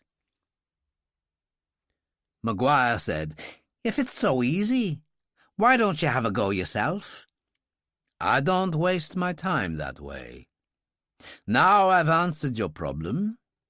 They are having a wonderful time in the restaurant while you and what's left of the original scum decay gradually. I suggest you get on with it." Maguire sat there, thinking about it for just a moment, and then said, "Listen to me, idiots. We're just wasting our time sitting here, while that lot are enjoying champagne and caviar in the restaurant. Let's show them we're here." He got the bus door open, scrambled down and made for the courtyard. When he glanced back, they were following. In the restaurant, Hannah was seated at the White Beckstein, working her way through some favourites, when she was shocked by the sound of angry voices outside and sudden gunfire. Everyone in the room sprang to their feet. Harry first to the French windows of the terrace that revealed the melee in the courtyard. Maguire, having fired 3 or 4 shots in the air, had departed.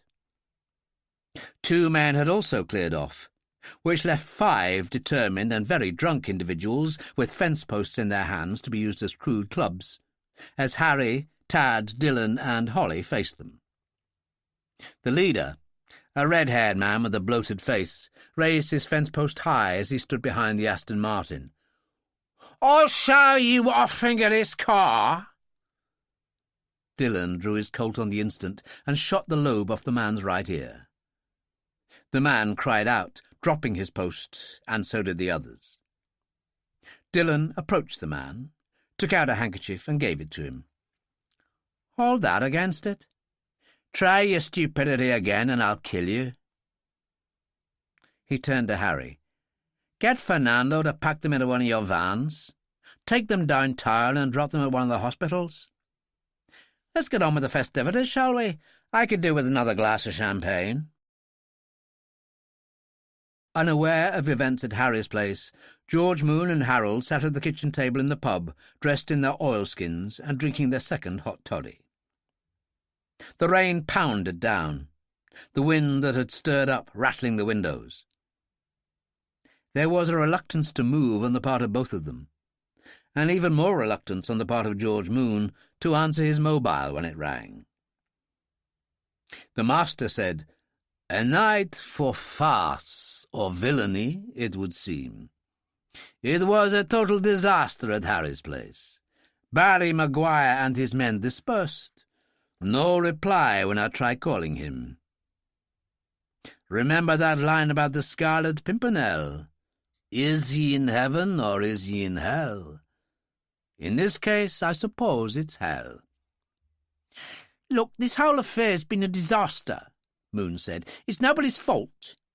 Let's just regroup and think of a new plan." "A new plan? Oh, my dear Mr. Moon.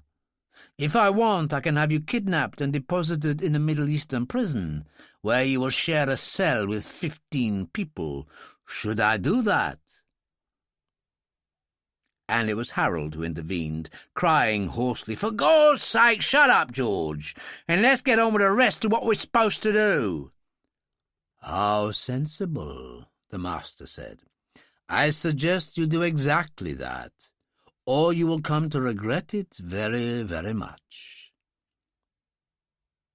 He was gone, and Moon stood up wearily. "Nothing to be done except go." "Exactly," Harold said, "so come on. No point in taking that jerry can of petrol with us. Not much chance of a fire in this weather. But I brought this, just in case we meet anybody." The weapon he held was an Israeli Uzi submachine gun. "An ugly weapon," Moon said. "But I suppose that sometimes there's no choice." They went out into the storm and descended the steps to the jetty, where the motor launch was jerking against the chains, the inflatable bobbing beside her. They stepped in. Harold cast off, and Moon switched on the engine, which responded with a deep and hungry roar, their lights cutting into the darkness as they forged ahead. Barry Maguire had arrived after a long walk on foot, his light overcoat soaked and useless for such weather. From the pub, he had seen them boarding the inflatable in the pool of light from the single lamp standard on the jetty. He started down the steps, shouting, but the inflatable was already turning away. He descended to the bottom of the steps, cursing, approached the door of the motor launch, tried stamping at it without success, so he gave in, went up the steps to the pub, and had better success with an assault on the kitchen door. It was warm in there, and he struggled out of his sodden overcoat and jacket, went to the bar where he purloined a bottle of whisky, and returned to the kitchen to sit by the ancient pot-bellied stove in which a fire burned. He sat there, enjoying the heat, and suddenly noticed a felling axe propped in a corner behind the stove. Reached for it, weighing it in one hand, wondering how long the door to the motor launch would stand up to it. Well, he'd soon see. In goggles and hood against the rain, George Moon loved every minute of piloting the inflatable. Strange in a man who was a timid soul in so many ways, yet he could respond to every demand of this craft, and always had done. Other boats did pass by, but not many, for it was black and dirty enough to encourage most folks to stay home, and there was the rumble of thunder to go with the rain now. On the Linda Jones, Billy and Hassim drank coffee and waited, and it was Billy who suddenly said, "They're coming." "How can you be sure?" 12 or 15 years of doing this kind of thing with a gentleman called Sean Dillon, a grand master of the art of skullduggery. You think a lot of him, don't you? I sure do. I was a real bad guy when I was your age. I've been to prison twice, just a small-time hoodlum, and Harry couldn't control me. And Dillon did? Absolutely. He made me face the error of my ways, all right. He raised a hand. Listen, they're coming now. He took a Colt 25 from an inside pocket and handed it over. You've been shown what to do with one of these on the firing range at Holland Park. And what about you? Hassim said. Oh, I've got one as well. But they'll be here in a couple of minutes, so we'll surprise them. He switched on the stern lights of the Linda Jones, and as Moon did the same to his engine, the inflatable drifted in. Hassim was already holding the Colt at waist level, and Billy was drawing his. You can stop right there, Moon, he shouted. Harold pulled out the Uzi, and Billy slipped on the wet deck, his shot going wide as the other man's bullet sliced across the top of his left shoulder. Harold raised the Uzi for a second shot, and Hassim fired quickly, catching him in the chest, knocking him back into the well of the inflatable. And Moon revved up his engine, swung the inflatable around, and sped away. Oh, God, it hurts, Harold moaned. Get me back to the pub. And Moon, terrified in a way he had never been before in his life, tried to control the bouncing inflatable. You're shot, Hassim said to Billy, who was taking an American battle pack from his pocket, opening it with his teeth and tightening it in place. Don't worry about me, he said. Top speed, Hassim. Get after them. And he leaned forward, clutching the grab rail, conscious of the severe pain of his wound, but denying it. They can be going to only one place. A moment later the engine stopped dead, and Hassim cursed and started to go through the checklist in his head. Harold could no longer stand, and had slumped onto the rear bench, clutching his chest, blood oozing through his fingers. Moon coasted in, scrambling out and tying up the inflatable at the bottom of the stone steps leading up to the jetty. He gave an arm to Harold, and with great difficulty they made it, but it was apparent that the steps up to the pub were an impossibility, so Moon took out his key and unlocked the cabin door of the motor launch. You need to lie down, love, he said to Harold. You wait here, and I'll find you a doctor. Waste of time, Harold said. I'm dying, and something's wrong here. The boat's rolling all over the place. Why is that? Because somebody seems to have cut the chains, Moon said. We've only got a single line holding us in. Rather dangerous in weather like this. The door to the saloon was flung open, and Maguire stepped inside, holding his Belgian Leon automatic at the ready. I've been waiting for you to get back. The master had words with me. I must say, you look in a damn bad way, Harold. He's dying, poor soul, Moon said. A young Muslim boy shot him. Mind you, Harold managed to shoot Billy Salter. Well, the only thing I'm interested in is the secret safe somewhere on this boat that's crammed with money. It's a lie, Harold said. And even if it wasn't, I wouldn't tell you, Moon added. Maguire leaned forward, poked with his gun at Harold's left kneecap, and pulled the trigger. Harold didn't cry out, only slumped, and Moon said, What a cruel man you are. Oh, that's nothing to what you'll get if you don't show me where the bloody safe is. Damn quick. No need to get nasty. He got up, went to the old Victorian desk, opened the secret drawer, and turned with the Walter PPK in his hand. No cash, you bastard, but you can settle for this. Moon pulled the trigger. Maguire did the same as he was hurled backward by the force of the PPK, his own bullet striking Moon between the eyes, knocking him back against Harold, so that they tumbled to the floor together. It was perhaps 10 minutes later that the other inflatable coasted in and discovered the carnage. And Hassim said, "What happened here?" "It doesn't matter," Billy said. "It just did." "So, what are we going to do?" "If we were Vikings, we'd burn the boat. We're not, but we can open the seacocks and send them below." "If that's what you'd like. But you're not fit to do that. I'll handle it, and you go and wait in the inflatable." Which Billy did, suddenly more tired than he'd ever been. Hassim coming down the steps, and the moonglow already settling in her last resting place, 50 feet below. Hassim started the engine and turned the inflatable toward Harry's place. Billy said, "So, you've killed your first man?" "He was trying to kill us. No problem, he shot you and was going to shoot you again." "Dora won't be pleased." "She'll have to get used to it. I'd like to be like you and work for MI5. I know I haven't had a fancy schooling, but my Arabic is fluent. Do you think they'd be interested in me?" "Hassim, they grab you with both hands." "Well, that's what I want. But never mind for now. What you need is Rosedene and Professor Bellamy. Your face is wet with sweat. So let's get you back to Harry's place." Their arrival was met with dismay when the circumstances were made clear.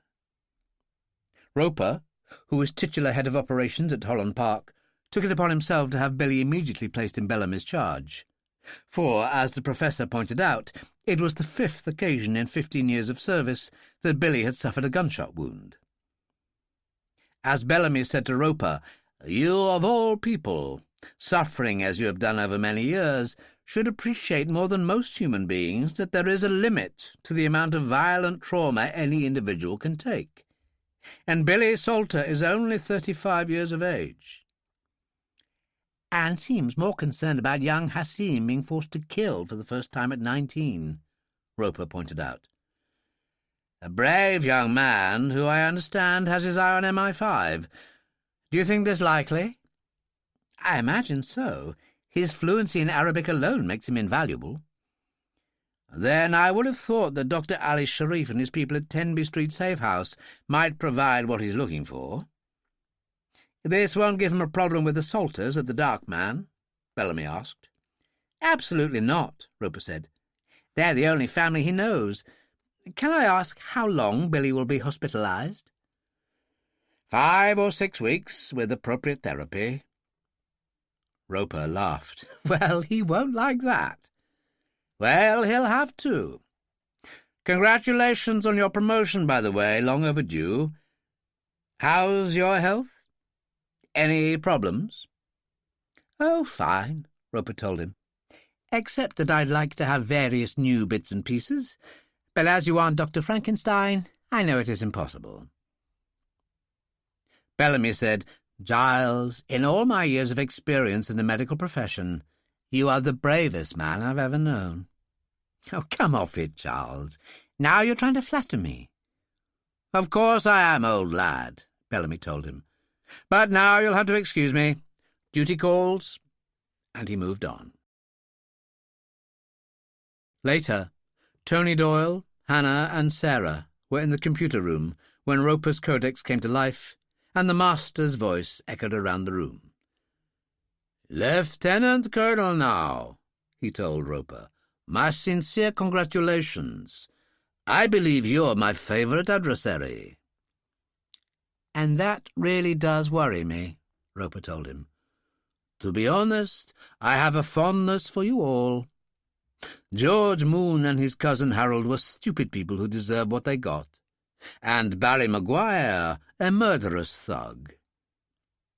Billy Salter has always killed with style, and Hassim is set to follow in his footsteps. MI5 will be delighted to have him." "All right, mister," Hannah called. "You're supposed to be able to tell us everything, but most of the time you're talking about things we already know." "My dear girl, here goes. With the support of the White House, President J. Cazalet is about to be named to chair a committee based in New York to investigate the spread of ISIS in the Western world. Both Johnson and Ferguson will be going over for it, and Lieutenant Colonel Roper will then be in charge of Holland Park. Have I missed anything out?" Hannah said, "Giles, is that true?" "Not as far as I know, but I've a feeling it's going to be." "Excellent," the master said. "I've told you that our information service is superior to the CIA's, but you won't listen. But never mind. We will speak again, I'm sure." Sarah said, "Can't you speak to Ferguson, Giles? If it's true, we're all going to be affected. I think we're entitled to know." "I expect he'll do it in his own good time, but protocol is everything to old-timers like him. I'll see what Blake has to say when I ring him." Which he did, starting with the obvious inquiry when Blake answered. "How's Alice getting on?" "Well, it's only been a few days, remember, and from what I understand, it's going to be a pretty drawn-out process. I've spoken to her several times, and she's cheerful enough." "That's good. Of course, you'll be able to visit her when you go over for Cazalet's ISIS committee." There was a pause. Then Blake said, "Who the hell told you that?" Sarah cut in. "The master, Blake. Hannah and I were sitting here when he phoned Giles." "Well, this is a breach of security on a monumental scale," Blake told her. "I must discuss it with General Ferguson." And he switched off. "Well, that's put the cat among the pigeons," Hannah said. And Roper's phone system positively rattled. Ferguson said, "It's outrageous the way this bloody man keeps popping up. How in the hell does he do it? A cabinet decision made at the highest level, not even announced in the press or BBC.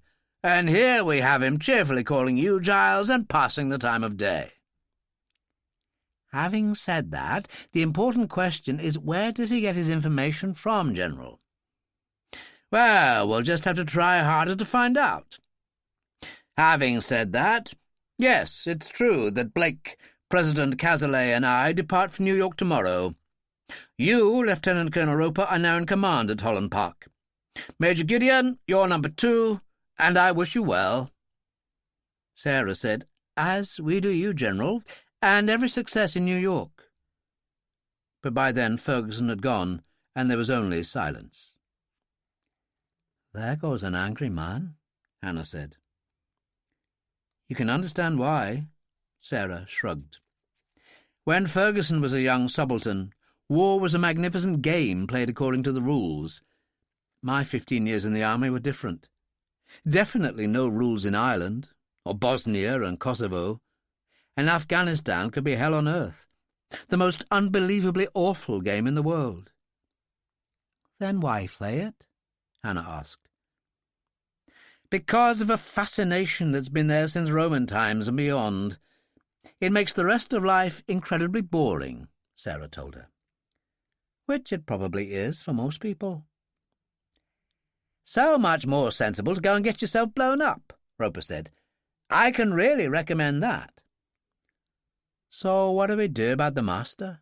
Hannah demanded. "That's the wrong question," Roper said. "The question should be, what is he doing about us? That's his game, you see."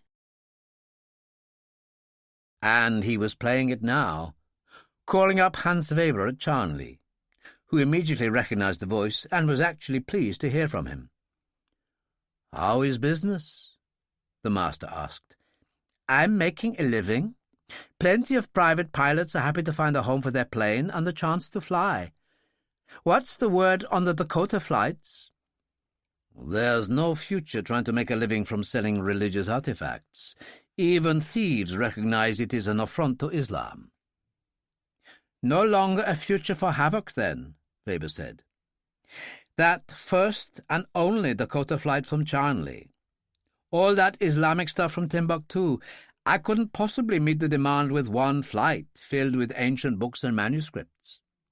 Every dealer in London and Paris was begging for more. And then MI5 stepped in. I thought I was going to end up in the Tower of London. You got off lightly, I think, the master said. I'm sure of it. I still have the money in my bank account, and it's a lot. The Intelligence Act says you may be arrested and imprisoned as the judge-advocate sees fit. How long for? As seems appropriate. 30 years is common. Which means they'll keep me because I may be useful. That's what intelligence outfits do. Ah, well, I must take my chances. May I stay in touch? Of course. You have my number. On the Quai des Brumes, the master drank coffee under the canopy over the stern of the barge, thinking of Weber. A good man who could have extracted a lot more than he had done out of Timbuktu. But when it came right down to it, he couldn't bring himself to do what was necessary. A different kind of man, someone of a piratical disposition, a Finbar McGee, for example, would have grabbed at the opportunity to ravage Timbuktu, or anywhere else when it came right down to it. The way things had gone at Drumore House fascinated the master. So 2 McGees to choose from, and he made it Eli, who was sitting in that huge kitchen enjoying a glass of red wine and reading the local newspaper when his mobile buzzed. Eli McGee. How nice to hear your voice. It's been some time, the master said. Who is this? Eli demanded. Why, the master, of course. Don't say you've forgotten me. You are the master now of Drumore House. Finbar must have been distressed by that. That's my affair, not yours. Finbar gets bed and board and does little in return. An idle and drunken bastard, my cousin, who'll mend his ways or get off my property. And you can get off my phone. And Eli switched off. Finbar had come into the house from the garden and was approaching the kitchen along the corridor and heard Eli answer the phone. He passed outside, listening to what his cousin was saying, and then he turned away and went upstairs to his room. He hated Eli, dreamed of killing him, but he quite simply was not a match for the big man. Finbar kept a bottle of whisky in the bedside locker, and he poured a generous glass, sat on the bed, and started drinking. And his phone rang. The master said, Finbar, old friend, how are you? I was just talking to your cousin, and he was very unpleasant about you. I don't know how you put up with it. Not much longer, Finbar said. When I strike, it must be hard. I intend to finish him off for good, and that means dead in the water. My dear chap, are you sure about this? Of course I am. I met a man recently in a bar in town on market day who deals in illegal weapons. The police are very hard about that over here, but if you have the right contact, you can get anything. And what have you got, my friend? The master asked. A 2-shot Derringer with hollow points that'll blow my cousin away once and for all, and my sons can go to hell. And when do you intend to do this? Soon. Very soon.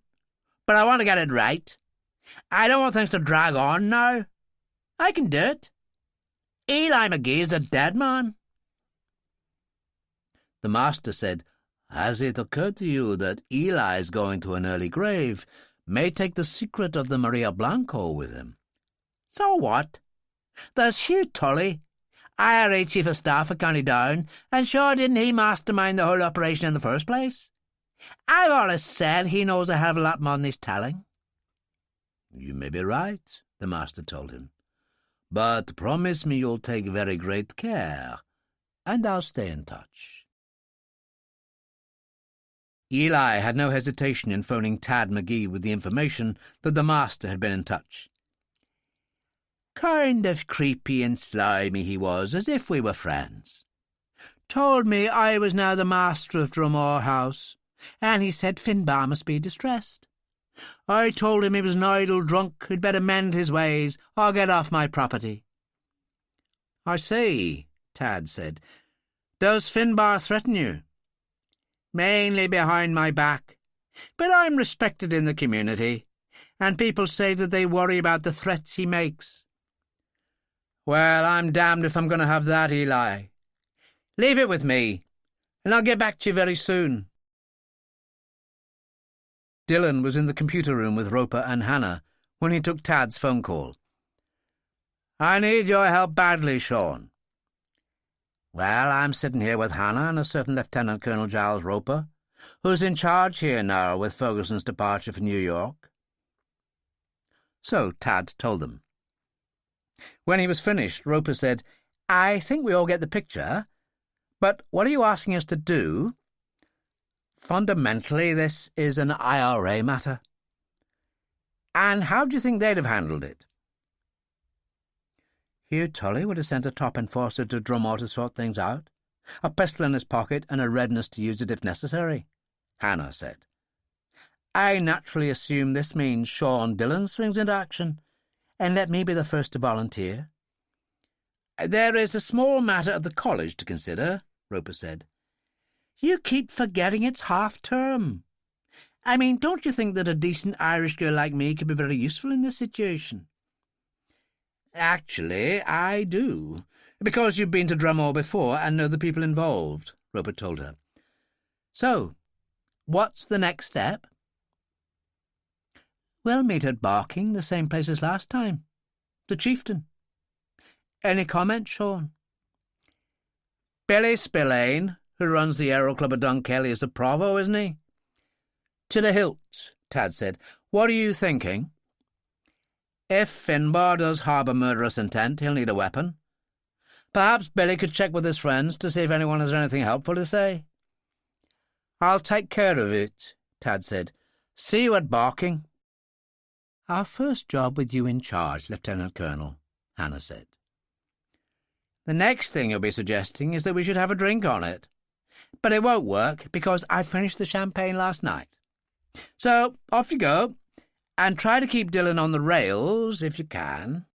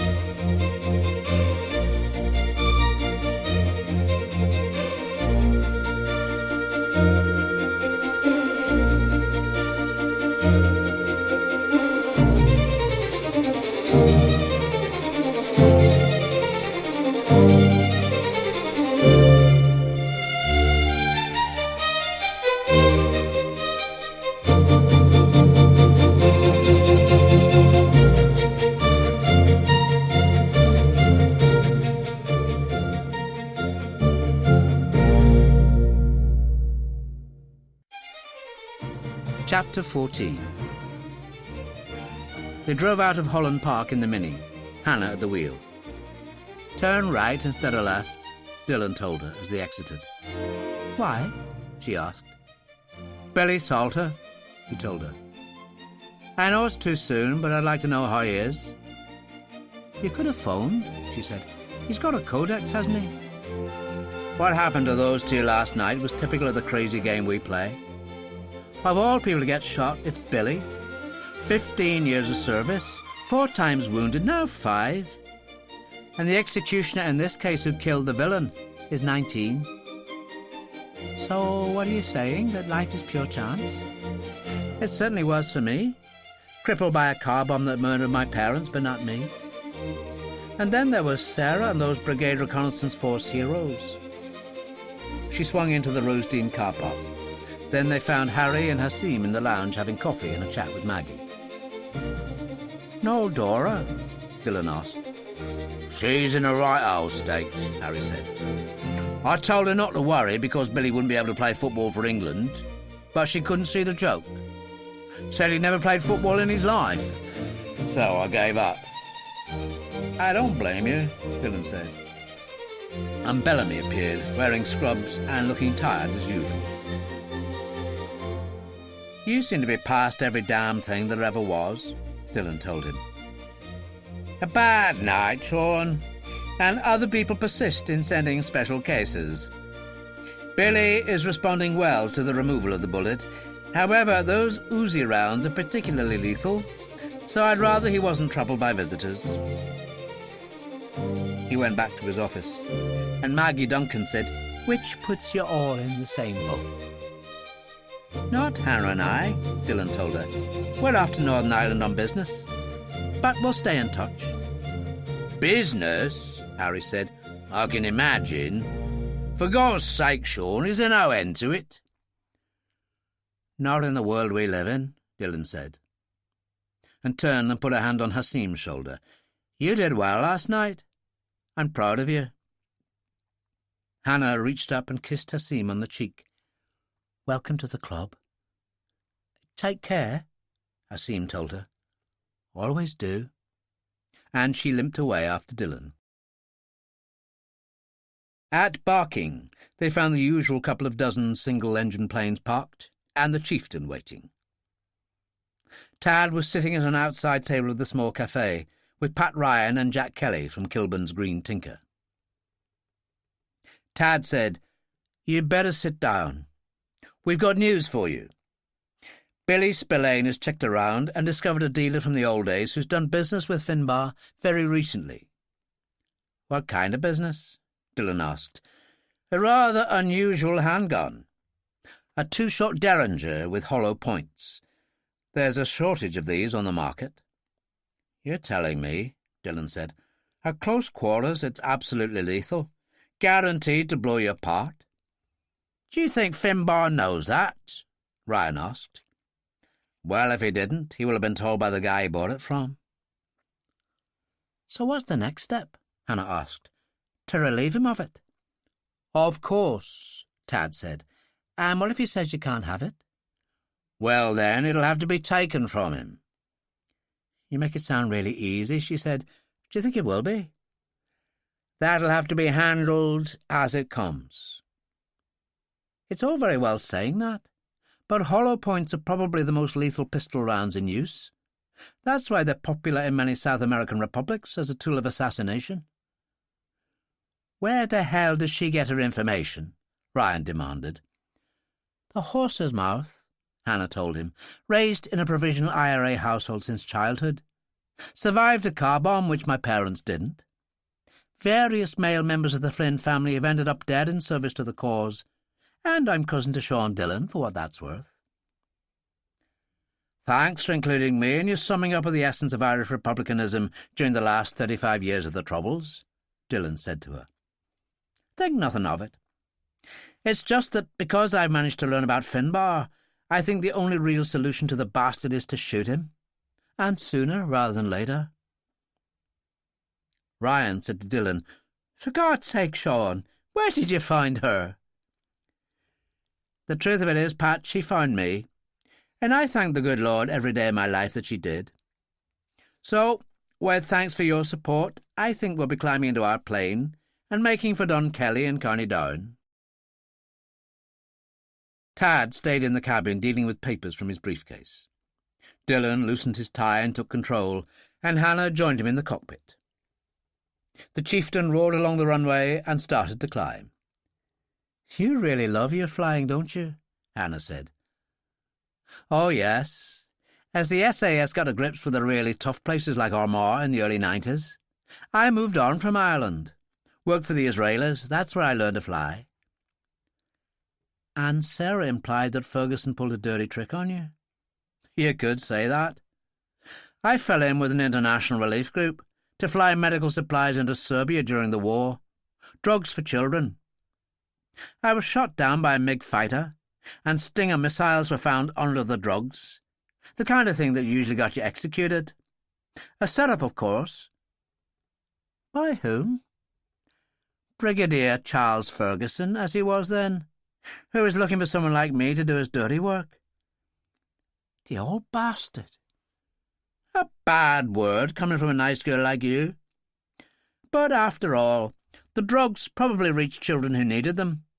The missiles replenished the war supply, and Major Branco, in command of the prison where they shot you in the morning, was able to go to England and join his mother in Hampstead, courtesy of gallant Brigadier Charles Ferguson. So everybody got something, including the children." "But it could have been so different. They might have shot you." "Perfidious Albion, love. That's how the English ruled the world for several hundred years. Now, I wouldn't mind a cup of tea, if you think you could manage." "And what else would I have to do except serve your lordship?" she said, thickening her accent. "Try the Abbey Theatre," Dillon told her. "You might have a future. After all, your aunt did." She went out. Tad moved in, and a moment later Dillon's codex alerted him, and the master said, "This should be an interesting trip. The wretched Finbar is making waves again, I hear." "Which gives me no pleasure," Tad cut in, "but even less doubt to listen to you sticking your nose in again. Yes, a wretched man, but my father and my problem." "You heard that," Dillon said. "It's obviously going to be a lively day, so I think you should drop out and leave us to it, unless you have any information about the fate of the Maria Blanco." The master laughed harshly. "You won't believe me, Dillon, but I always wondered whether you knew more than you were letting on. The story of the IRA having sent you off to Algeria to train volunteers seemed too convenient." Dillon glanced over his shoulder and realized Hannah was leaning into the cockpit listening, so he spoke with passion. "I have my cousin Hannah with me now, who has suffered more than most in our country's troubles. I swear to her that I have no knowledge of what happened to the Maria Blanco, but I promise that I'll find out while I'm there. The mystery has dragged on long enough, so clear off and leave me to land this plane." And as the Dunkelly Flying Club loomed below, Dillon dropped the chieftain in neatly and rolled along to the buildings at one end, where Eli waited with Billy Spillane, who was wearing his old flight jacket. Eli and Tad hugged each other, and then the big man turned to the others, embraced Hannah, and shook hands with Dillon. They sat outside in the cafe. "How is he?" Tad asked. "In his room under lock and key," Eli told him. "I have his wrists shackled during the day, plus his ankles at night." "Would that be considered a bit harsh?" Hannah inquired. "Not to Jimmy Leary and Jack O'Dwyer, who I got to help me restrain Finbar when he turned up at the little bar here 3 nights ago and started taking the place apart. It took 6 of the boys to hold him down. Jimmy's got a broken wrist. Jack 2 fractured toes in his right foot from being stamped on." "Where is he now, a police cell?" Tad asked. "God, no. We wouldn't do that to the McGee family, but it must be solved. Mad, bad, and dangerous to know sums him up," said Billy. I love the quote, Dillon said. It shows you've read a book. We tried to shake the Derringer pistol out of him, but he isn't playing. Eli had us round last night. We had Finbar at one side of the big table in the kitchen. Tried to get him to tell us where he had the gun, but with no joy. Hannah said, You were never active in the IRA, Eli. I never operated in the field. It was felt that my size would be a giveaway. I kept the house and saw to the boys on the run. Was Finbar active? Tad said, Tell her the truth, Eli. A certain kind of man was common in those days, big of mouth and claiming to be IRA, when in fact they were often driving a delivery truck for a supermarket. Finbar had a problem with the RUC for illegal possession of a firearm. He got a year in prison and missed out on the £25 million gold robbery involving Drumore House and me. You were found manacled in the boathouse, and the motor cruiser loaded with ingots vanished into history. Hannah smiled. An intriguing story we're all familiar with. Billy Spillane said, Hugh Tully's 84, but very fit with it. He'd be happy to meet if you'd like that. Tad said, I'd be fascinated. He turned to Dillon and Hannah. Wouldn't you? Well, considering what we went through together, I think it would be churlish not to see him. Dillon smiled at Hannah. Who knows? He may have some answers for you. Right then, Billy. Bring him along for 6, and bring one of your cook's light suppers in a basket.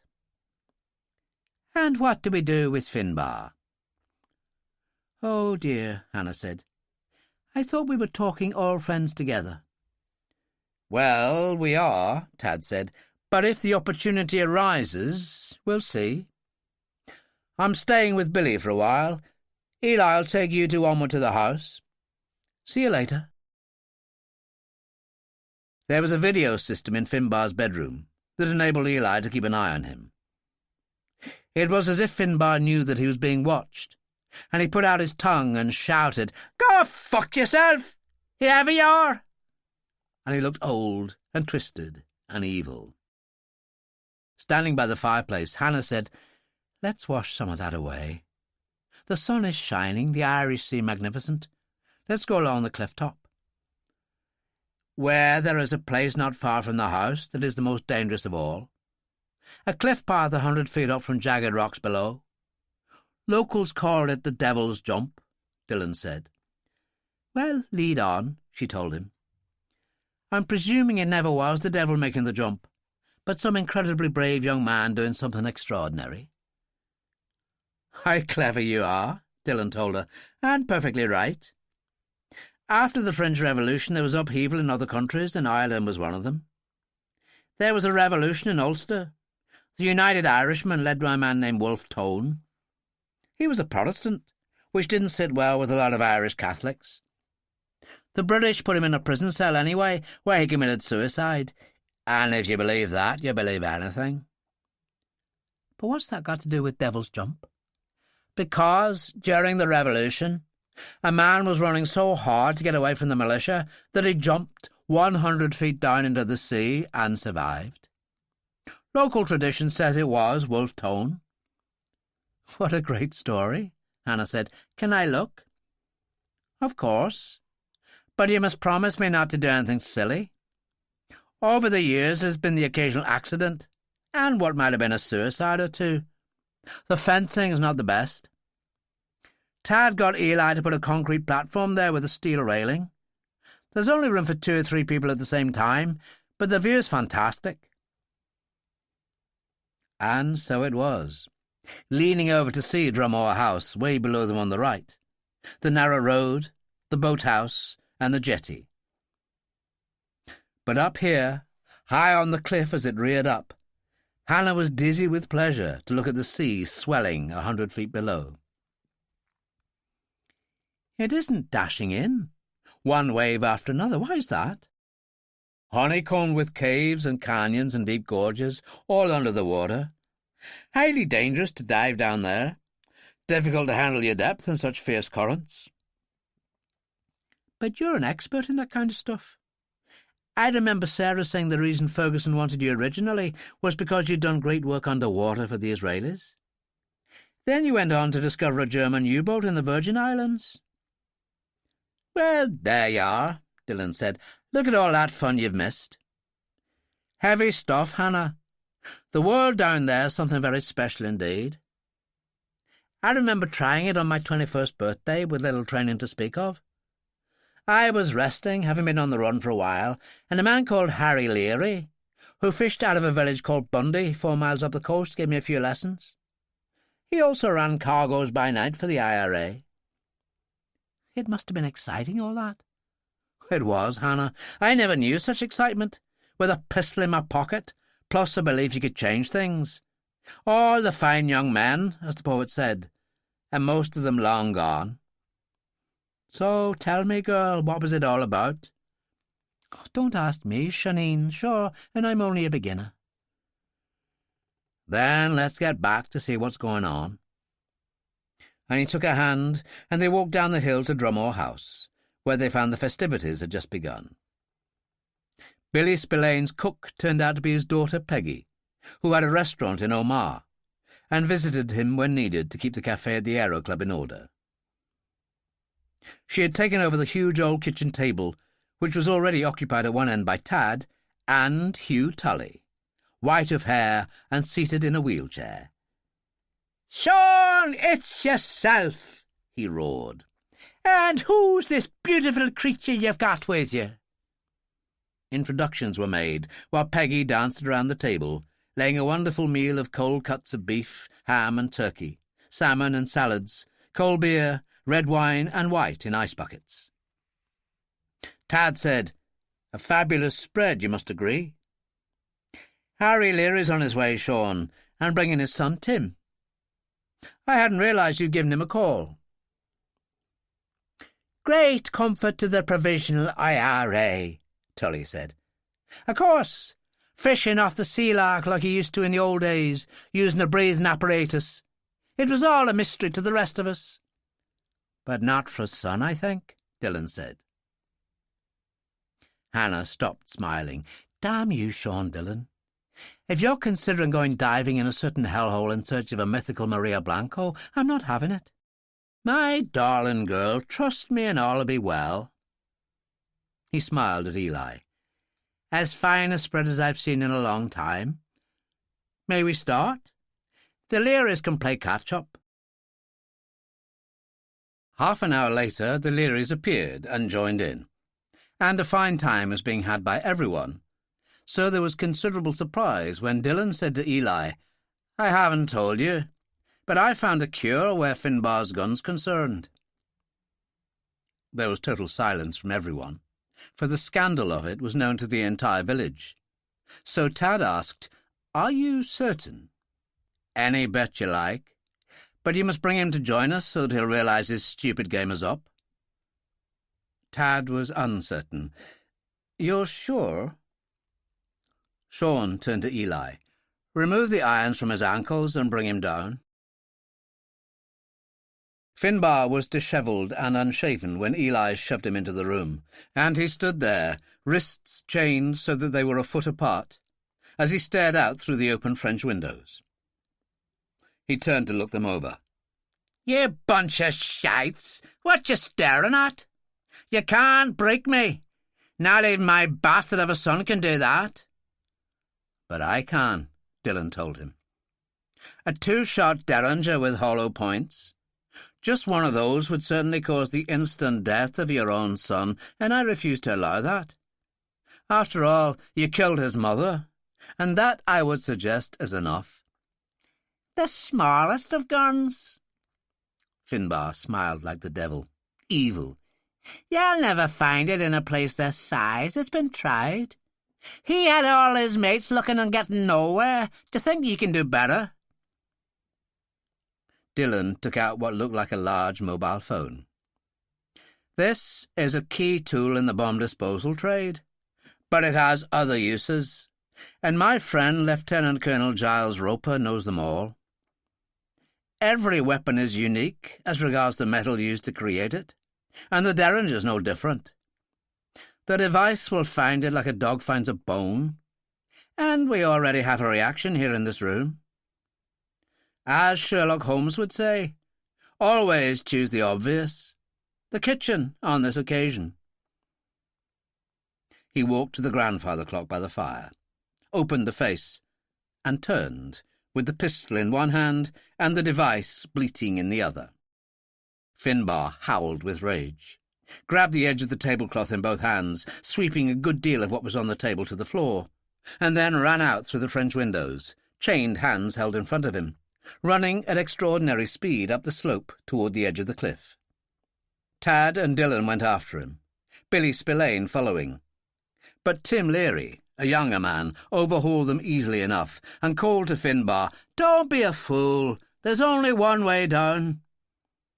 "Don't you think I know that?" Finbar had paused beside the platform.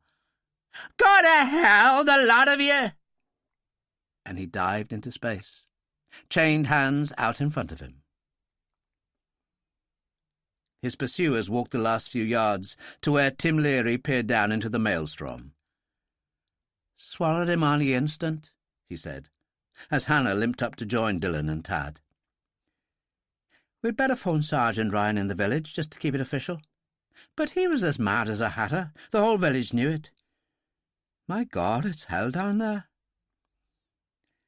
"Just the place for you in the great Sean Dillon when he's chasing death, or the prospect of it," Hannah said. Dillon approached her and said, "Are you ready to go back now? We're leaving." "Not at the moment. My leg's aching. I'll see you later." She watched them go, then followed, leaning on her stick and thinking of what had taken place, finally resting on a bench just above the boathouse and jetty, trying to make sense of what had happened. It was all linked to the mystery of the Maria Blanco, the treasure ship loaded with 25 million in gold ingots. Thinking about it was doing her head in, so she called Roper. "Finbar's dead," she said, and explained what had happened and the situation at Drumore. "I just don't buy this account of the Maria Blanco slipping out to sea, with a cargo of 25 million in gold ingots, and never being heard of again. I wondered if you could help." "So, what do you want to know?"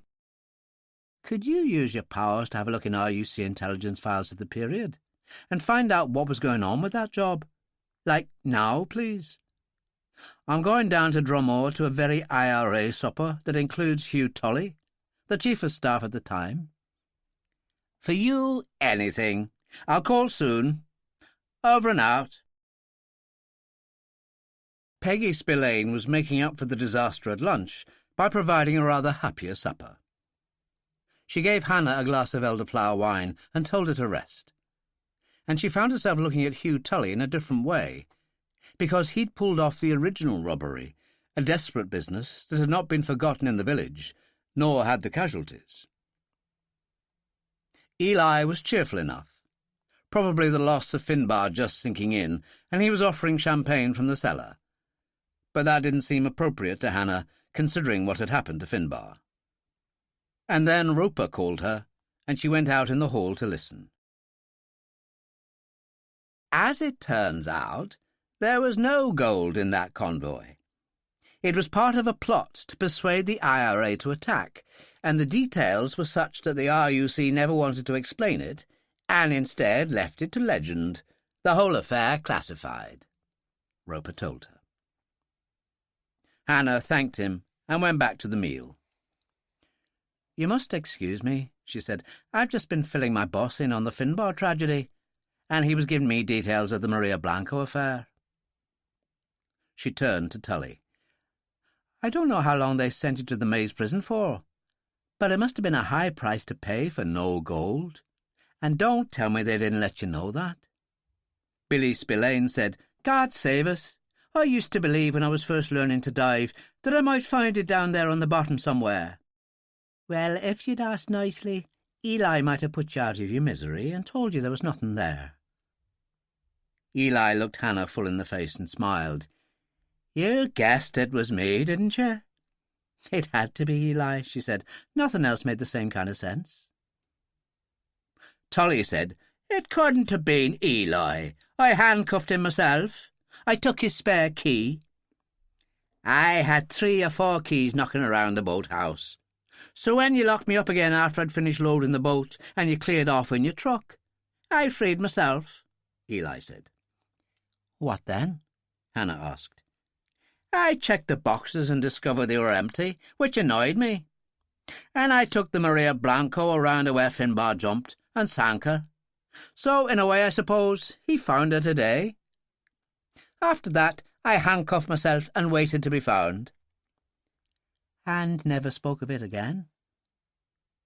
"That was because Finbar wouldn't leave it alone." Eli turned to Tad. "I hope you'll forgive me." "I forgive you, you old devil. You've done me a favour. There's a man I know who's going to be very angry when he hears the news about the Maria Blanco. So we'll open a couple of bottles of champagne, and you can join me in wishing the worst of health to a scoundrel called the Master." At 10:30, the guests having departed, it was unusually warm, the French window standing open. Hannah stretched out in a swing chair reading a magazine, while Tad and Dillon sat on either side of a coffee table, talking together in hushed voices. "There should be no comebacks as far as I can see," Dillon said. "The RUC did nothing wrong. They didn't even supply false ingots in the boxes. Just space." Tad laughed hugely, and Eli came in, pushing a loaded trolley. "I think you've had enough of the other kinds of drinks today, so I thought a nice cup of tea and a bun might appeal before you go to bed. I'll leave you to it. Good night and blessings." Hannah got up, yawning, crossed to the trolley and started to pour. Tad said, "You're not supposed to do that these days." "That covers a lot of things, Tad." And her codex sounded. "Give me one guess," Hannah said. "It's you." The Master laughed out loud. "That is what I like about you, Hannah. Direct and to the point." She turned to the others. "Who wants to speak to him?" "The Master." "I suppose I might as well," Dillon said, and called out, "I wouldn't have thought there was much to interest you, Drumore, after today's dramatic events. Empty boxes are the big joke around here. You got to give it to the old RUC. They certainly made us lose face." "And is that all you can say?"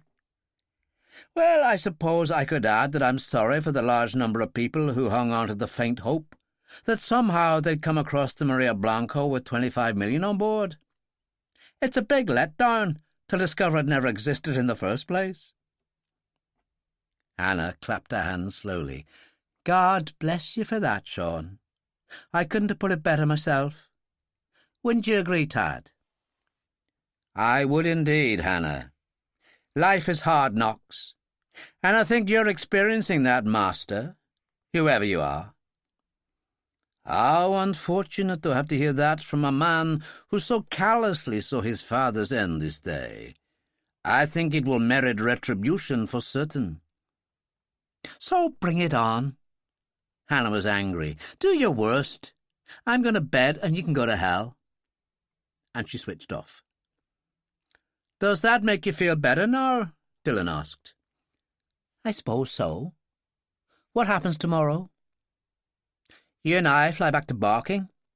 Tad is staying on here for a while." "The lawyers have a host of things to do," Tad told her. "It's a new era for Eli, so I want to help him settle in." "Well, all that sounds perfectly splendid to me, but I still need my bed. I'll see you in the morning." It was raining, a touch of fog in the air, when Eli delivered them to the Aero Club. Hannah gave him a kiss as he passed the hand luggage to them. "Take care, big man. It's your world now." He smiled as he drove away, and they turned to Billy Spillane, who waited in the entrance to the cafe, and Dillon said, "How's it look?" "Well, you can see the Isle of Man." "And how far is that?" Hannah inquired. "About 50 miles. They have the airport there at Castletown, and it's open for business. A quick jump to the mainland, and it's clear all the way to London." "Let's get on with it," Dillon said, and shook hands. "An interesting weekend." "One I'll never forget," Billy said as he led the way. "God bless the both of you." They boarded the plane. The air-stair door clanged shut. "I'll join you in the cockpit if you don't mind," Hannah said. "Fine by me. Put on your earphones. I'll take the left seat." She settled in the right, and he switched on. The engines coughed into life and roared along the runway, lifting them off, and she was aware of the Isle of Man in the distance. She leaned back, brooding about what had happened for 20 minutes. Then, glancing to her right, was aware of a few light feathers of smoke coming out of the engine.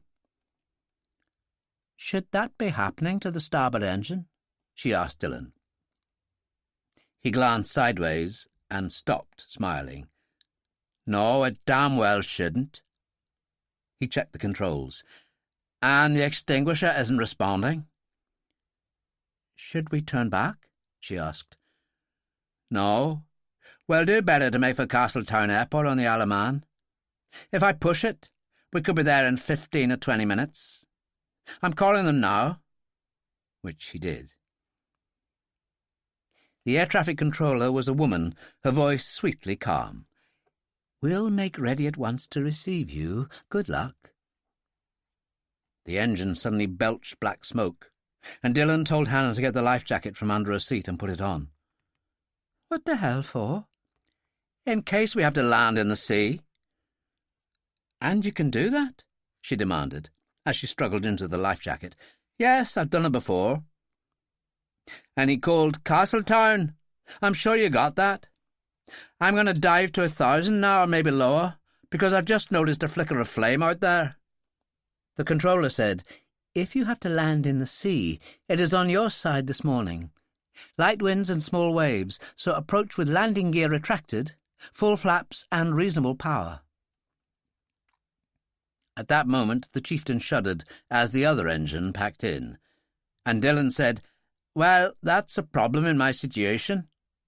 But as I can spy the airport half a mile away, let's forget water landings and go for broke.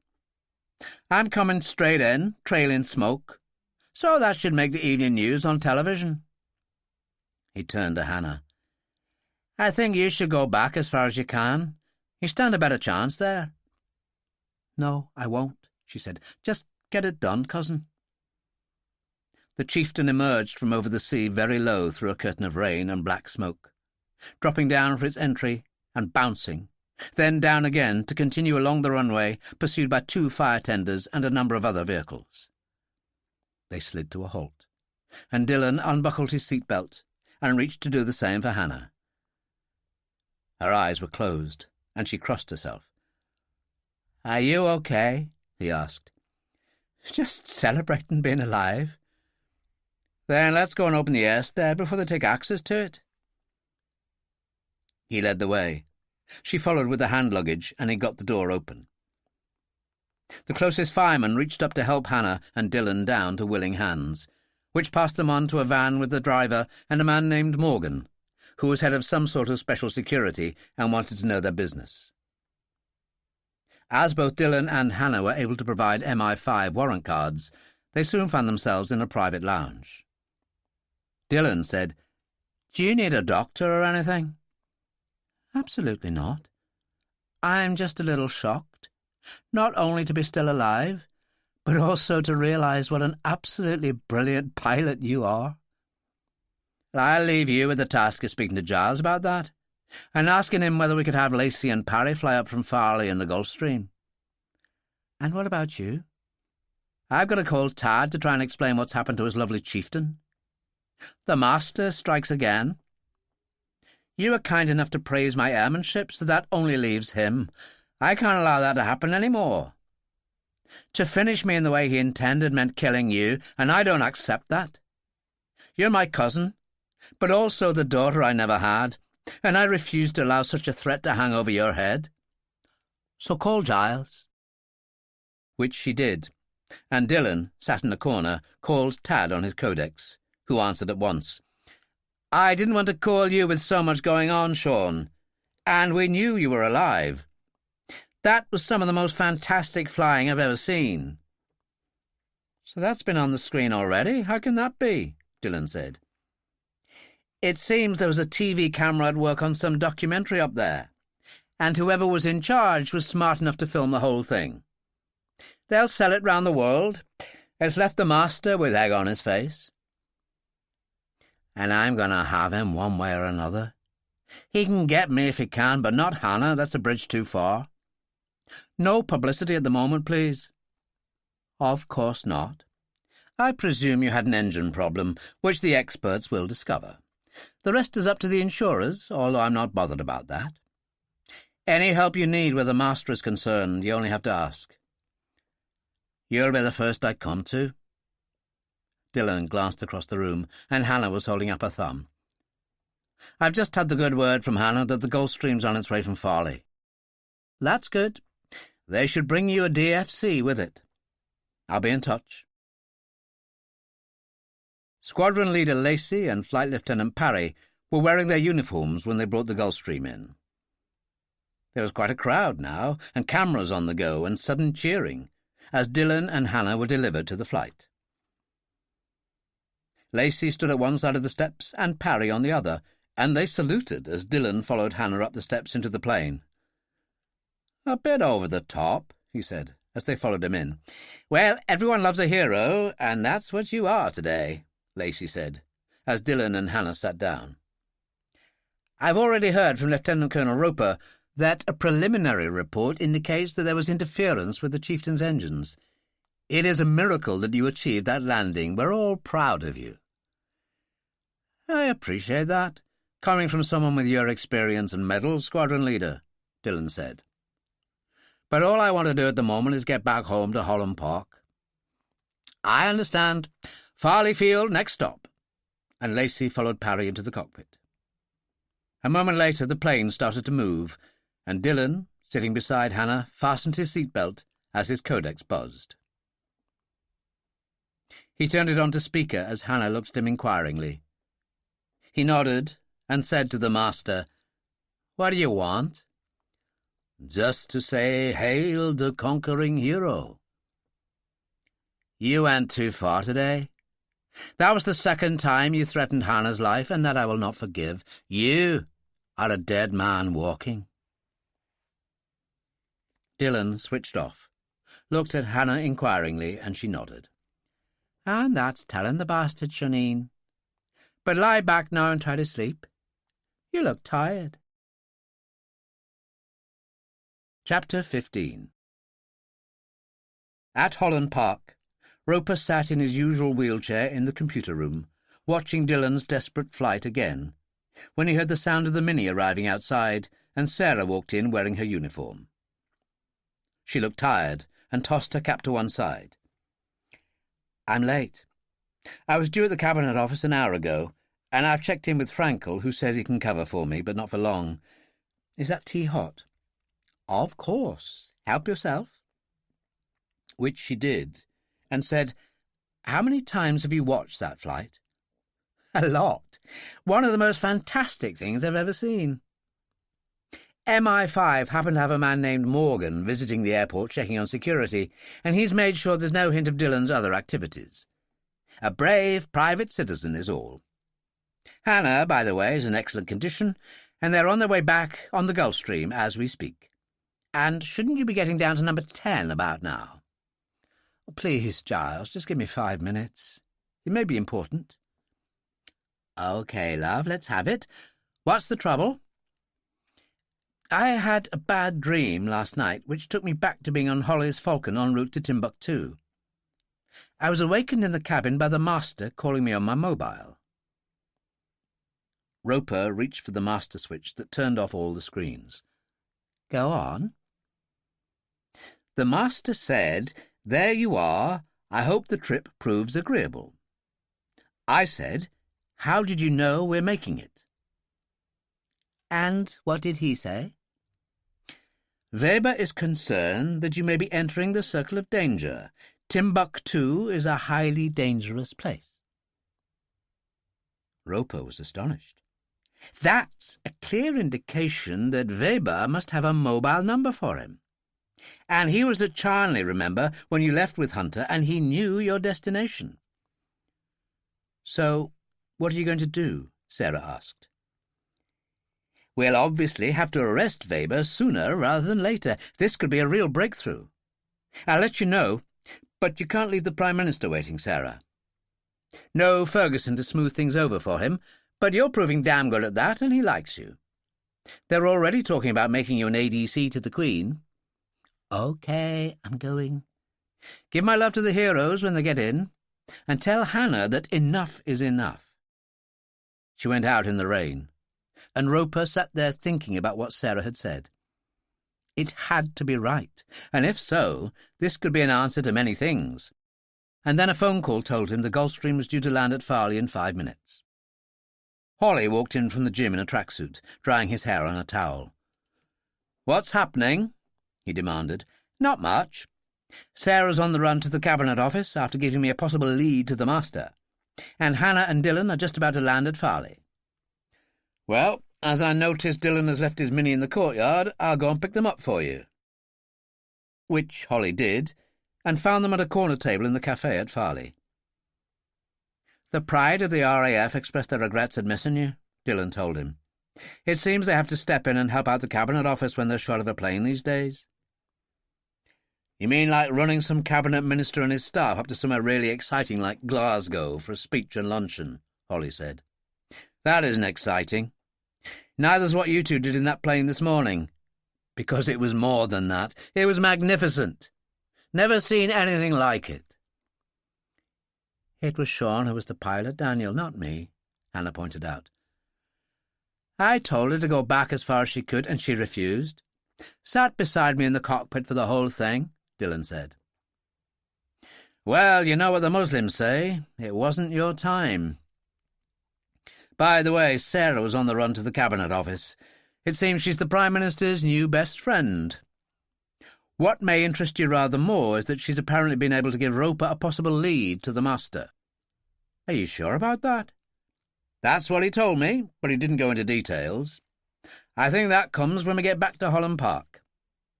Something to look forward to."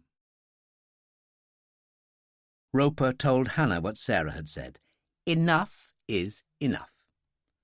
What does she think I am, a child? It's my birthday in 2 weeks, and I'll be 20 years of age. I'm an unusual case, Giles, you can't deny it, and you need me. Who have you got? Dillon and Hawley, Tony Doyle. I'd also remind you that the Master gave the job of raping and murdering Kate Munro and me to a particularly foul assassin. I'll never be content until he's where he deserves to be. In a coffin. As that is definitely how I feel about him, I've no quarrel. Of course, that makes you the only female in our small group, as Sarah isn't available, Roper pointed out. Well, now that's been sorted, could we discuss what's going on here? Dillon said. Hawley and I shared the flying of his Falcon from Charnley to Timbuktu, with Sarah and Colonel Hunter as passengers. The Master's first call came as a shock to Sarah when he made it clear to her that he knew the plane we were in and the destination. The suggestion is that all this information was supplied by Hans Weber, owner of Charnley Aero Club, the airfield we had started on. I believe his working record with Al-Qaeda in Timbuktu speaks for itself, Roper said. So it's in the balance whether he should go to prison. I couldn't care less, Hannah said. All that's important is getting the Master's phone number, and through that the man himself. So let's keep it simple, and allow me to handle Weber. Hannah had briefly met Weber only once, and he didn't recognise her as she approached his front door at Hatherley Court and rang the bell. In horn-rimmed glasses, a scrunched cap, an anorak and a shoulder bag, she appeared to be a typical student, and he opened the door on a chain and peered out. Mr. Clark? Sorry I'm late. The Dublin plane was delayed. No Clark here. You must have the wrong address. She fumbled in her pocket and took out a letter. London School of Economics. I started Tuesday, and they gave me this address for accommodation. He slipped the chain, opened the door to look, and she took out her Colt and rammed it under his chin. "It's the master I'm after, but I'll kill you if you don't do as you're told." He was horrified and backed away, and she followed, slamming the door behind her. "My gun is silenced, so if you make me use it, we won't bother the neighbours. What I want from you is the secret phone number you have that allows you to call him. Oh, and don't say you don't know what I'm talking about, or I'll start by putting a bullet in your left knee." "For God's sake, no, I'll tell you." He held out his right arm, the shirt cuff riding up, and Hannah examined it briefly. "It's a tattoo." "I never wanted to forget it. I don't know what your problem was with him, but he was good to me." He sat down on the couch, his head in his hands, and Hannah phoned Dillon and company waiting in the car outside. "I've got him," she said, then went into the kitchen, poured whiskey in a glass and took it to him. "Listen to me. You can stay out of prison by making yourself useful. That's the way intelligence people do things." There was a tap on the door, and she opened it to Dillon, Holly, and Tony Doyle. Hannah was copying Weber's tattoo as he held his arm out patiently. "As the master's phone number is a tattoo on Weber's right arm, I think Colonel Roper should keep him for interrogation at Holland Park. Otherwise, MI5 will try to jump in first. Check him out for mobiles, but I don't think you'll find anything. He's being sensible." "I'll take him off with Doyle," Holly said. "Leave you to follow." Which they did, Dillon driving. "A good result," he told Hannah. "Now that Roper has the number, he'll run down an address in no time. It's going to be fascinating to find out where the master lives." "I suppose so. But I'm so tired because I used up so much of myself breaking down Weber. I was straight out of a concentration camp." "But it worked?" "Oh, yes. He told me through tears that the master had been kind to him, and that was in spite of my mentioning some of the bad things he'd done to us." "Never mind. I think it's all been too much for you.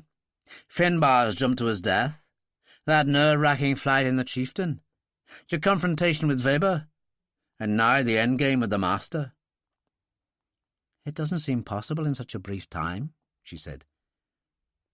"Do you prefer to go back to Highfield Court?" "I can't do that. Giles will have an answer to where the master is tomorrow. I want to be there for that. It's truly important to me. You do understand?" "Of course I do. So, the guest wing at Holland Park for tonight, I think?" When Hannah went to bed, sleep was instant. No troubled dreams, nothing at all. When she opened her eyes, there was a light tap on the door, and Maggie Hall edged in with the tray. "There you are, with us again. I've got you some nice hot Irish tea, just the way you like it, honey. Everyone's been concerned with you sleeping so long." "What on earth do you mean?" Hannah reached for the tea and drank some gratefully. "Well, let's put it this way. It isn't Thursday any more. It's 6 o'clock Friday evening, so I reckon you've slept around 20 hours. "I can't have." Hannah was shocked. "That would be virtually a full day of my life I've lost." "Well, you have. But maybe you could find it again in the steam room and swimming pool." "An excellent idea." Hannah tossed the sheets to one side. "Everybody's around, I suppose?" "Except for Major Gideon. She doesn't seem able to shake off the demands of Downing Street at the moment. Will you be looking for breakfast when you're ready?" "Hardly the right time of day, Maggie, but yes, I would.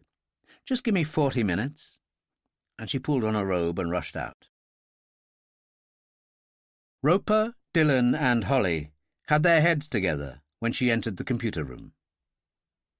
Roper glanced up and said, "She who was dead hath arisen again." "A biblical way of putting it, but my priest would approve," Hannah said. "What have I missed?" "Nothing. It's all waiting for you on the end screen. The Master."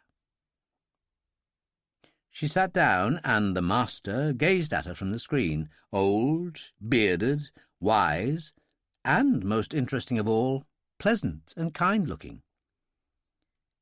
"He looks like somebody's grandfather."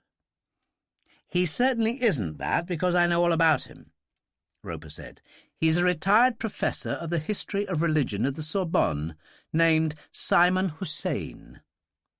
He has written books on Christianity and Islam, even Buddhism. Looked on as being an authority on Osama bin Laden. A hugely respected scholar. French mother and Algerian father, who was killed in that country's war with France. Are you absolutely sure about this? That secret mobile number told our experts all they needed to know about how it operated. Advanced technology has taken steps to make sure it can never be used again as he did. Giving Weber his secret number was a mistake for him, but not for us. Which has now betrayed him? If you call it that. Don't forget the many deaths he and Al-Qaeda have been responsible for all over the world. And just think of his order that you and Kate be raped and murdered. There can be no forgiveness for that, surely. He certainly won't get any from me when we meet, she said. So where do we go to finish this? Where do we find him? I'm the expert there, Holly told her. My firm owns a barge moored on the Quai de Montebello on the River Seine in Paris. A special place to live. I stay nowhere else when I'm in town. So, she said, there are scores of such barges, and Hussein lives in one chained to the Quai des Brumes, not far from me. Heart of Paris and on the Seine. Wonderful place to live, and thanks to the mobile phone he can roam the world without having to go anywhere himself. Well, obviously there's no time to waste, Hannah said. When are we going to lift him? I wish I were able to go myself, Roper said, but I'm not. So Dillon and Holly will fly over to Charles de Gaulle in the Falcon, ostensibly on Algerian government business, and deal with him tonight. Finish him off for good, you mean? We can't afford to take prisoners. If they knew he was alive, they'd move heaven and earth to get him back, and, to be frank, we will be better off without all that fuss. I can see that, Hannah said. So when are we leaving? Just a minute, Nor, Dillon said. You've done enough. You stay out of this one. Then I'll go myself. I've got money, a passport, and an address. Professor Simon Hussein, Quai des Brumes. I'll find him. You'd never get through an airport with a pistol on you. She turned, helpless and angry. Roper stared at her for a moment and smiled. If it means that much to you, Hannah, then you can go. He turned to Dillon. She's earned her spurs. It's my decision, so just get on with it. At Charles de Gaulle Airport, Holly landed, and diplomatic privilege allowed him to taxi his Falcon around to the VIP section, where he was permitted to leave with his briefcase not searched, which was a good thing, as it contained 3 pistols. We'll take a cab to my barge and walk the rest of the way, Holly said. Outside the airport they hailed a taxi that deposited them on the Quai de Montebello 20 minutes later. It was starting to rain, darkness falling, and Holly said, "Hang on, I'll get a couple of umbrellas." The barge was larger than Hannah had expected. Lights on in the prow and stern. "Nobody at home, these lights are automatic," he said, as he passed an umbrella to her and another to Dillon. "Isn't the security a little lax on those?" Hannah said, as they started walking. "Well, that one is the property of the largest shipping company operating out of Algiers, of which I am joint owner, and its security is second to none." "Well, that's fine," she said, as they walked together. "I'm just wondering how we handle Hussein. Giles Roper gave me a going-away present. An electronic key the people we're involved with have produced, although Scotland Yard will be unhappy about its potential. If necessary, we'll give it a try, because he might be enjoying an early supper. If so, we'll gain access and wait for him." Which, in the end, was what happened on the Quai des Brumes. They found a barge that was a twin to Holly's, the deck lights on, but only the dimmest light showing at the stateroom windows. They went down a roped gangplank, and Dillon, a gun in one hand, knocked on the door several times without a response. "I'll try the magic key," Holly said. But he prepared for somebody calling "Who's there?" from the bedroom. The door opened with ease, and he moved in, Colt in hand, Dillon and Hannah backing him, weapons ready. There was no response, no one at home in what appeared to be a very comfortable interior. Panelled stateroom, plush sofas, many books on the shelves, an extremely advanced television and computer-linked phone system. A further check disclosed 2 bedrooms, each with a shower and a reasonable kitchen. The stern was open to the deck, but had a canopy stretched tightly over it. A roof against the rain, and a curtain obscured the entrance from the stateroom. Holly took down a book to examine and said, "This has got his photo on the back. The distinguished look." "Well, it would," Hannah said. "His achievements as a scholar speak for themselves." She'd been crouched at a porthole by the entrance, and now added, "But you can discuss that with him yourself. Unless I'm mistaken, he's approaching now. Walking stick, cap, and a naval duffel coat against the rain." Dillon rushed to her side to check, looking over her shoulder. "She's right, Daniel." Holly, who had been pulling the curtain across, opening it to the stern, moved to one side of Hannah, drawing his pistol again, and Dillon went to the other. A key rattled. The door opened, and the master stepped inside, immediately discovering Hannah. There was a certain shock, but then an instant smile as the door swung back and closed behind him. "Why, Hannah, it's you. Plus the great Sean Dillon, and the formidable Daniel Holly, the pride of the Provisional IRA. Am I to take it this is a hunting party?" "The best idea you've had yet. Weber sends his regards. He must be a disappointment for you." He held Hannah's look for a moment, then tossed his cap onto the sofa, followed by his stick, suddenly angry. "What nonsense! You've been searching all over my home, seeking God knows what, disturbing everything.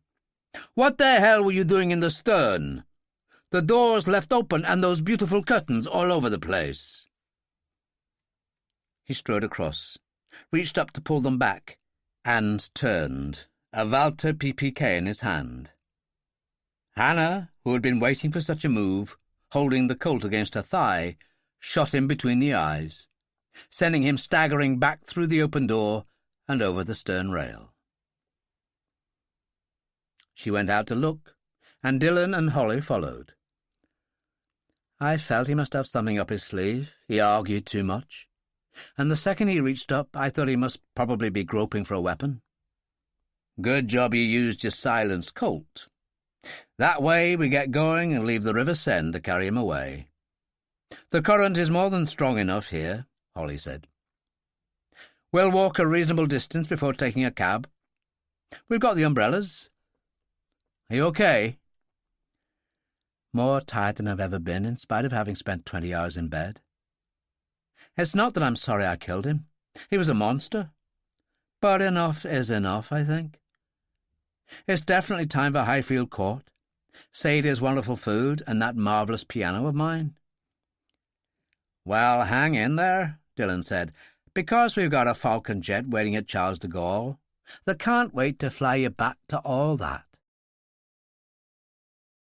An hour later, Holly was sitting alone in the cockpit of the Falcon for the relatively short flight to Farley Field, with light rain and winds only, and he was tired and looking forward to his bed at Holland Park. Dillon came in and took the other seat. "How is she?" Holly asked. "Asleep," Dillon said. "Her face is as calm and contented as any marble saint in a village church. Do you think Roper knew what he was doing when he allowed her to come with us?" "Of course he did. Her hatred of the master was so real that he knew he'd get the right result if she was involved." "And will he want to use her again?" "He'd be a fool not to. But then he knows he'll have a couple of old-fashioned provos like you and me to keep an eye on her." "It sounds good to me," Holly said. "As long as you remember one thing where Hannah's concerned," Dillon told him. "It's an old saying, but true. The female of the species is deadlier than the male. That was The Midnight Bell by Jack Higgins, read by Jonathan Oliver. This program was produced by ID Audio for Harper Audio. Text copyright Harry Patterson, 2016. Production copyright 2017 by HarperCollins Publishers. All rights reserved. Harry Patterson asserts the moral right to be identified as the author of this work. Thank you for listening.